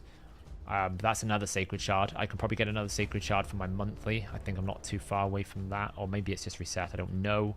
Let's have a look. Yeah, see, I'm very close, but I don't know if I'll get it in time. Doom Tower resets in 3-4 days, so maybe we'll get that. You never know. It's possible. I should just do clan boss quickly here. So we got that. Have I done this one? Have I done this one? No. Should we use the new team? See how it does. Go, Rathalos. Smash. Rathalos, smash. Please don't fail. Not bad. 76 million. Rathalos, smash. Probably not best for that one. He's weak affinity. Yeah, I don't think... I think Doomtown might be a bit close. Might be a bit too tight. It's a shame, really. Like 15 days, we're not going to get that in time. Yeah, I don't have to worry about that on free-to-play, you're right.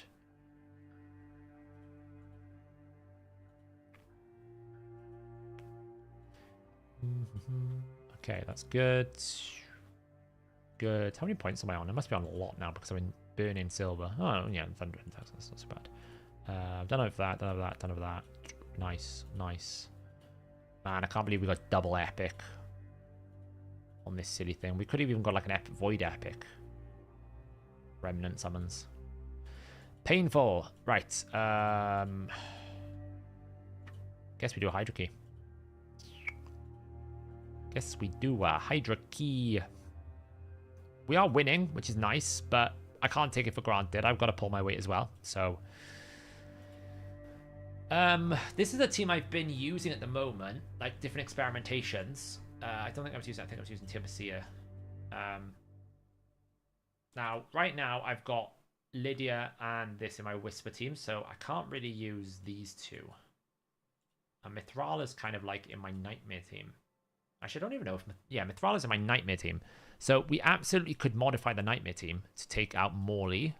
We don't need Morley anymore, right? We can bring in Nurgagand the Archer. Alright, and we could absolutely take out...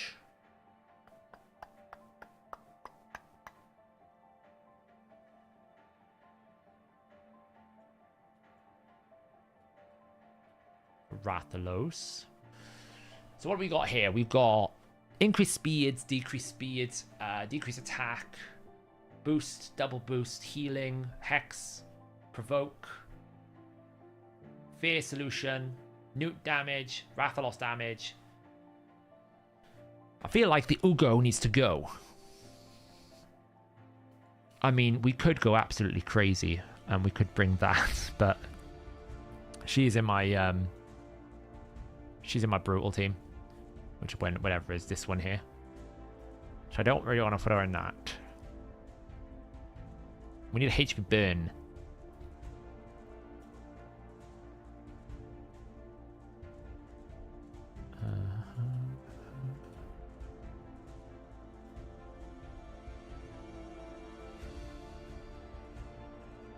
So we could do our attack if we wanted to.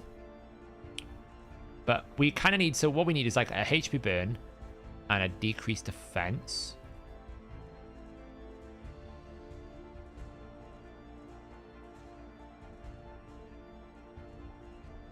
And a weaken. Which would be one of these four. Or... I'm holding all my books for PR. I haven't booked anyone. I probably won't. We could... Clever thinking, Clogs here. Put this guy in as a mischief tank as well, so that we buff differential away. Now I know who will eventually come into this team will be Lady Mikage. Lady Mikage is the last spot at the moment, and then Nekma will probably fall out. We could just slot a Venus in, but Venus is very like this team would be very squishy then. But I'm in the way, and it's fine. Lean like that. But like AoE decreased defense is what we need really, and weaken because this team doesn't have weaken. So if we could use the Newt's A2, that would give us weaken. Would give him counterattack, but we would have to put him as a mischief tank because there would not be enough buff differentials. I don't really think Cicia's too squishy for this. Like she's way too squishy. She will just die. She's got like. Oh, she's not too bad, actually. She might be okay. Could use Cicia. That would give us decreased defense, HP burn. She is like force though, so like we're facing 3 magic, so it's not the great rotation.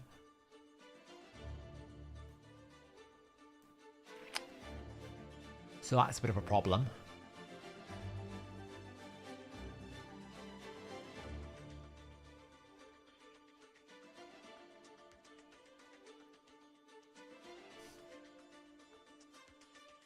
And we also need increased attack. We don't have that either.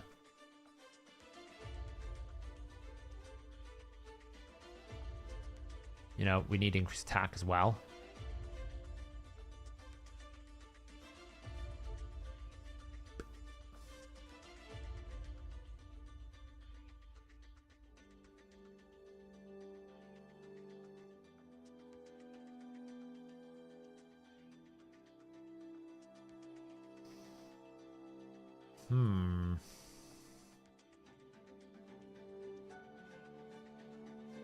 We could bring Frostbringer, the Bringer of Frost. She's squishy though. She'll die. Obviously Mordecai is a really good shout.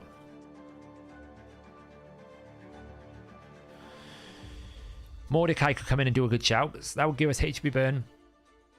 And we wouldn't need block buffs. Increased attack. But now we haven't got decreased defense and we don't have weaken.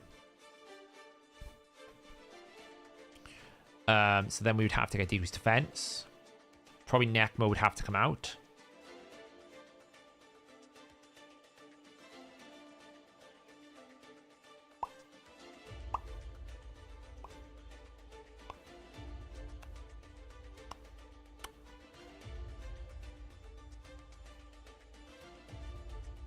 Oh, that's tempting.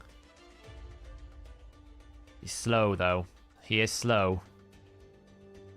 But that's like a concept. Because this is just disgusting. Look at it. Should actually weak hit there somehow. Do we have speed aura? No.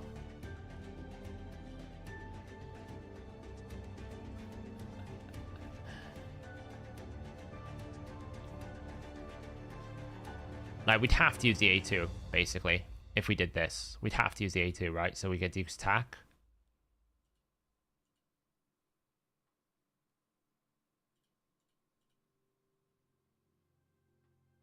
But that's the problem. See, the moment you use that, you're going to get, you know, provoked and stuff. And now there's counterattack out.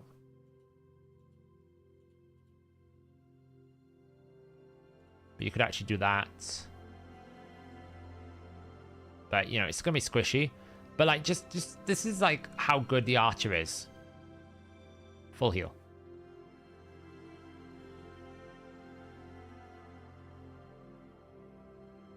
So, yeah, I mean, you know, it's a bit too much. The problem is trying to force Shamael. Honestly, Shamael's the problem here. You take Shamael out, you just have so much more options. Necmo comes back in. You don't need to worry about that. We can now bring, like, decreased defense, weaken.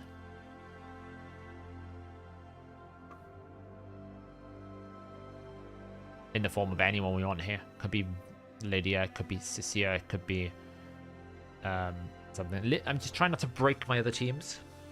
I don't mind breaking my Nightmare team. What I'm trying not to do is break my other teams. So I'm trying to like almost like modify this Nightmare team where we've got Morley and Ugo and Mithrala and Shamael. Modify it to bring in the Archer over Morley because I don't need her anymore. You know, we could absolutely bring in Mithrala, but then, like, we could just do something like this.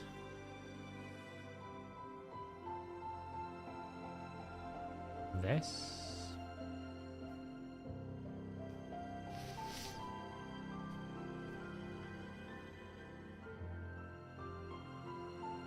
But I don't know how this is going to play. We'll find out now.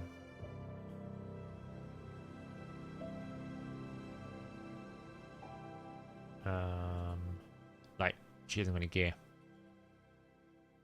That's why that's failing. She hasn't got any gear.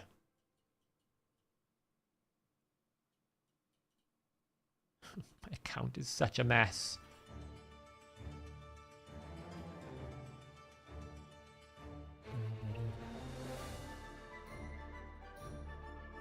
I'll do.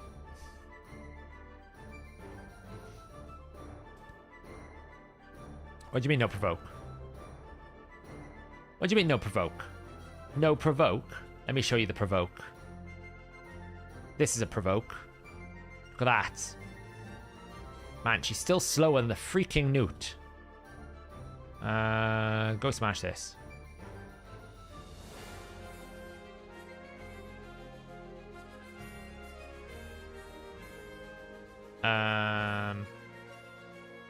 Go smash him.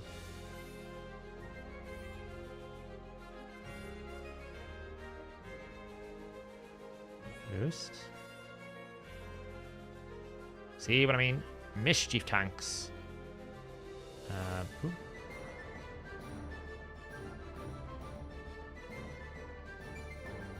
Mischief is the main problem with this team.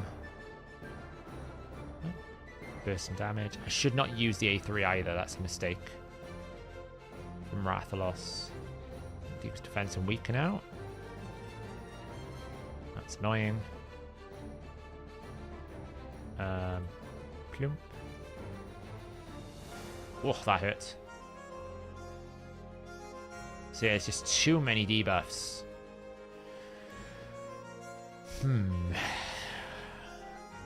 Let's try this out again.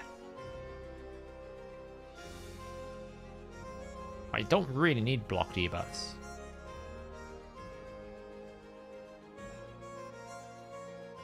Gotcha. Wow, she resisted. She negative affinity to the no. Could just be the Axie number.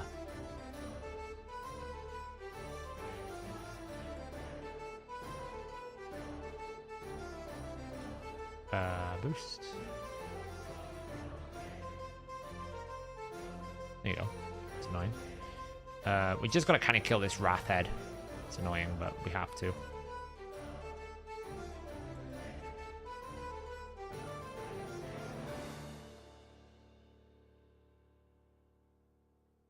Go.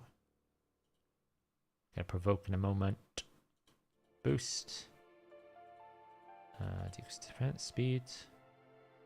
I love the fact that... Oh, why did I do that? Never mind. I absolutely love the fact that Uko is weak affinity of the Wrath Head. Really makes me feel great about life.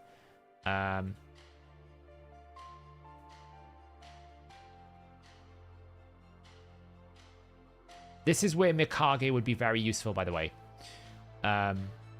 Mikage here would basically remove all these buffs. That's why I'm saying the long term, this is going to be a Mikage team with this setup, because Mikage is just too good. But right now, this becomes a bit of a problem. I'll probably be able to survive this tank because we're going to heal up. Look how much healing we just got from Nergigante to Archer's A1 there. Crazy.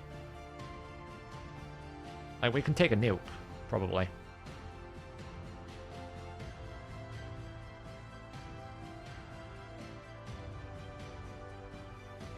There's that nuke. Oof. Decreased defense. Now she's we've got our Archer now in Mischief Tank.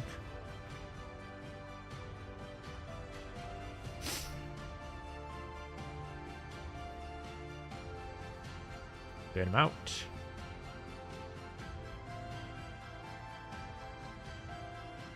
Archer, by the way, is still unbooked. AoE. Oh, look at the damage. Look at the damage. He almost one-shot every living head. He almost one-shot every single living head on his own.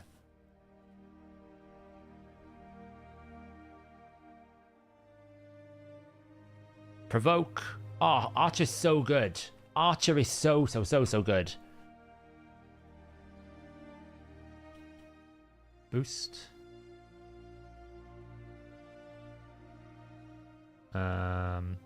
Hit this.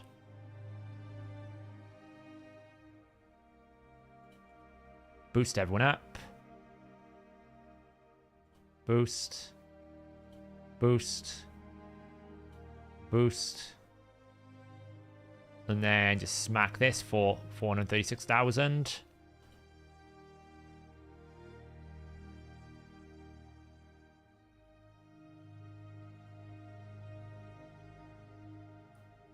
Boost everyone up. Decrease defense, speeds. You know what's coming. You know what is coming. There's a big nuke on the horizon. We need burns. Oh, we needed an extra turn there. That's a shame. We need an extra turn there. I don't know if we're going to get a nuke now. There was a big nuke possible window there. No, this is Nightmare I'm on, I think. I think I'm on Nightmare. I think I picked Nightmare. I shouldn't have used that. That was a mistake. It's fine. Now we've got the Torment problem. The only problem is we haven't got a Torment solution. So in this instance, we're going to just have to try and kill that Torment head as quickly as we can. Burns go out. We're going to hold that because there's no value in me using it right now. I'm going to hold it until I can actually do something. You go smack that for 652,000 damage. RNG? Nope. Nope. Need to wait for the head to... Oh, we got that. That's pretty good.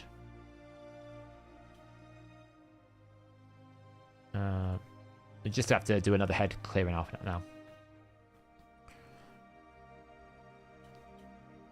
Luckily, I haven't had the provoke head back yet. I'm going to wait before I use that because... Oof. 1.4 million. Oof. Right, now we can do this. Great. Do that.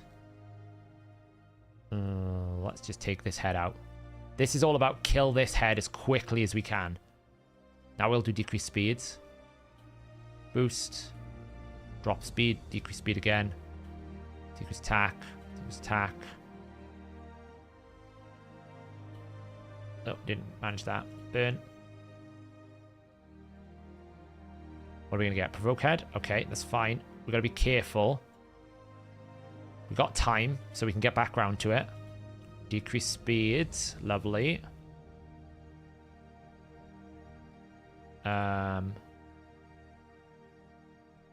Just whack him. 25,000. Okay, didn't get that. I'll hit this because I'll have an A3 back, and I would rather have the A3. We get back round to Nergigante Archer in a moment. I'm going to provoke. 2-turn provoke. Hex out on everything. Oh, it's so good. She's so strong. It's so unfair that she's an exclusive. Like, I've got a video guide coming out for Nergigante Archer, and the title of the video is literally going to be, "This champion should not be exclusive." Oh, almost dead.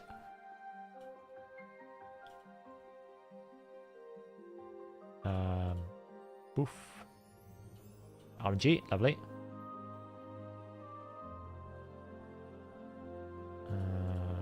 We should be able to kill the Torment Head in a moment. Bye, Torment Head. No more phase. That's why I haven't got a phase solution. Because essentially, I can kill the head so fast, I don't think I need it. The only downside is, you absolutely have to figure out a solution for this Mischief tank. Which is why I like Mikage. Mikage is going to allow me to use his A3. If you notice, I'm not using his A3. Because if I do, it's going to put increased crit damage on him, and nobody else has that. Which is a problem. Full heal. Oh, he's got heal reduction. That's a bit annoying. Boost. Need to lose that. And like Mikage would be cleansing him right now. Because at the start of every turn, Lady Mikage will cleanse the champion with the highest attack. I can't really cleanse that, so let's do this. Reset the turn meters. Get rid of that heal reduction. Put the provoke out again. Oh wait, I think we've overfilled the poison bar. We've had the Mithrala problem. This is the problem with Mithrala, but we can probably just... Oh, I thought it was a 5-hit. If I had the problem with Mithrala, I've over-debuffed that head. Too many poisons. So we've got to kill that head quickly now. Too many poisons. It can happen. But we are doing a pretty good job. Oops, Oof. Big hit. Oh, he killed himself. Oh, I'm going to revive. No. I'm going to revive. Oh, well, that was working quite well, though. Oh, that was brutal. I thought that was Nightmare. Okay, well, that was brutal. Not bad. Let's have a look how that works on Nightmare. Same team.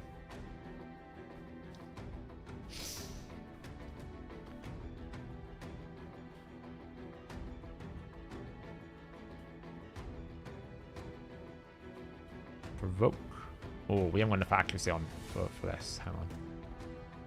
I thought we had enough accuracy. We fully upgraded her, haven't we? I'm sure I thought.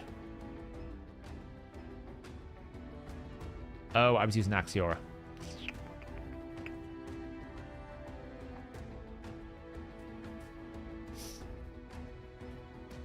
Well, Mithrala just does so much. You get increased defense, increased attack. You get everything, right?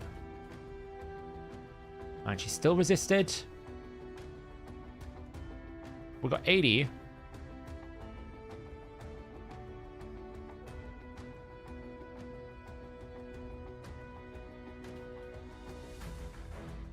Two or 6 plus 80. I mean, times 1.5. Yes, because I haven't got the increased accuracy on. Okay. Let's see. It will be when she has the buff. It's fine. It will be when she has the buff. We just have to rotate back round. So she needs to do this first. And then we're fine. So this is like a setup thing.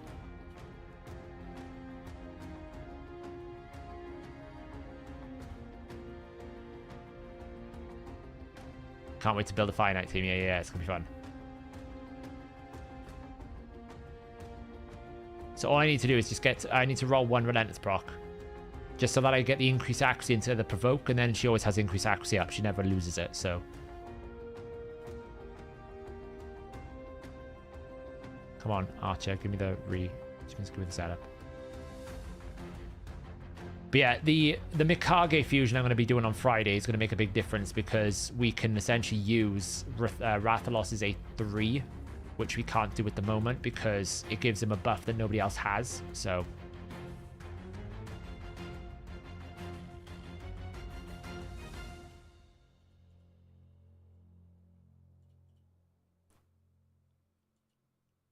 come on, Archer. Yeah, Lightning Cage actually on Mikage's on the Archer is actually a great idea. I don't actually know. I don't think I've got a soul on it right now, so I can't do that. But absolutely, I think putting Lightning Cage on is a good idea.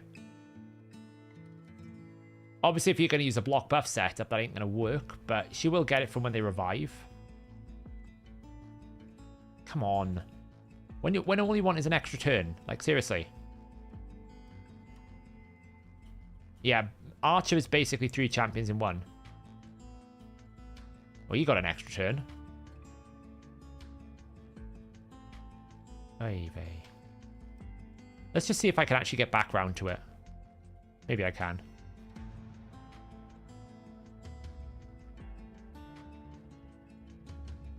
Burns. Smash. I doubt it. Especially not when you steal that. I might have to revise a build, you know? I think I built her for Brutal, not for Nightmare. If this doesn't work, we'll drop her and we'll run the Brutal team in Nightmare instead.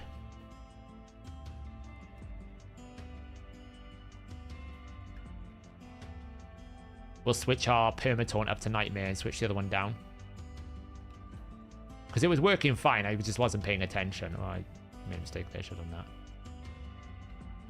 Oh, she just triple extra turned, which is nice. Smash.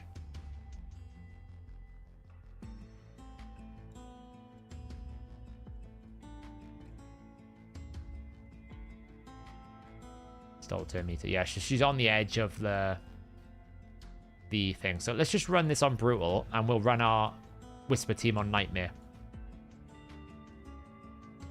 Actually, let me just see if the Whisper team can do Nightmare before we do this. Can I save this setup? What are we using? Recently used.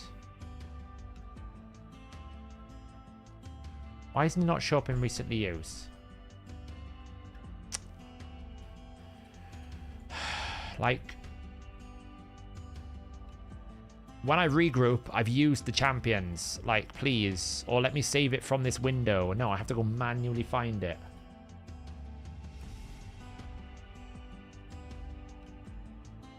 Annoying is that, like? Right, so we got Newt. So we need to Mithraller. Necmo. So we need Necmo Thar. Anyone see a Necmo Thar? Necmo. I can't even use the search function here because there is none. The 1 star, so it'll be lower than these. There, Necmo. Rathalos. Nergigante Archer.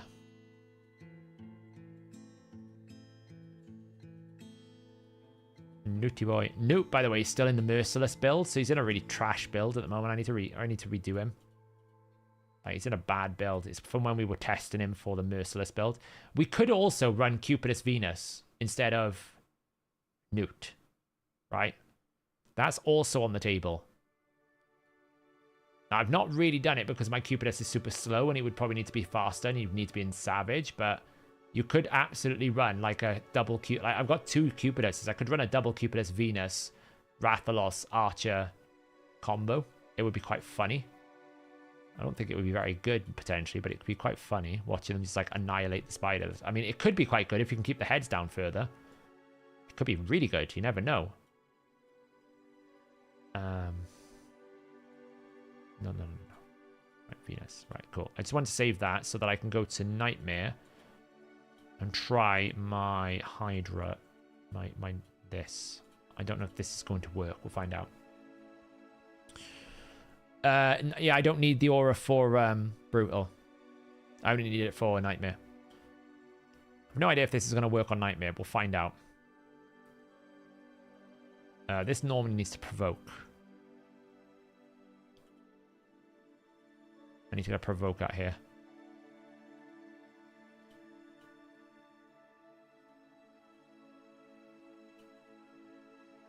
There we go. Defense weaken. It's always a good start.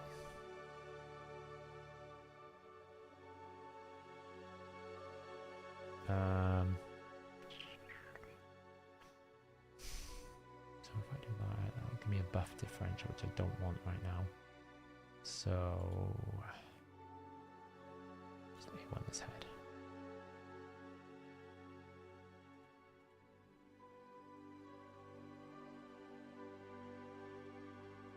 didn't get a decreased speed there.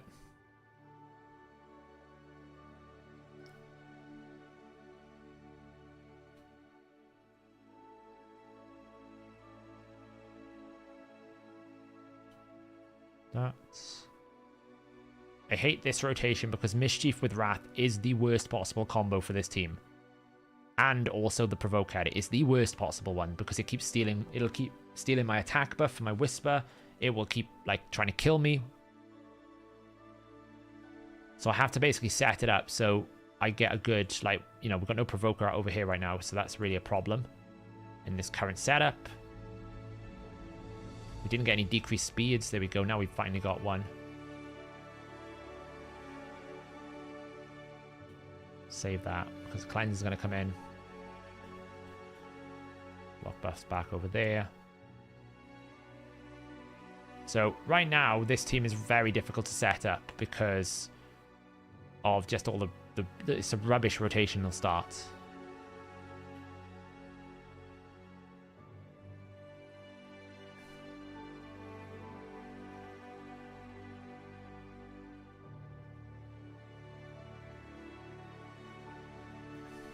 See, the Mischief is just going to cause me so many problems. I need to get rid of it so fast.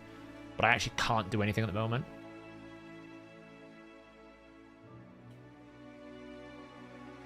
Oh, that's better. Might just have to go for a nuke setup here now. See what I mean about the decreased attack as well? That's going to hurt my damage. Big time. So I can do this to get started. And I don't want to nuke it right now. So I'm going to do this. A1, try and get this head down. I should be very careful because I don't have Unkillable right now.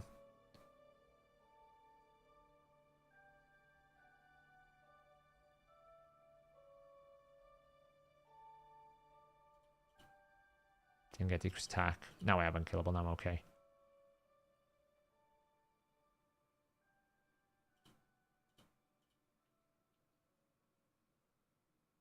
That's what I was waiting for, the nuke, see?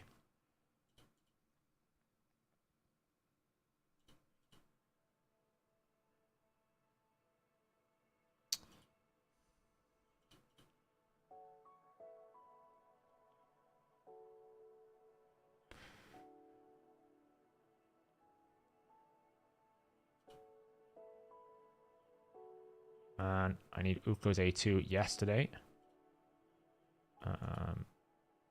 I can't target the Mischief Head because I haven't got Hex out.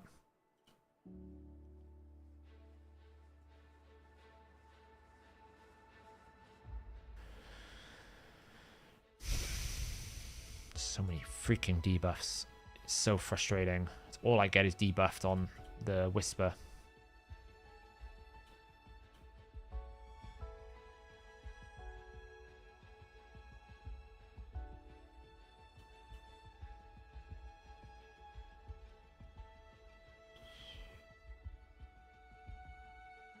Whisper, the problem is, in this team, Whisper's always going to have more buffs than anyone else because of the increased crit rate and increased attack.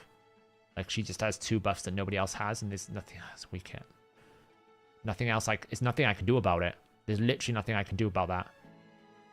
Now, normally with Brutal, it's not a problem. The other issue with this team is Nia doesn't attack enough to get decreased speed out consistently.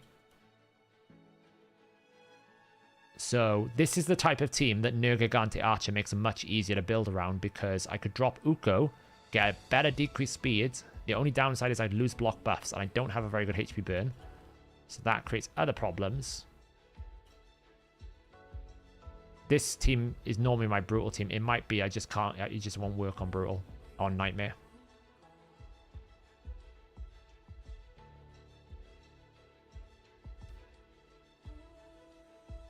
I'm just getting too many cleanses, too many scenarios where it's just like I need to kill one of these I need to break this setup before I can do anything. I'm gonna lose everyone unless I can get that. Okay, I've got Unkillable, that's good. Reset. Like the Wrath Head is basically nuking my damage as well, which is really problematic. Once we can get some heads killed, we might actually get somewhere with this team.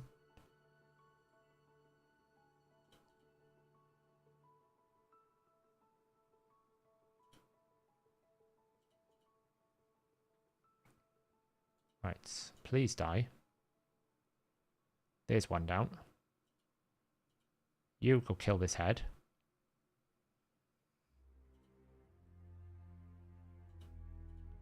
Block buffs out there. Right. I think we're back under a bit more control now. But here's the problem. See, I can't get decreased speed on this head because... There we go. Boom. Lovely. Because Nia's not going to attack enough. And Nia's running at a good speed. It's not like Nia's a problem. Nia is running at a good speed. It's simply that she just doesn't attack enough. I need another form of decreased speed. And this team is very difficult to get everything that you need in to make it work. Because you're taking up 4 spots with the Whisper. That's a better setup now. Yeah, you'll be able to pull the Archer for another, like, up until the end of March.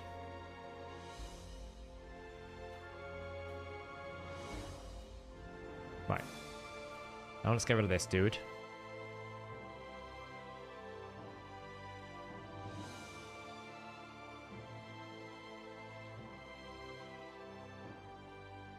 No point to that right now. Shields.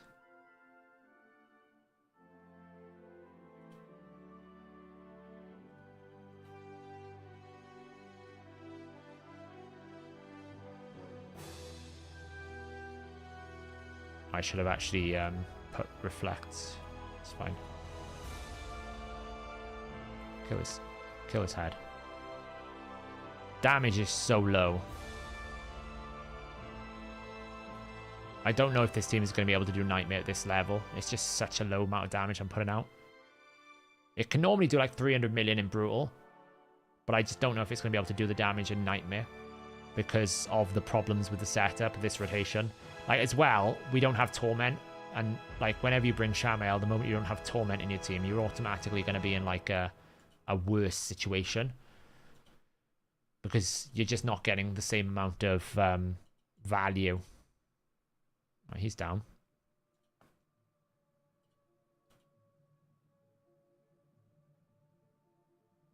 Right, we might actually be able to do some damage now. But honestly, I just don't think this is going to work. Let's find out.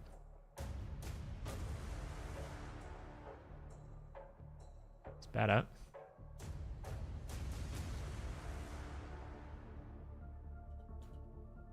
I have no idea what the R stands for.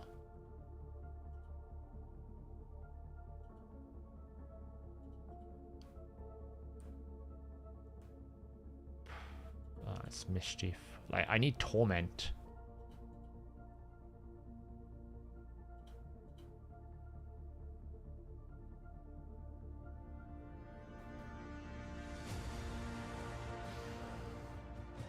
Wrath keeps putting decreased attack on Whisper, which is basically nuking her damage. See, when I've got no decreased attack on, I'm good. But I'm losing half of my damage because constantly I'm having decreased attack on me. And, like, this isn't helping. I keep losing a lot of my turn meter because of the buff differences. It's such an awkward team to set up because you have no capacity beyond the like, you need to have Shamael. If you haven't got Shamael, it doesn't work. You have to bring some sort of support then. Like, I'm having to bring so much just to make the Permataunt work that really there's not a lot of space for anything. And the Permataunt works great. I mean, you know, it's really good, but it's still a problem. See what I mean? Look, I've lost another turn now because he's just constantly stealing my turn meter. So basically what you need, this needs to be Torment. And if it's not Torment, it's just a fail run because I'm not getting a good RNG. You need Torment in a rotation to make this work, I think. And I'm just not going to be able to do it.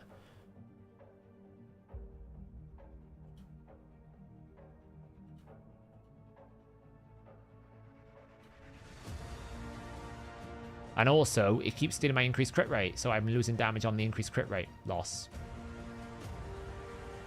So it's very hard to put Whisper into a Hydra team because of all these factors. You have to put her in rotations where Mischief Head and the Wrath Head can't live for a long period of time. Otherwise, it just takes so long to get going that you eventually, like, you want your Emic to be your taunt target, but she does 2 buffs that nobody else does. So ideally, if you can bring an AoE increased attack, then that should help a lot. Like, really, if I replaced Ukko with Nergigante, that could work, but Nergigante is not built with enough accuracy. So it's not that it's not working, it's just I'm not able to get Whisper into the window that she needs to be to do the damage that she can do. Because there's just too many factors slowing me down. You know, we're back in the same situation again here where I've got to deal with a Wrath and a Mischief Head. I don't want to have to deal with a Wrath and a Mischief Head. Fortunately, we didn't get any decreased attack that time. So now I can actually do a proper bounce. Into a good nuke. And then we get an extra turn, which is nice. See, once that damage gets rolling, it's really good. Once you can get into the window that you need to be in to do it. The problem is trying to find a way to make the team do what you need it to do when she's doing so many buffs to herself.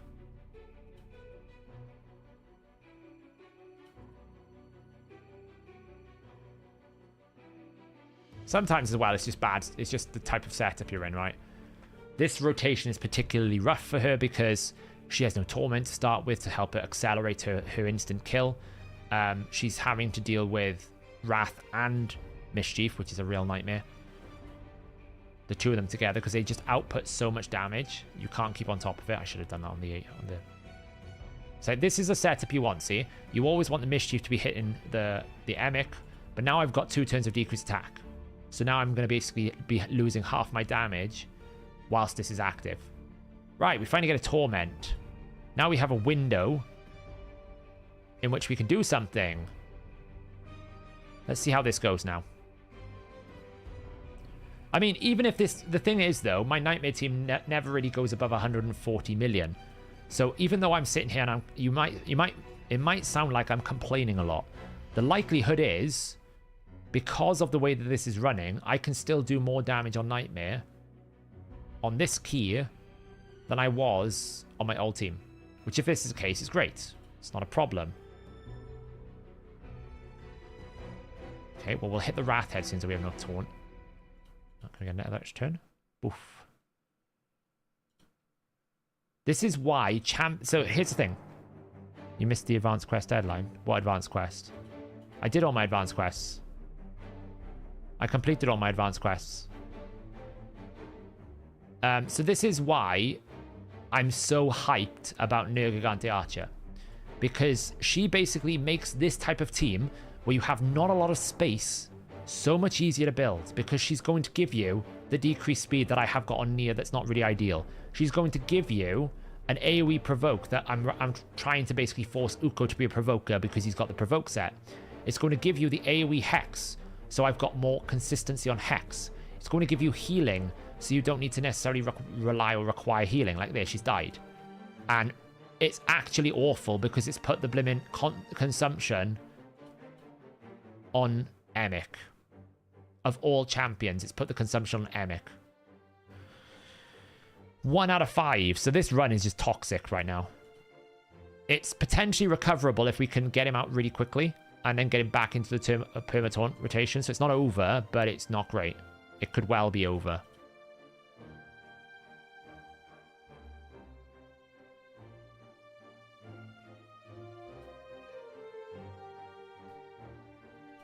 See how it goes.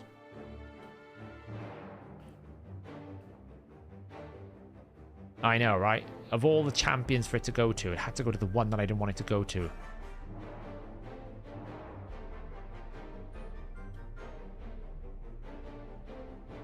See how much better it is now trying to get turns, now that I've actually got Torment out.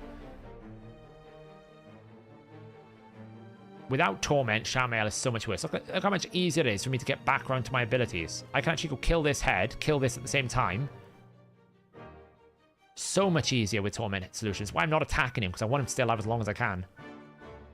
I have no idea how we'll manage the consumption. We'll have to just make sure the Whisper's got our A2 back, get him out as soon as possible, and get him back into the loop. If we can do that, it's fine. If we don't, we're in trouble. But we'll have to figure it out. Let's just do this to get block D-bus back out. Now, ideally, I want to kill that Mischief head with this. So then reset the turn meter. I just text this. Nice.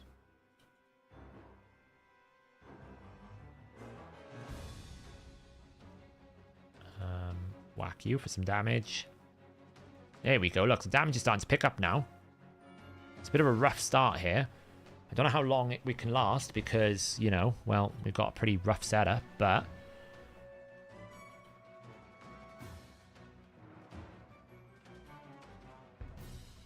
Decrease speed is out.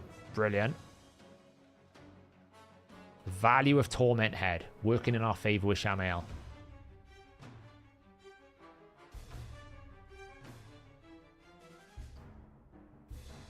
Provoke. So I've got to keep track of that consumption counter. It's not great right now. I don't have a Crizia, no. I have... pretty much if you have... if you think of any top tier Void Legendary, be on a very few of them. I don't have them. Like, you know, Siphi, Marichka, Taras. Don't have those types of champions. But to be honest, I don't need a Crizia. She's a nice to have, but not an essential. I've got enough on my account now to be able to do pretty much all the best stuff in Hydra. The only one I don't have is the Yumiko, which is kind of annoying, but, you know, we can make work with that. So every time So the way that it works is every time you get consumed, the counter drops by 1, Vexo. Think of it like the old-fashioned MMO mechanics for like the enraging counter, where it's almost like after a certain period of time, I'm going to go crazy. That's kind of like what it does. The consumption counter is designed in such a way to make it so that eventually you just get consumed out of oblivion. That's how you stop the fights going so long. Oh, this is a nice setup. We like this setup, except for the provoke head. If I can't get a provoke on that, that's going to be annoying. We can actually do some damage here.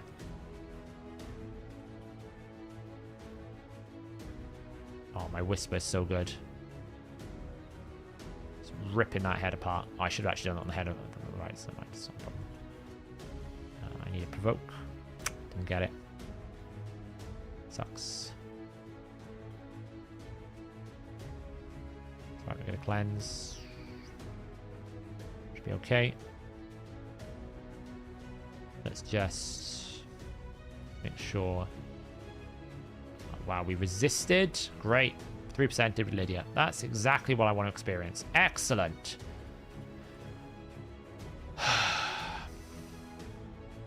Well, fortunately, there's no Wrath head out to really cause us a big problem here.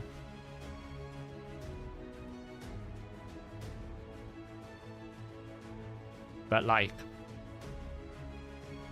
not best.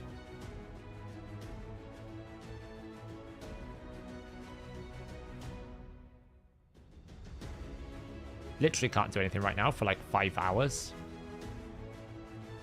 Yeah, I should be okay now once I get rid of this poison cloud. Oh, man, I can't even get rid of... She's gonna kill herself again, cheers.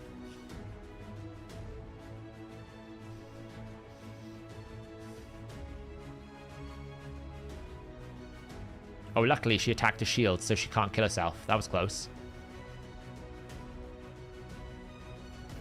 Right, we got a provoke out.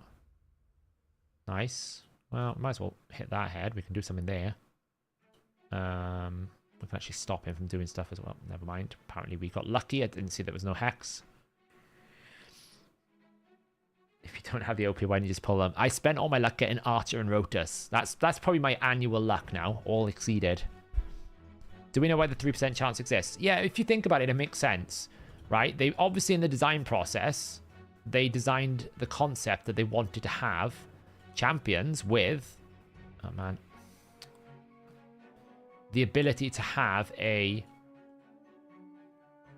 permanent, they wanted to have champions with the ability to guarantee that they would place a debuff, right? So in order for them to have an effect where they would guarantee that they would have the thing to place a debuff, well, in order to do that, you need to be able to have a way to make it so that you can't guarantee. So the solution to that is you basically... Oh, this is not great. So the solution to that is you basically put it on a curve where it's almost like, well, we need to have a chance of it landing. So for that to happen, we absolutely have to have this equation. And for that equation to happen, we need to have X, Y, Z. And that's where it came down to, I think. Right, now, can I get him out? Okay. Nice.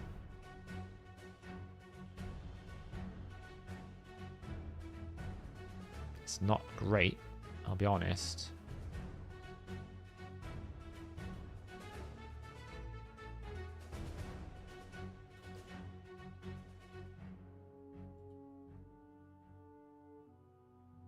Oh, it's fine. We can revive him.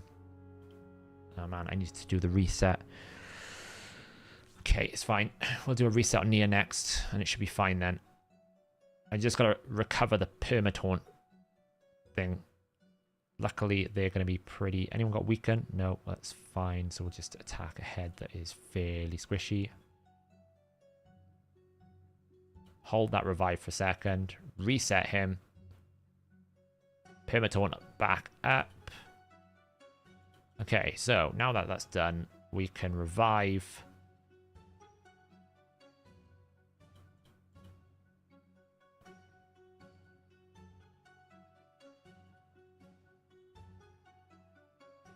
I think we're okay now. I just need to get the permataunt back up.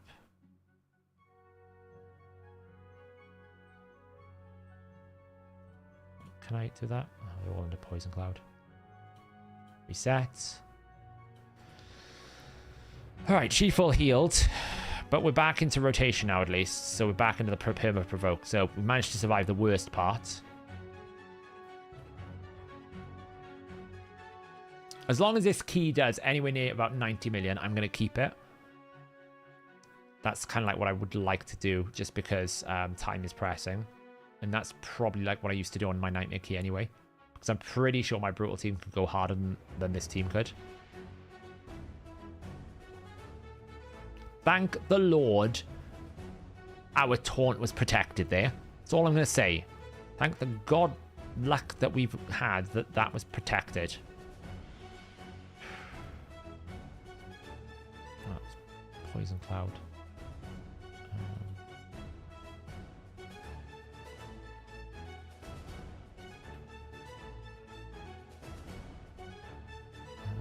Reset.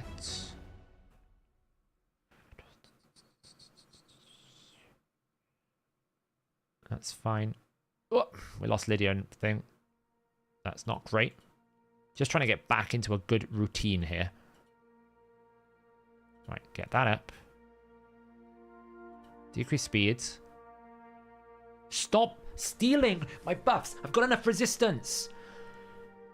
Oh, I'm losing my mind. Just need to get control of the fight again.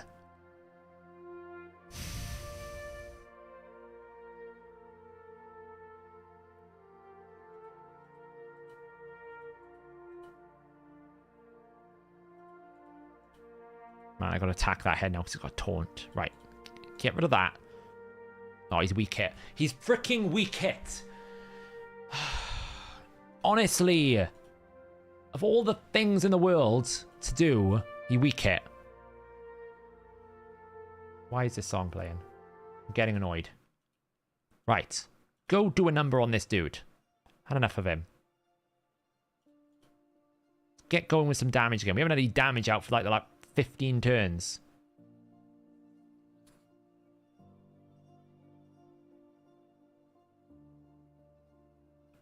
She's dead again.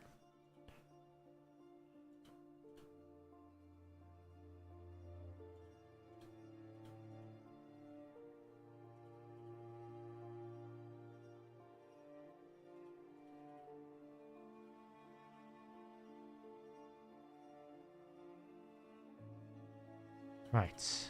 Back in rotation. Bring her back alive.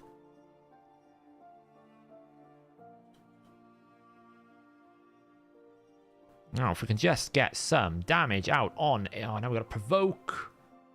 Ivy.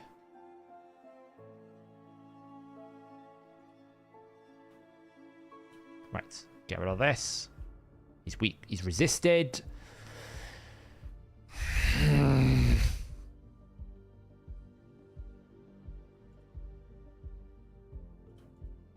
Right, we're getting back under control here, bit by bit, step by step. We're getting control on this fight. Right, put this dude to sleep. Thank you.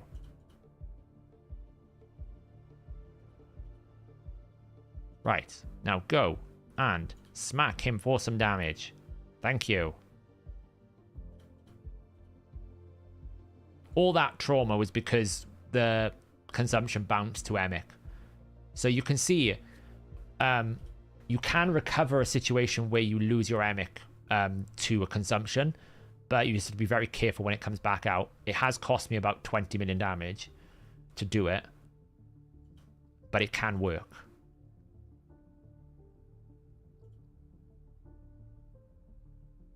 Now all we got to do is get back under control the Mischief Head and kill him off.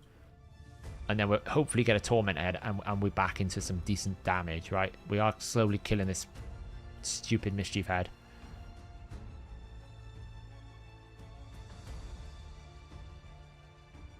This should do it.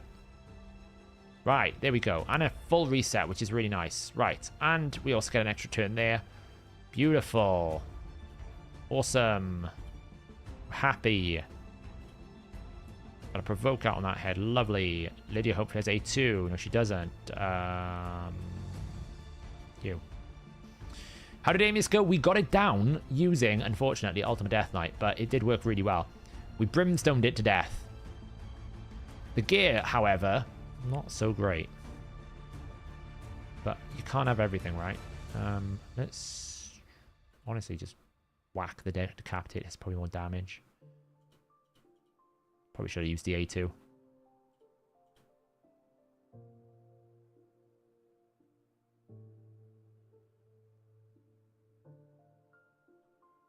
$501k. Yeah, she hits hard.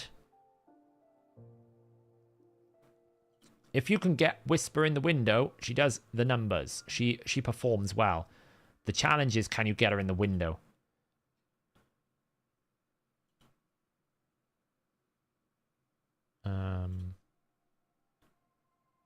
Man, she's going to revive. Oh, excellent. Torment Head. That's what I want to see. Let's get rid of you, because you're annoying, and you're nearly dead. Torment. Yes. I don't have resets for Trunda. I don't have the reset that you need to make Trunda really work well, and I don't have a +4 Trunda to overwhelm it without the resets. So, hello.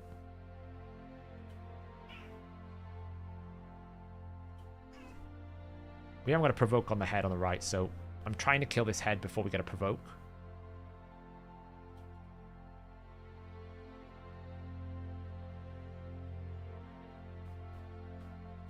Which we can do. Lovely. And now we can basically whack some damage out of this. Beautiful. Some damage here. We knew that cleanse was coming, but it's fine. Right, we've got about 20 million to go before we have my minimum, what I would expect or want to have out of this key. And we still got only boss turn 159, so it's a fair possibility we can go to boss turn 400 because we haven't been taking many turns because of the fact that we keep dying and getting stuck. So we could potentially get another 20 to 30 million easily on top of that. Especially if we can maximize this window now with the Torment Head up. This is where we kind of like want to try and get as much damage as we can.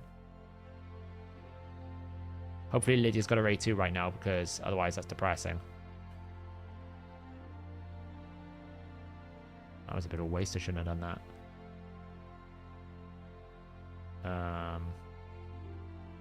Let's pump this here.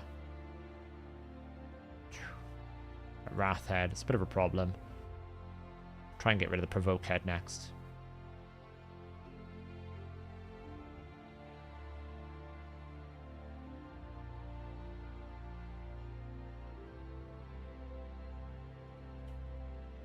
Sleep. Oh, no, not quite. That.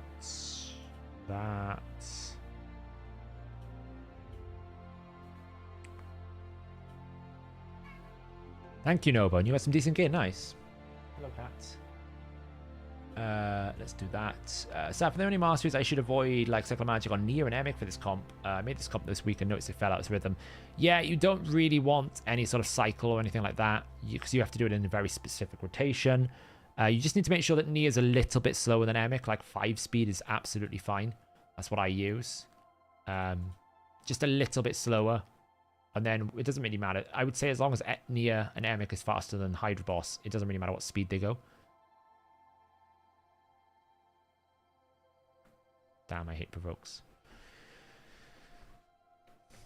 Where'd you get this music? It's on Soundstripe. I just put Epic Score playlist on most of the times with 240 songs in there, so get a nice variety. Cleanse. I really need the unkillable up before we take a turn here. Nice. So we survived the nuke.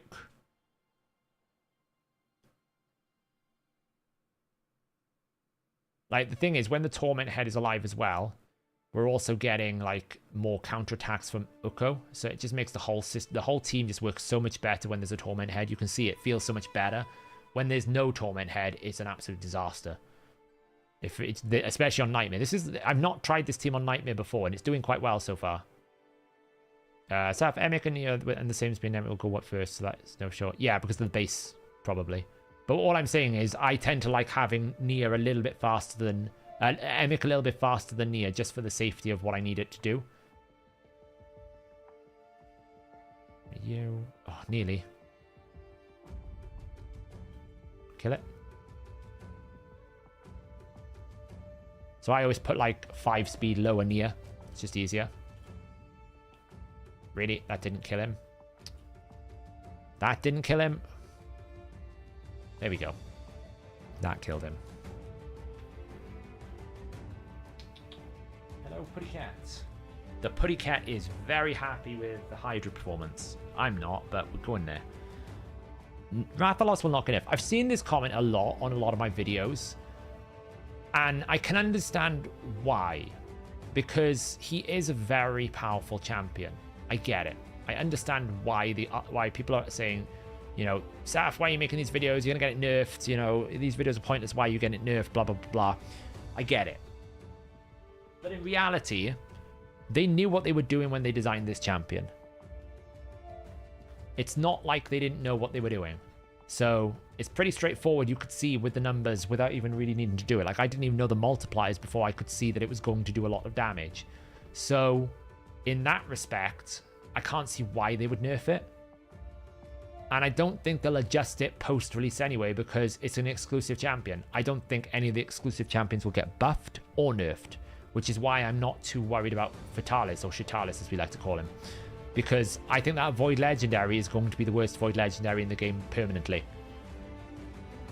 Unless they come out and fix it during the period in which you can summon for him, he's going to stay the same. Because can you imagine the PR storm they'll create if they buff a champion you can't even get anymore?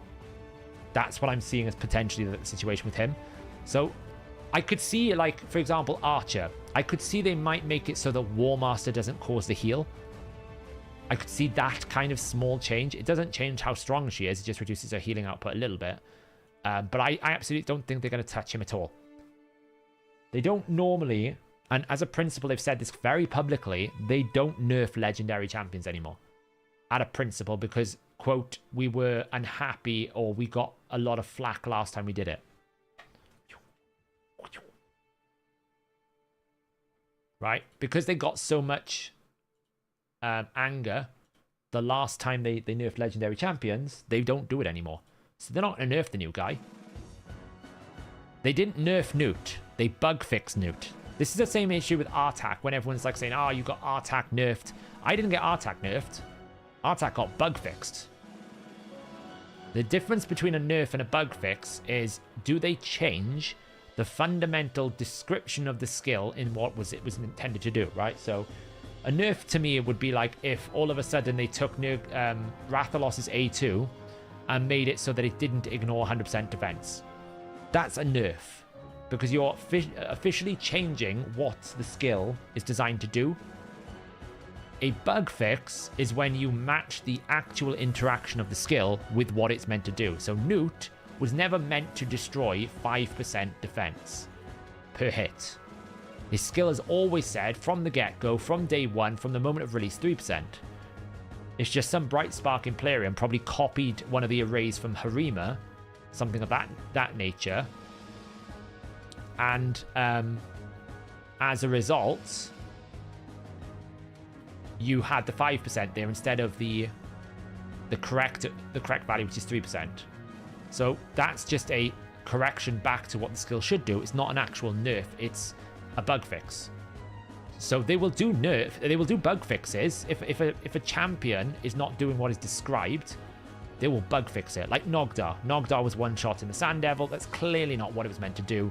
They bug fixed it. They didn't destroy Nogdar completely. They bug fixed him. So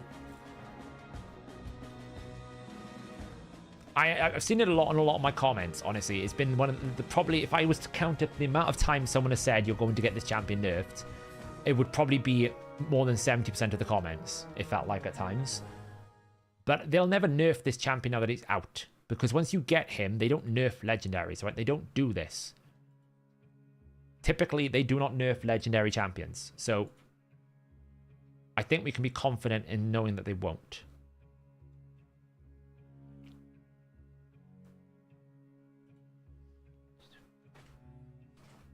So I'm entertaining the cat at the same time. Well, we're up to 90 million. We've hit the minimum that I wanted, so we're doing well, considering how terrible the start was.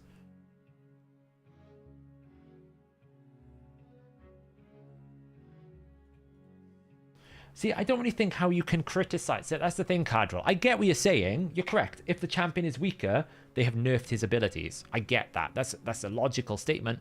The problem is, can you actually call it a nerf if it was never meant to do that in the first place? I mean, to be fair, it's on them for not fixing it quicker, but I don't really think you can, like you have to, consider, is it balancing the champion to change the goal of the champion, or is it just correcting the champion because he was doing something he should not have been doing? You know? Whereas in this instance, they're not going to change it, right? Because he's doing what he's meant to do. He's meant to ignore defense. He's meant to do 200% bonus damage. He's meant to do 50% bonus damage. These are things he's meant to do. Hey. So I don't think they'll change it.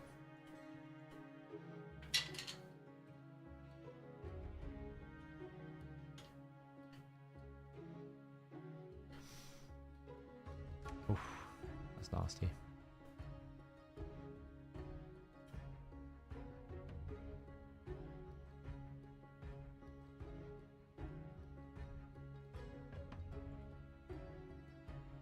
Yeah, it is low, but keep in mind, this is better than my Nightmare team does currently, right? So whilst it might look low, it's actually a lot better than my Nightmare team does, because my Nightmare team can go anywhere from between 50 million to 150 million. It's very inconsistent. It probably is even worse now that I've messed around with Newt's build, so this is actually doing probably more than my Nightmare key would have done. So in that context, it's quite good. It's not the best key in the world. It's not going to set the world alight, but it's doing it's doing a job for me.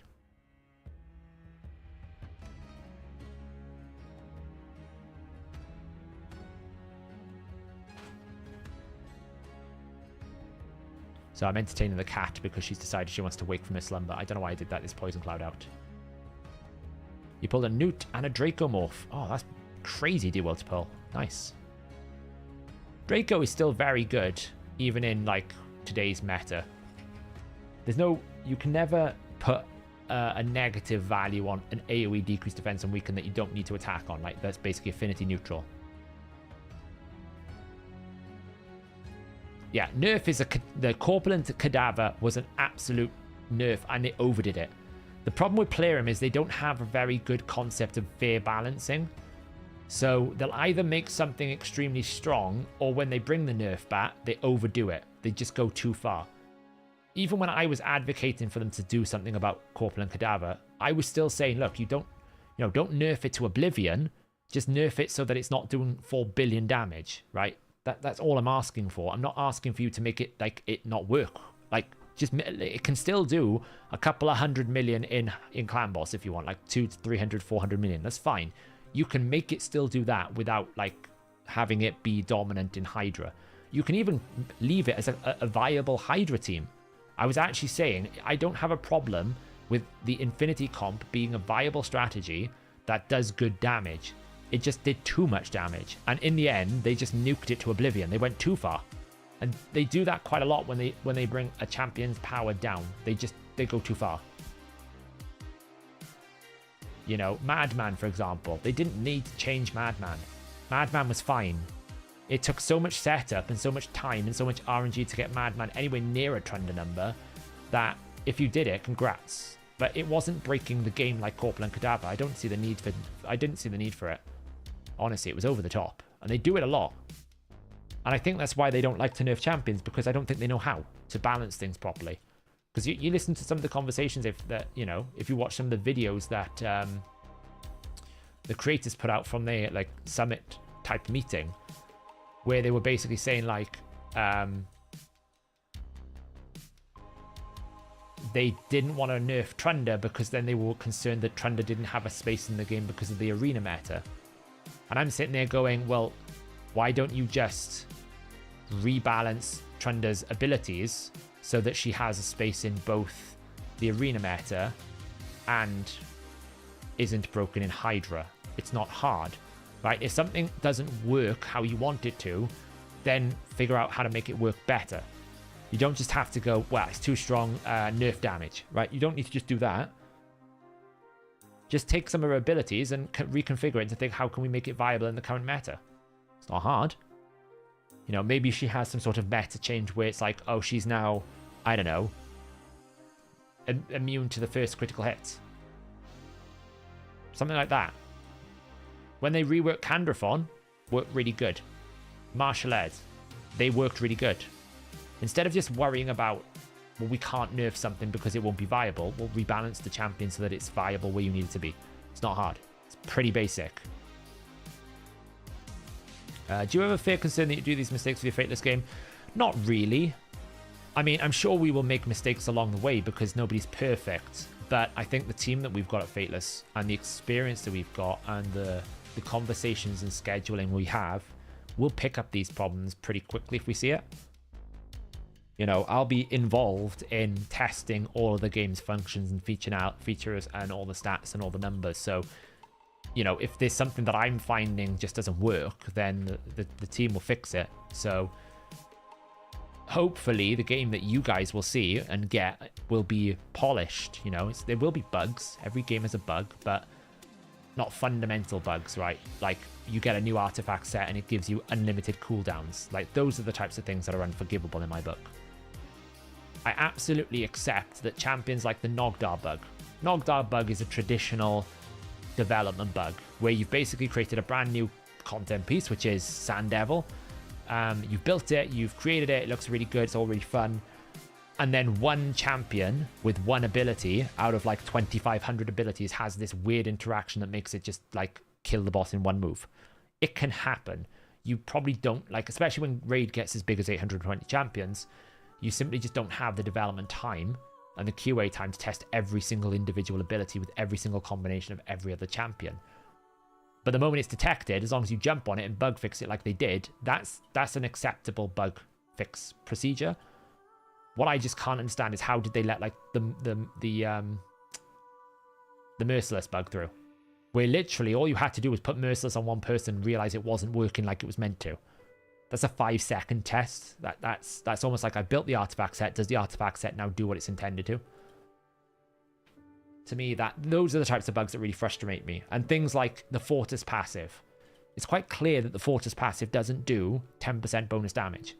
I've done the math on it. We've looked at all the tables. It's not like this isn't my first rodeo when it comes to understanding damage multipliers. But do you think I can get Playroom to understand that? No.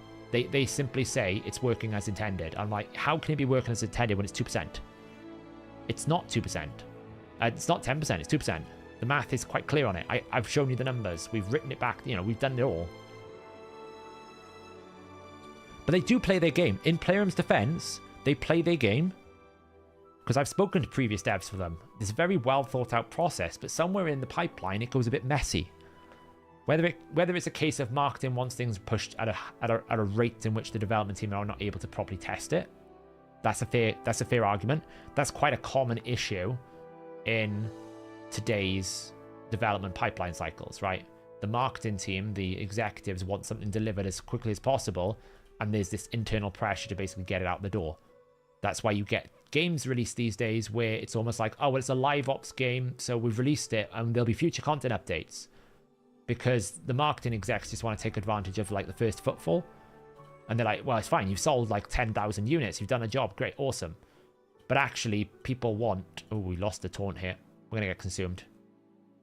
Unless I can get back in the perimeter. Well, that is lucky. We got so lucky there. We got the taunt stolen from us. Oof, got lucky. Got so lucky. But yeah, the executives want the game released as quickly as possible. So they're like, you know, just get it out there. Job done.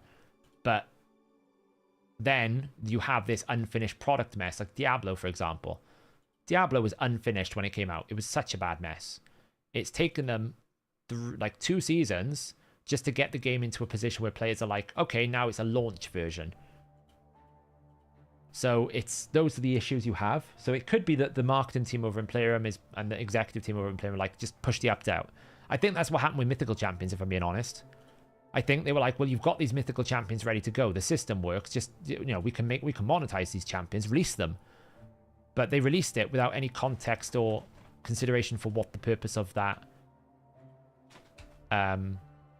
what they were for. Why did we add champions? And that's the biggest issue and the biggest feedback a lot of people gave. It's like, oh, it's cool, these Mythical Champions, but why? What's the purpose of them? And they had to kind of come out and say, it will all make sense soon. There's future content updates and all this, which we know is the City of Centranus. And actually, when you actually think about it, Mythical Champions do make a lot of sense in the context of Centranus, because many of them have different roles, right? Which means that you can use them in multiple areas where normal champions could not. So you actually feel like you get a lot for them then, because like, well, actually, no, it makes sense because I'm getting 2 champions in one that I can use in more places. That makes those Mythical Champions make sense. Give me a second.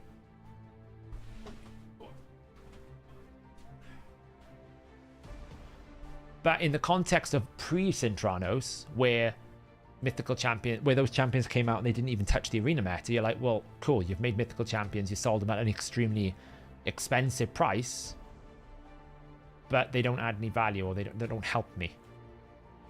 You know? And I think that's what they did, because now I actually think Mythical Champions make sense, and especially when you start seeing the pipeline that they're delivering. The Lion is crazy strong. We've also got like the Lizard, you know, Lazarius, very, very strong champion.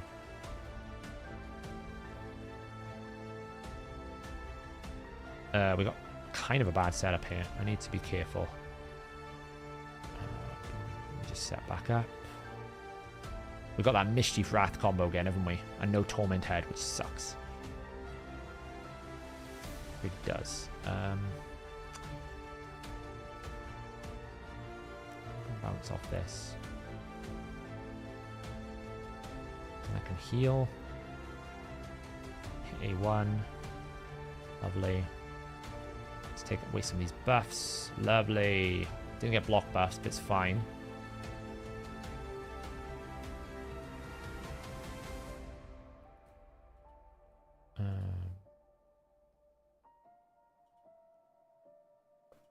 Block buffs out on him.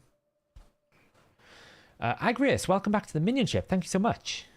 Really appreciate it.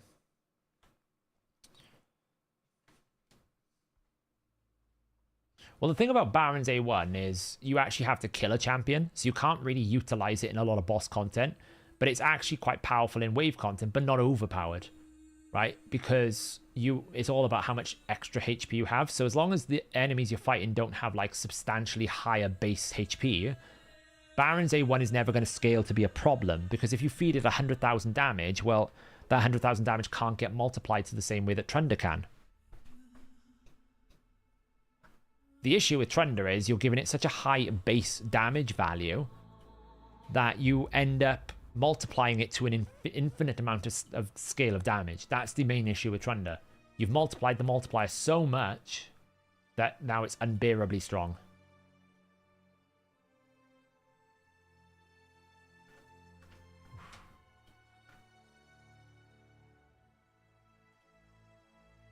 Zipster, thank you so much. Welcome back to the minionship. Hope you're doing really good. Really appreciate it. Thank you so much. I'm so glad I rebuilt Lydia. I actually think Lydia in Cursed is really good. The only downside with Cursed Lydia is if she doesn't get the curse on the Mischief Head on the A2, then it's quite a long turnaround until you get it back. The only downside, like now, for example, I haven't got Cursed on the Mischief Head, so I can't actually target it, which is what I'd like to do. So that is the only downside to a Cursed Lydia, is she only has one AoE, and really you kind of want two. Should be able to finish this head off over here. Nice. I mean, we're up to 134 million. Considering how rough the start was, this is looking a lot better than I thought it was going to.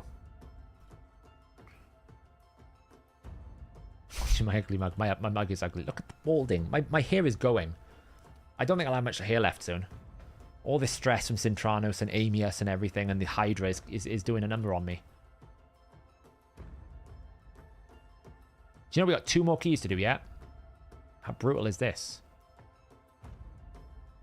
I have to see how it looks though, because, you know, maybe we'll get lucky and I don't have to do it. Like, the closer we get to reset, the less stressful it is. Oh, thank you so much, Torment Head. I always love a Torment Head. You, start tormenting.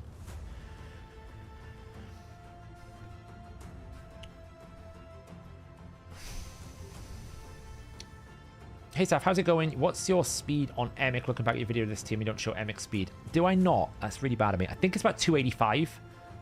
But I'll double check at the end of this run now, when we run out of boss turns, whenever that is. Honestly, I'm not worried about losing my hair, believe it or not. The only thing I'm worried about is how pale I generally am. So when I lose my hair and I'm pale, I'm just worried that I'll look ill. Even more so than I already do. You know, if I put a hat on, for example, it's not a good look. Yeah, we haven't even had the boss counter yet. Like the turn counter. Now, that normally appears at about 250 on my hard runs, on my brutal runs. But because I think we've been taking all less turns because of various different issues, it might go longer. 1.2 million. The A3 does more damage now than the A2. 6-star Crushing Rend is so strong. It really is. Oh, nice. Can I get Hex? No.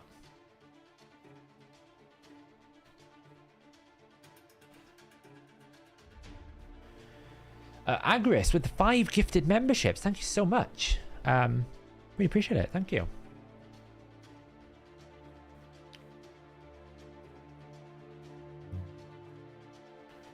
Don't worry, I'm well versed in lathering my body with suntan lotion when I go out in the sun.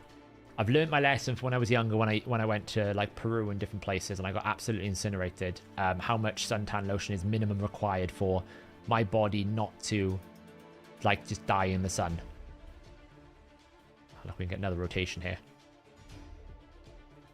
Yeah, so even though this is pretty rough and this isn't doing like crazy damage numbers, this key is still my best nightmare key. Comfortably. Right, and this one key will top me the chest without having to do the other keys.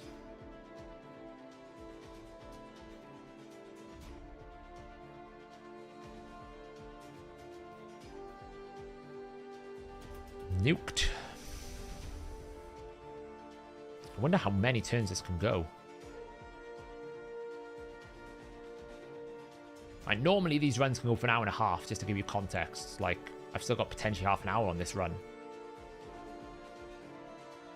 Would Emic with 273 work for Brutal Hydra? Probably, yeah. The speed that I've got my Emic at is nothing like specific. It's just fast, and then I've made Nia a little bit slower. So whatever your Emic is, just make Nia a little bit slower. That's what I like to do. I would say the only minimum requirement for Emic is that he is faster than the bosses, right? You do want to have a good 10 to 15 speed faster than the bosses that you're fighting. just so you can get, just so you can make sure you're staying ahead of the pace. So as long as that's there, it's fine. You can't run it at like 150 speed. That's probably not going to really be very suitable. You're going to find that really difficult. It probably could work. I've never tested it, but I don't think you want to. I think you'd want to go, because the thing is, with Emic, there's a lot of value here, because you'll notice sometimes I'm actually using his unkillable when I know the Wrath Head is going to be a pain. I'm basically taking the hit with the Wrath Head and then being able to survive because of the block damage. So it's actually often quite valuable to have him in here. The reducing the skill cooldown as well is really, really handy, because you're just making it so that your damage dealers are getting back around to their abilities much quicker. That's why I'm willing to accept the difficulties of this team, because of the Emic Nia Shamael combo gives you so much in terms of like stability. Once you get beyond like this difficulty, and I absolutely think Whisper, like people have said earlier, forcing Whisper in this team is a big part of my problem, because she doesn't bring anything herself, right? She's not bringing any decreased defense, AoE weaken, decreased attack. She's just a damage dealer. Very good damage dealer, very strong damage dealer, but a damage dealer nonetheless. Whereas when you get newts, you could use the A2 for weaken and decrease attack. When you bring something like what's the other one? When you bring something like a Michinaki, then you're bringing the decreased defense and decreased attack, right? And the Hex. When you bring those types of champions, they're going to bring more to the team. So you can afford to basically stretch your loadout with other champions. Where here, basically Lydia and Uko have to do the entire of the legwork of keeping this team alive. Without them, this team just doesn't work. It's too difficult to run. Did I get anything nice from Sintrana's Sharples? No. Got absolutely double epic. One of them was a Razin epic, and the other one, I can't even remember what it was, but it was terrible. It was not great. All the effort, and we walked away with 2 epics. But, you win some, you lose some.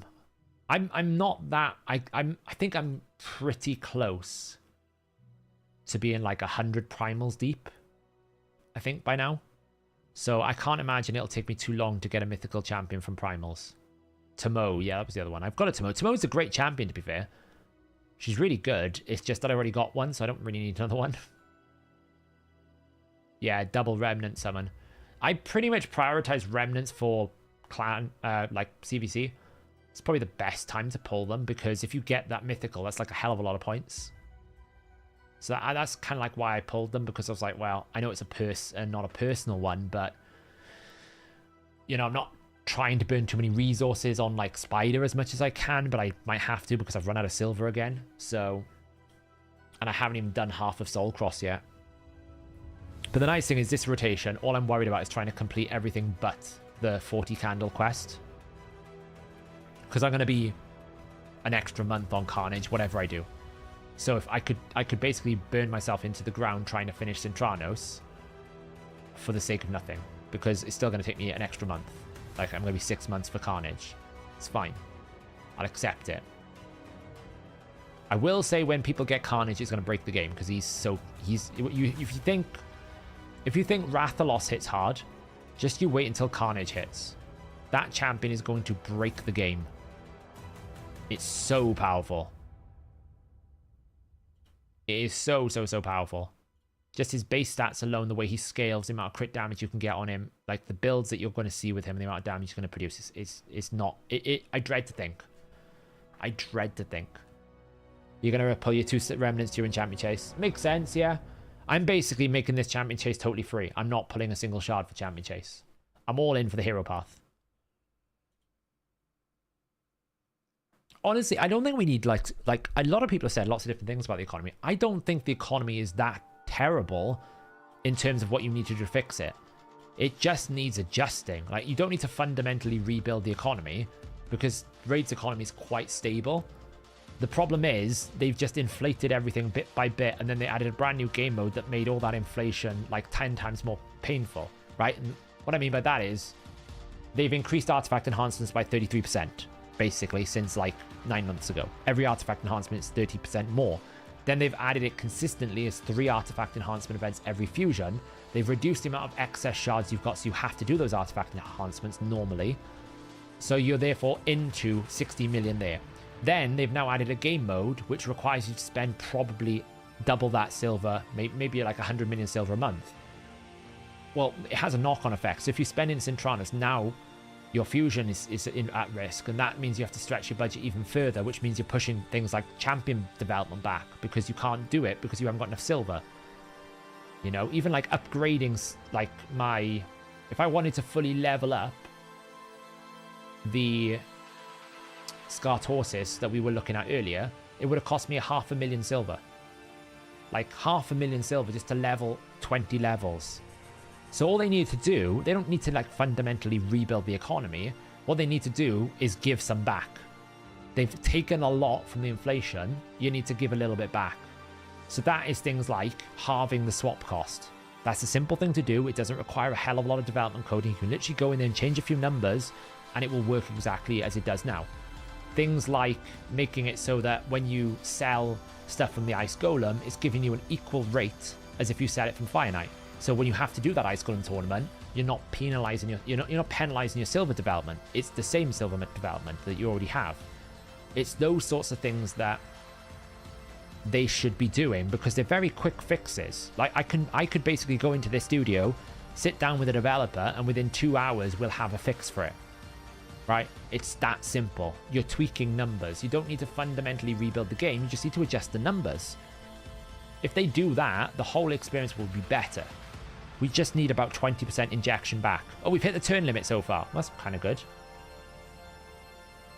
I mean, we could get another 40 million on this, depending on how we go, if we get a lot of Torment heads. Alatrian will be S tier. We have actually updated the champion ratings today on the Fusion and the login champion and the Archer. The Archer's gone up to 5 out of 5.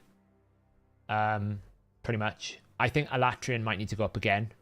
It depends. I'm gonna hopefully get him and be able to play test him so that I can properly assess it, because it's not been until I've tested the Archer that I've realized how utterly broken she is. And I think it might be similar with Alatrian. I think it might be that when I get my hands on him, I go, this champion is so good, it's unbelievable, but he's an exclusive, just like I've done with the Archer. So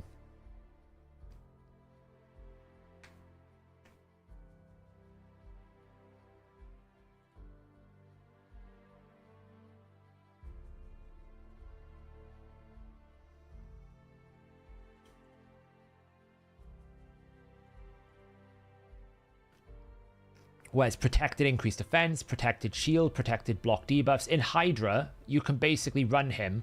My plan is, and this is the plan I'm actually working on, and I'm being serious, to run a full Monster Hunter team apart from Shitalis. I'm going to run Archer, Rathalos, Zinogre, Alatrian, and the Fusion. I'm going to run Zinogre because it works well with Lady Mikage, so you get your counterattack. I'm going to work with Rathalos so we get some extra bonus damage.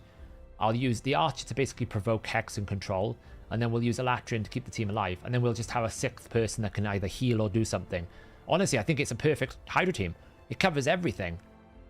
You've got double damage dealer, you've got support, you've got Hex, you've got provoke. There is nothing you don't need in that team. It covers everything.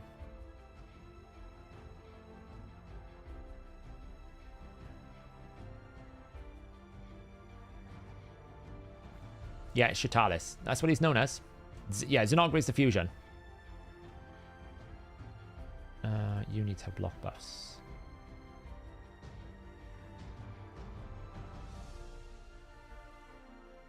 Oh, well, we lost her. That's not a problem. Bounce off you a second, because I'm going to get rid of my decreased attack so that I can go smash you for some big damage. And then reset. Unkillable.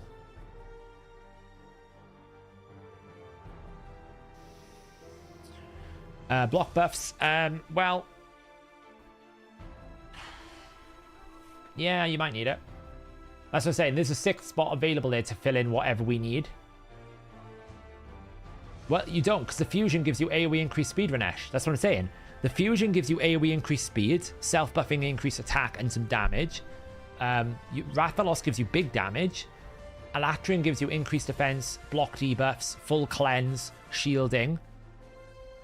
Archer gives you Hex, Provoke, decreased speed, turn meter boosting, and healing.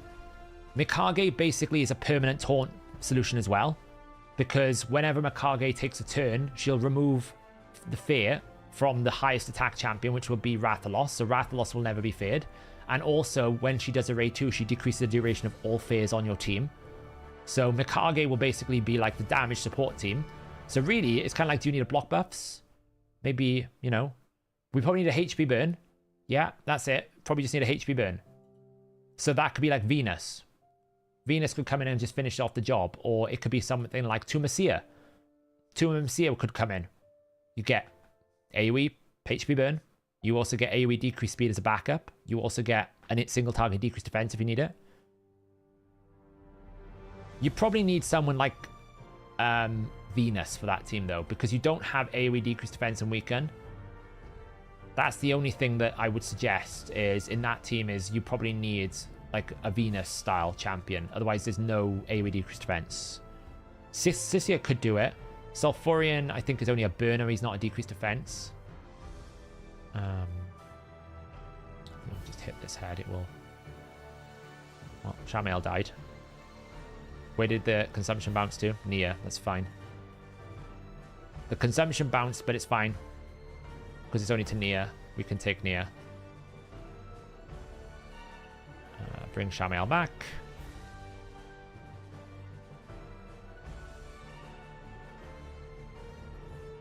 Block buffs, so he doesn't get those buffs. Decrease speed. Reset. That cleanse was a bit annoying. I'm not going to lie, that cleanse was not great. It's alright, we can go over here and do some damage.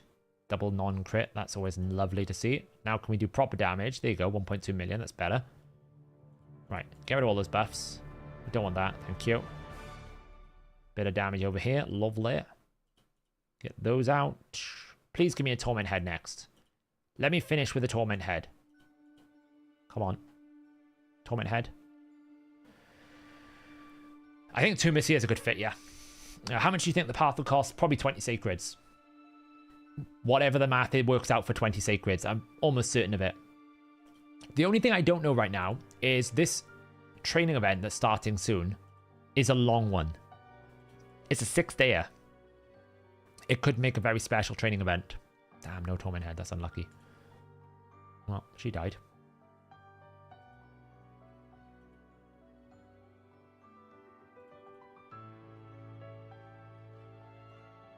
Reset. Boom. Oof, lasty. Alatrian will also give you a heal. It also gives you turn meter on the passive. Yeah. You don't really need the heal, right? Because you've got oh man, I've got poison cloud on everyone. Oh, this is going to slow me down a bit. All right. You don't really need the heal because you've got Archer. Archer's going to perma heal you. But the turn meter boost is nice. It doesn't he gain turn meter boost when he cleanses, right? Vexo? I'm sure that's the case. When he cleanses, he gets turn meter boost. Annoyingly, the Wrathhead might fully heal this. Yeah, Latrin, you get 5% turn meter whenever a buff is removed. So basically, when he uses his A3, if you've got poison dumped, like now, for example, right? Look how many debuffs I've got going on here. Right, I've got 3, 4, 5 on Uko. If Alatrian was to cleanse, I'll cleanse all these, place protected block buffs, and give everyone 25% turn meter fill, and heal them. It's really strong. But the thing about Alatrian is, he's not very, like, exotic. He's not exciting, right? He doesn't do anything flashy. He doesn't hit for, like, 20 million damage. He doesn't, like, you know, spin blades. And I think that's why maybe... I don't know why I wasted that ability. That's why I think maybe people are not... like, he's not getting as much, like, headlines, for the better word. Because, man, look how much HP I need to recover here. Everyone is about to die. Let's see if we can Just focus a second to get back under control here because... Oh. Emic is holding the team alive right now in a very rough state. Right, you do that.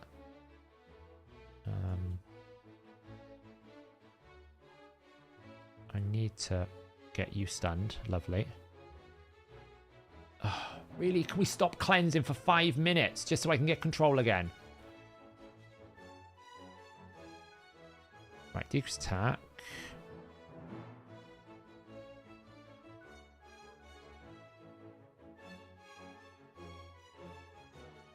Well, you can open with the A2 castle and get shield plus block, increased defense. Right, you, stop with your buffs. Thank you.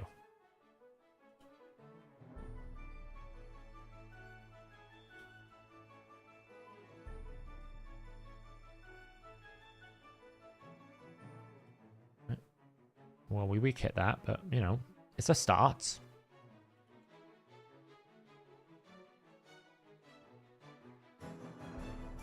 Kill it. I was unlucky. Well. Now kill it. There we go. Head down. That was a bit nasty. Hopefully we can... No, she's dead again. We just need to basically get some attacks on the decapitated head so we can heal. Because right now we have no source of healing. Like this. So like that is what we need. You, stop doing whatever you're doing because you're annoying me. Slow everyone down.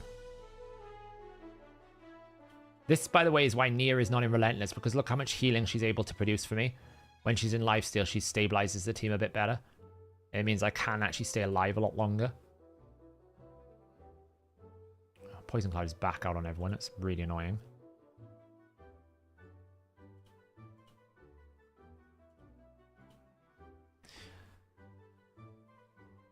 Why do they have to be limited? I know. It's frustrating. It frustrates me, it's going to frustrate everyone, and I just don't understand why we did it, but they did.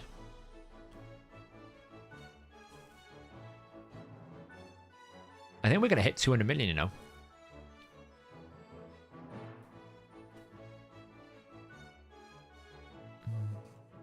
I just noticed I have every hero in this team, but obviously not the gear. This is normally my brutal team. But the nice thing about Permataunt is you don't actually need the crazy gear that you normally do, because essentially your damage will scale on the gear quality you have, but it's always going to be unkillable, right? It's always going to last the full duration, whether you're on the highest difficulty or the lowest difficulty, because the way that the Permataunt system works, nobody can get consumed. So it gives you a lot of opportunities to stay alive. This is really awkward. I need to get back under control again. That's fine. You.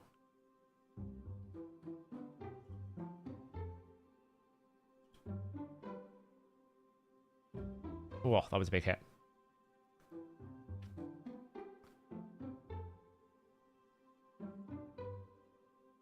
Like, this team did Brutal. It can do Nightmare, for example. I haven't changed anything. I haven't improved the gear. And it has the same issues on Brutal as it does on Nightmare. Nightmare obviously exacerbates it because it's Nightmare, but it's still the same issue. We haven't got Poison Cloud out here. It's going to be a bit of a problem unless we can get some control. He's going to fully heal, but it's fine. Get rid of that. I'd like to get block buffs out if I can, but it's not going to let me.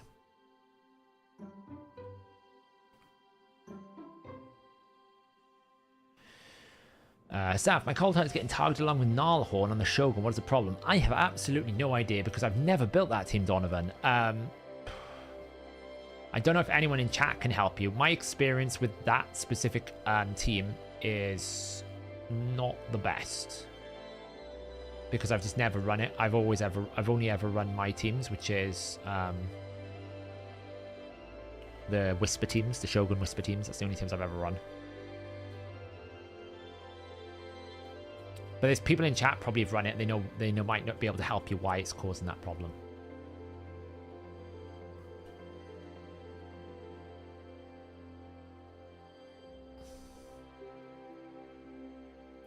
Yeah, I don't mind if, like... I don't mind if they make a limited champion a login champion. I still don't like it, but I don't mind. I can accept it, right? Because at least everyone, when it came out, got the champion. But when they make 5 champions and then they say you have to summon them, that's when it gets a little bit like, okay, well, now you're just taking the mick a little bit, you know? You're kind of... You know, you're pushing the boat out a little bit here. I can heal off this. There we go. And block that buffs. That head over there is going to get Poison Cloud, and it's going to then full heal. How annoying that is. This provoking, I've had such bad luck with the provoke set. Honestly, it just cleansed. I've had such bad luck with the provoke set. It literally just cleansed straight into a Poison Cloud again.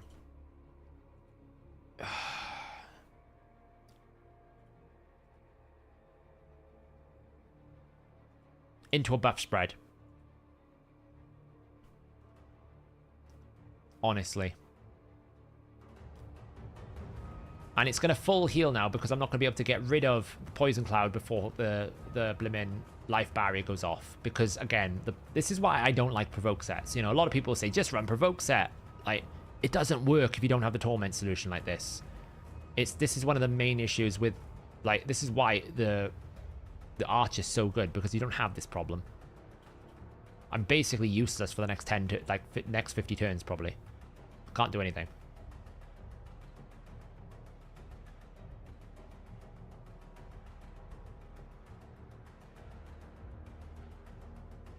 Right, do that. Gives me some control. That's going to full heal. That's annoying. Right, let's just kill this provoke head now. Let's take one down. Can we at least do that? Start taking this head down, please. There's one. Good chunk. This team really sucks when there's no mischief out. Like, I'm losing so much, like, potential because there's no torment head out, so I can't get as much turn meter control. I'm going to absolutely smash this head in. I'm done with it. There's provoke. Oh, he's killed my freaking Whisper. No, taking the mic. Taking the mic is like a colloquial. You're having a laugh, you know? That's what it means. Taking the mic, having a laugh. Yeah, Uko is the provoker in this team.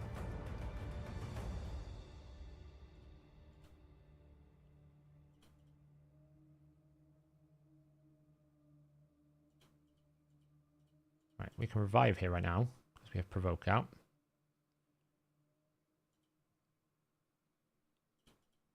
Kill the... Yes, kill this head. Kill that head. I want this specific head destroyed. Take it out of the fight. Hey, poison. I have so much patience. You get bored after 50 minutes. Hey, it's alright.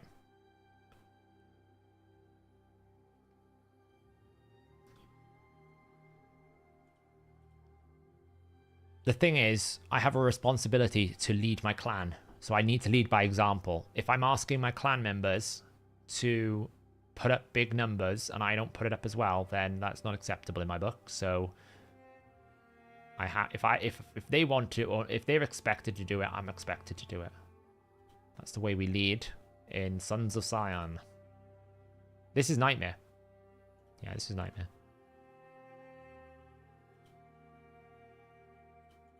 There should be Nightmare. Boom, boom, boom. You, stop doing what you're doing. Oh, never mind. Didn't work. Please give me a Torment head. Like, can we just end on a high with a nice Torment head? That's what I'd like. We've only got 200 turns left.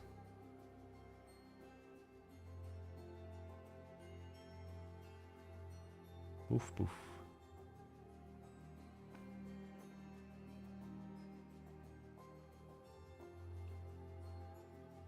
No. Doesn't want to give me the Torment head. Very well. We will go and deal with it another way.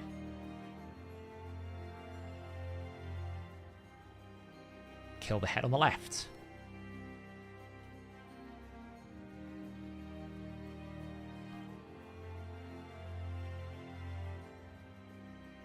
At least we don't have provoke cleansing now. American here. Yeah, it's a British thing. If a British person's like having a laugh, or they're making, you know, or they're basically saying something that's ludicrous, you say, oh, you're taking the mick. It's like a thing.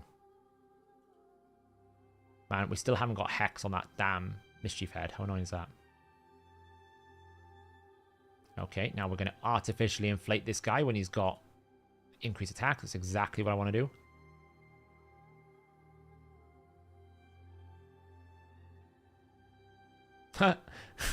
Uko just stole the increased attack from the head of Wrath. I was like, where did the attack buff go? He just stole it when she placed reflex buff.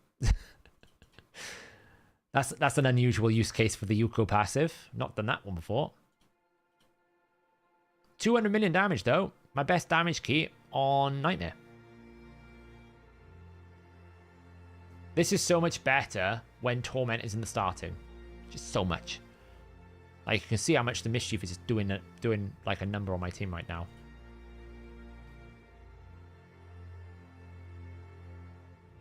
Boost.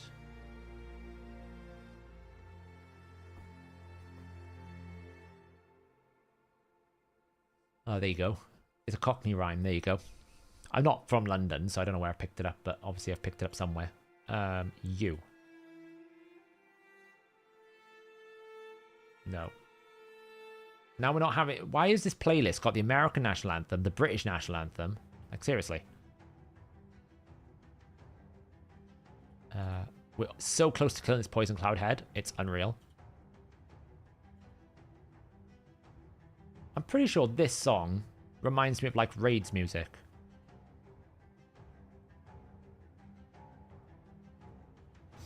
How do you balance damage between the heads and attacking a dead head? I always end up not doing too much damage. Yeah, it's difficult. I'm normally, with this team, just picking the head that's going to cause me the most problems. And then sometimes I'll make the decision to kill. Like, right now, I'd love to kill the Mischief Head. If I have an opportunity, I will kill the Mischief Head because it will reset the turn meter. I don't have Hex on it, unfortunately, so I can't target it. I'll often try to take out the Wrath Head because the Wrath Head is obviously going to give me decreased attack all the time. That's a problem. See, that's half the damage it should be doing. And the Mischief Head is just a nightmare for this team as well. One of these days, I'll figure out a solution to get myself block buffs and a better Mischief target. If I can do that, this team can do another 100 million comfortably. But because of the constant stealing of the turn meter... of the Whisper, the permanent decrease attack. Yes, we have a Torment Head to end the freaking run, thankfully. Whisper's basically running at about 70% efficiency because she's either always under a decrease attack debuff or she's lost her buffs. See, so now she's got to go over there. Luckily that had Whisper, that had Weaken on it. And because I can't get Hex for some reason, I've missed the curse on this Mischief Head like twice.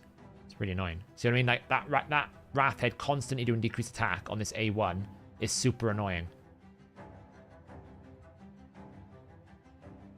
Because it's just nuking my damage.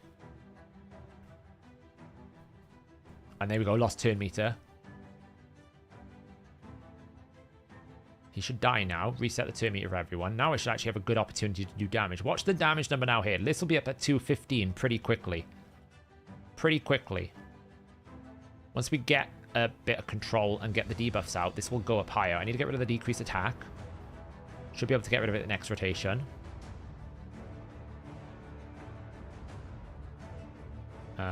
I can bounce off you so that I can get an extra turn over here. Make sure you can't do anything annoying.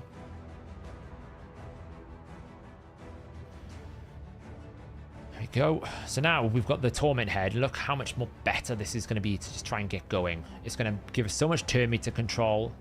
It's just going to be great. Why don't you swap it? Because not having Cursed is a lot better than not having Provoke.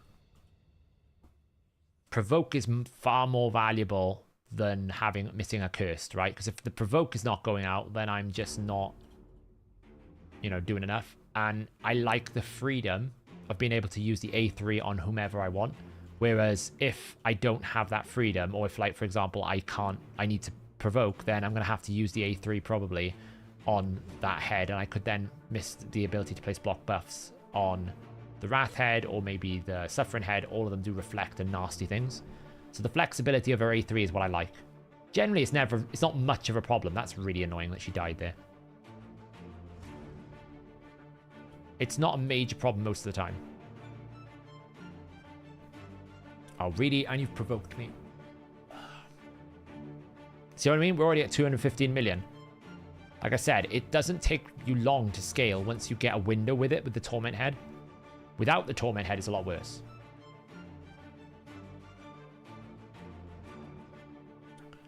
Yeah, Whisper slot is pretty much damage, but if you can bake some utility into her slot, it's better. Right? If you can somehow get some utility in there so that she isn't just exclusively damaged, that will serve you better than my Whisper. Me forcing Whisper here is actually quite awkward because it limits my options in other 2 slots. The 3 mandatory picks here is Shamael, Emic, and Nia, because you need to have the, like, if you don't have Shamael, the phase will ruin you, and if you don't have Nia and Emic working, it'll be annoying. Nia needs to be in high resist. She cannot take a provoke, so she's always in high resist. I've also got her in lifesteal in this build, so it means that if when she attacks a War Master proc, she heals. Her passive then heals all the other allies. So actually, when you see the results screen, you'll see how much healing she actually outputs. It's very strong. We can just do A2 here. Nice extra turn. Boof, boof. Into a kill. Lovely.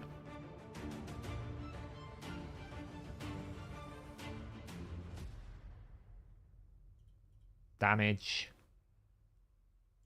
A1. Look at the boosting now. This is going to be fun. Shame we didn't get decreased speed on it.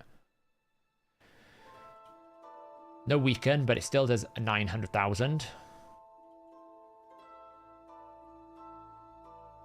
Anyways, what's the speed for Emic and the reset epic? I think it's about 285 and 280. I think I've got them at. I'll double check at the end of this run now. We're nearly at the end of it.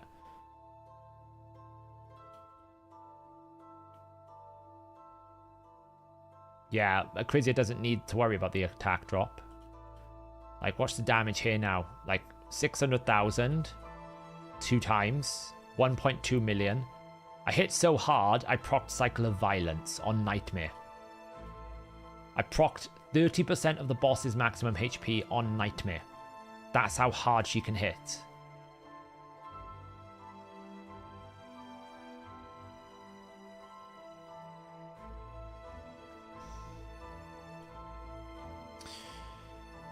Boom.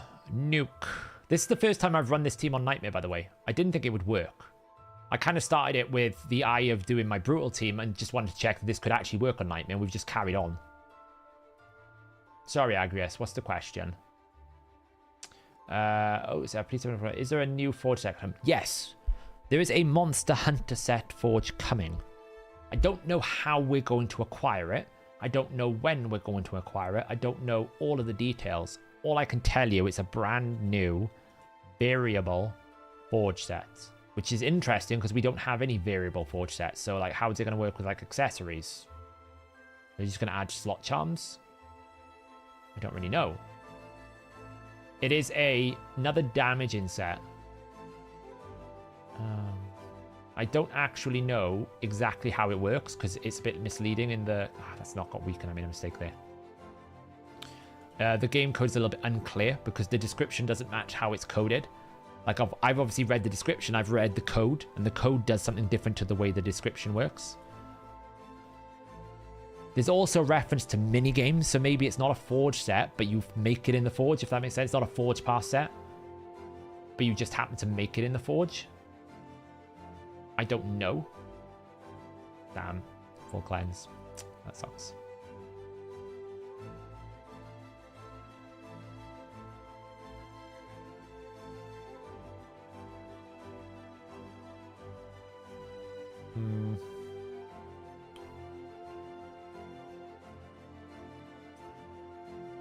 Just whack it for some damage over there.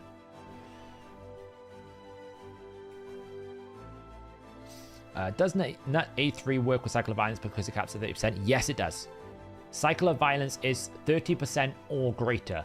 Even though it says greater than 30%, it's actually 30% or greater. Someone forgot a 1. I don't know. The reference to the minigames is like survival minigames. That's kind of like what the best way I could say is like almost like you get a legendary champion, you have to survive as long as you can kind of concept. It's very difficult to understand because obviously the only thing I have is like the text descriptions you see in the game. So it's not like the exact written up details of it because half the time those text descriptions are pretty useless to begin with. You know, the boss guides are pretty good actually, but the boss guides are better than other stuff, but we all know how terrible their buff debuff page can be at explaining how those things work. So I only have like the localization information that kind of gives me some basic information, but yeah, it's like some sort of minigame. I don't know if it's even tied to the set. I'm just assuming because the minigame references Monster Hunter, it must have something to do with this collaboration. That's why I haven't done any information about it, because I don't know. And I generally don't like releasing information until I know that I'm confident about it. I don't even know the exact details of how this set is going to work, because it's unclear. But all I can tell you, it is a damaging set, and it is a damaging set around AoE damage. That I can say because I'm confident of the information. I actually just want to bounce off you. And then whack you for some damage. And then whack you again for some damage. Well, there's 230 million. I don't think we're going to hit 240. I don't think we got enough turns. It's a long key as well. 92 minutes. As much as this is long, I don't mind this half as much as I hate Sintranos, because this feels like I'm constantly fighting and I'm like I can build a strategy around it and I can control the narrative. Whereas with Sintranos, it feels half the time I'm not in control. It's just whatever Sintranos gives me. You know, it's like oh, well, I can't actually beat this stage without having 6 times stun sets in the most RNG possible. We're here. Yes, there's RNG, but at least I can work around the RNG, right? I can strategically build a team to try and control it. I actually made a mistake there. I should have attacked the left head. This one's fine because I'm going to ignore 100% defense.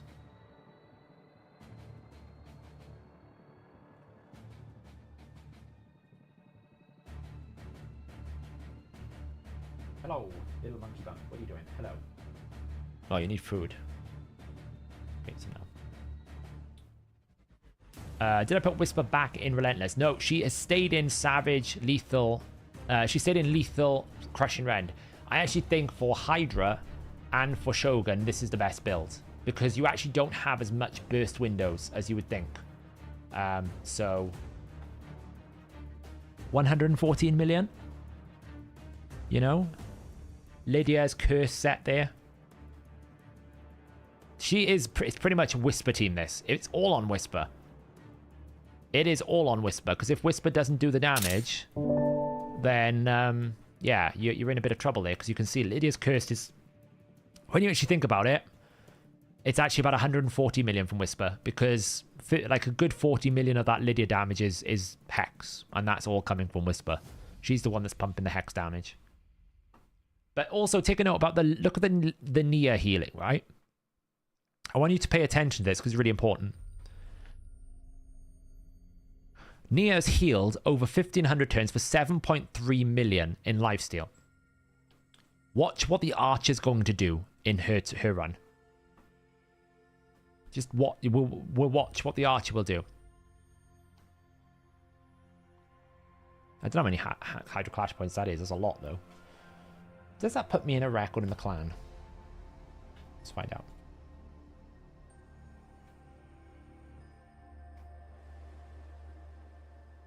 What's the Hydra clan record at the moment? Hydra damage brutal.